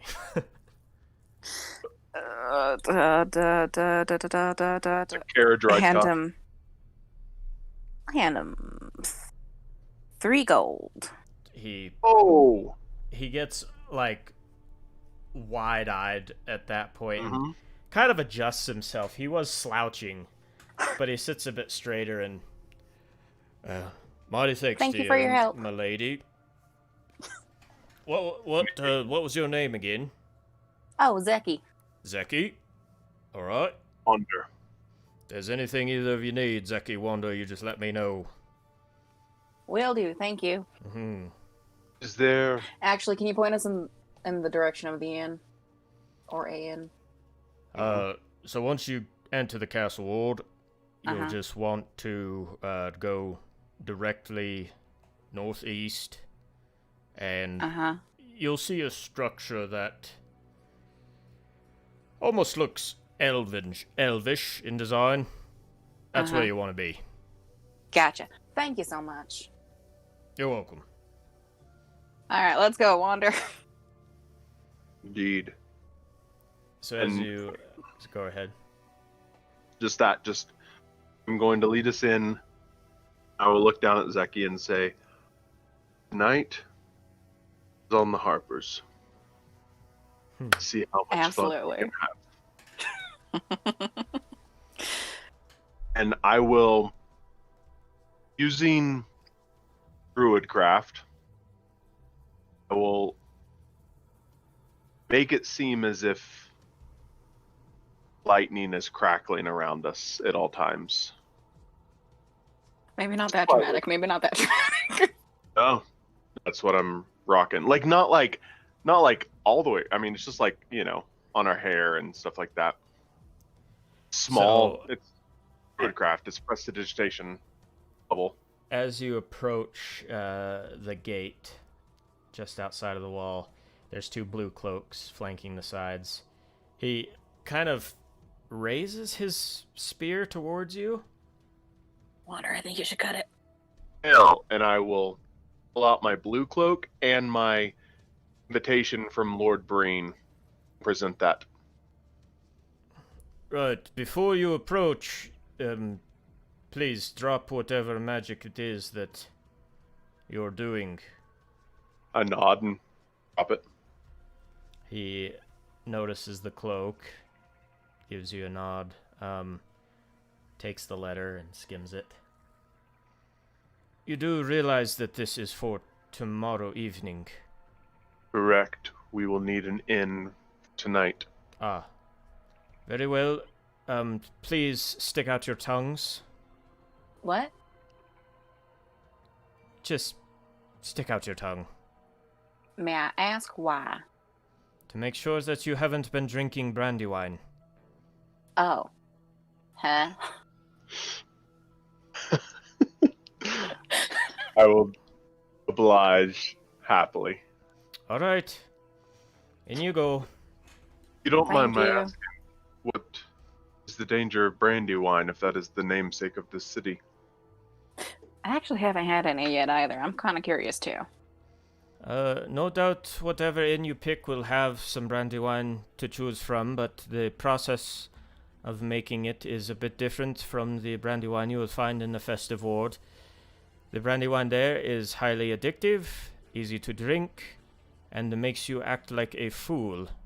And we do not have fools in the castle ward. Isn't that all wine if you just have enough? If you have enough, yes, but the Brandywine sneaks up on you. Like I said, it is very easy to drink, and it is known to be addicting. Very well. What was your That's name? concerning. The name is Vesdo. Amet Vesdo. I'm Wander, and this is Zeki. We Howdy. appreciate your service. The Blue Cloak, a citizen of Brandywine. Well, I don't know what affiliation you have with the Blue Cloaks, but definitely enjoy your stay in the castle ward. Thinking back to the encounter I had earlier today, I'll pause for a second. Indeed. Yep. Friends with Sildar. Services rendered Oh, Sildar. along his side Use a cloak? in Kindertown. Well, that is very impressive. Should you be needing any other guard or escort? The castle be ward fine. is a safe place, but I can at least escort you to the inn. Might make it easier, yes, if you have time. Of course. Well, Kind of thank you gives kindly. a nod to his guard friend and gives a nod back, and he escorts you in. He leads you. It's a fairly short walk to a three-tiered structure that has different branching structures off of it. You can tell just by looking at it, there's a place specifically for eating. There's a place specifically just for lounging and wine tasting and smoking and things of that nature. He takes you to the main structure. It, like he said, it's very elven in design. There's pillars out the front kind of supporting the whole structure with carvings of vines and actual vines growing pretty much everywhere. There's grapes, clusters of grapes on the vines. As you hit a certain point approaching this place, there's a change in atmosphere and in the air as you cross this threshold. The noise pollution of Brandywine gets eliminated entirely, and the temperature shifts, and the air becomes very crisp and clear. As you notice, I forgot to mention, like in the festive ward, there's a bit of an odor in the air, kind of lingers around Brandywine for the most part. Not necessarily a pleasant smell, but here it's almost like the temperature is so perfect, it's like you can't feel a temperature at all, if that makes sense. Ooh. Yeah. There's a change in the music. Soft harps are playing as you look around, and you see mostly high elves sitting around outdoor eating with different magical lightings surrounding it. Little blue almost wisps that are kind of floating around, but you notice the wisps never come low enough to disturb people's sight and into their food and everything. They just kind of lazily float above them, providing just an atmosphere. As he kind of gestures in. This is on the vine. The main inn is right here, or if you wish to eat, to your left, or to lounge and drink to your right. Thank you very much. I do appreciate your help. I believe this is what we were looking for. I will reach into my left waist pocket on my vest, and grab out the one of 3 gold pieces Wander has on him. And he will hand that to him. He kind of holds out his hand. I appreciate the gesture, but I am simply serving as a blue cloak and as a friend to Sildar. It is my pleasure. It is noble of you. I'll be honest, I've never actually tipped someone I wasn't expecting to be. Well, no, this is not to downplay the service you provide. This is just simply a thank you. Of course. I would save that gold for tipping on the inside. The servants in there frown upon those who do not tip. Very well. I have something more practical, and I will pull out one of my giant spider fangs. Make a persuasion check. Yes. Wander. Oh my god. It's my persuasion. Plus 0. It is a 17. Ooh. Look at you. 17. He kind of sides. It's more of conceding. Yeah. And takes the fang. Well, that is certainly unique, I suppose. Thank you. I must get back to my post. Thank you again for your help. Of course. Have a wonderful evening. You as well. I'm getting better at this, aren't I? Yeah. I think. Let's go get a room. Zeki will walk in. Yeah. Yeah. Probably. I mean, there's only one way to go from the Mariana Trench. You say that, but I'm pretty sure they've got drills. Yeah. Um, So we will make our way to the inn. so you walk in, and there are servants at the sides of the doors, and they open it up as you approach.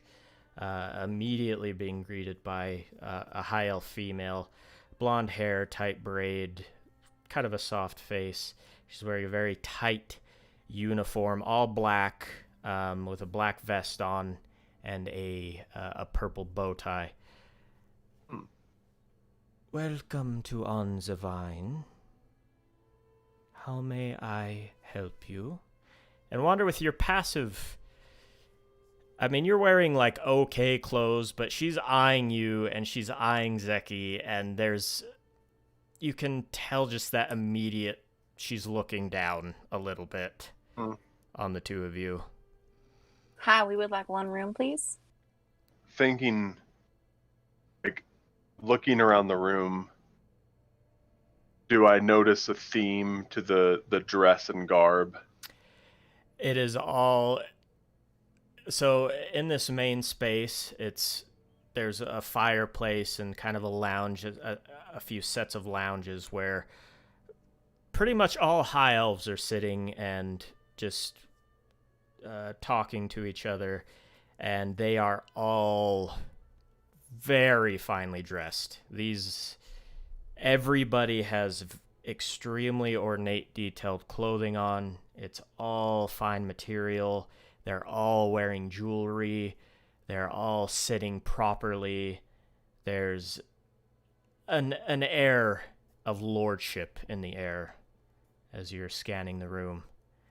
Sure. But it's a cool atmosphere. It's a little bit of a mix between indoor, outdoor, keeping with the On the Vine type theme. Some of the chairs and seating seems to be carved to look like giant leaves that are cushioned, and the support pillars are all very carefully carved. It's details upon details upon details of everything. The banisters, the chandeliers, everything is very, very detailed. This is a place that in real life I would never be even allowed to step into. Logan would figure out a way to make himself blend and yet wander. But yeah, Zeki's just got like a very warm smile on, like this like straight posture. She's just like, Yes, we would like one room, please, preferably with 2 beds. Okay. And meal for the evening. Well, Yes, please. the meal is included with the room. Oh, perfect. Very well. And how many nights will you be staying? Just one. One night? Yep. A 2-bedroom night? Are you looking for just our standard board or something more lavish? I think the standard would be okay for tonight. Okay, that will be 20 gold. Alrighty. Zeki will hand out 20 gold. She accepts, and there's kind of a side desk, a little half desk that she steps behind and pulls out a room key and hands it to you. You will be on the top floor. Mm-hmm. Go up the stairs and take a left. Alrighty. And Thank you very much for your help. how would you like your food to be sent? We eat down here after we have rested and cleaned up. Okay, Sorry, are we is there like a dining hall no, where we're at? as you're looking around. Oh, okay. Okay, my bad. I So- misunderstood that. If you wish Just to in sit our room. and dine, that will be in the restaurant. We can send the food to your room. Right. What options are there? She kind of sighs. Anything that you want. Whatever is the least troublesome for you. She, stares at you, Wander, is this guy serious? Very well. I will have Sonnersai. I will have the chefs decide. Thank you. If there is nothing more, I hope you enjoy your evening. We will. Thank you. Thank you very much for your help. She kind of ignores you, going back to her books on the desk. Zeki will make her way up to the room. All right. So you make your way up and down a... It's a little bit weird. Mm-hmm. The interior of this structure, it's massive in here. Way larger than it appears from the outside. As you find yourself walking down the hall for quite a while. But yeah, eventually you do find your room. And upon entering, it's just as awesome as you would expect. Sticking with the themes of the kind of the indoor-outdoor elvish theme. Everything is perfectly detailed. There's every amenity that a room could possibly have is there. Dual beds, very soft, very fluffy, silk sheets, silk pillows. It's nice. It kind of makes you wonder what the upgraded rooms are like. Oh, yeah. How much do you think it would have cost to upgrade? I don't even want to think about it. I mean, if it's 5 gold or so, it's... Anyways. This is... I don't... Once the door is shut, Zeki just goes over and, flops onto one of the beds and just starts giggling. Yes, it's probably the best bed you've ever been in. Hey guys, future DM Jordan here. I've just decided to end the episode here for the sake of time. It's very late at this point, and we're all kind of getting tired, and we start flip-flopping between real-life conversation and RP, but basically all that happens is that Zeki and Wander enjoy a fine meal, and then they bed down for the evening. So, thank you so much for listening. We love you all. We hope to see you again soon, and stay tuned for the next episode of A Growing Darkness. Farewell.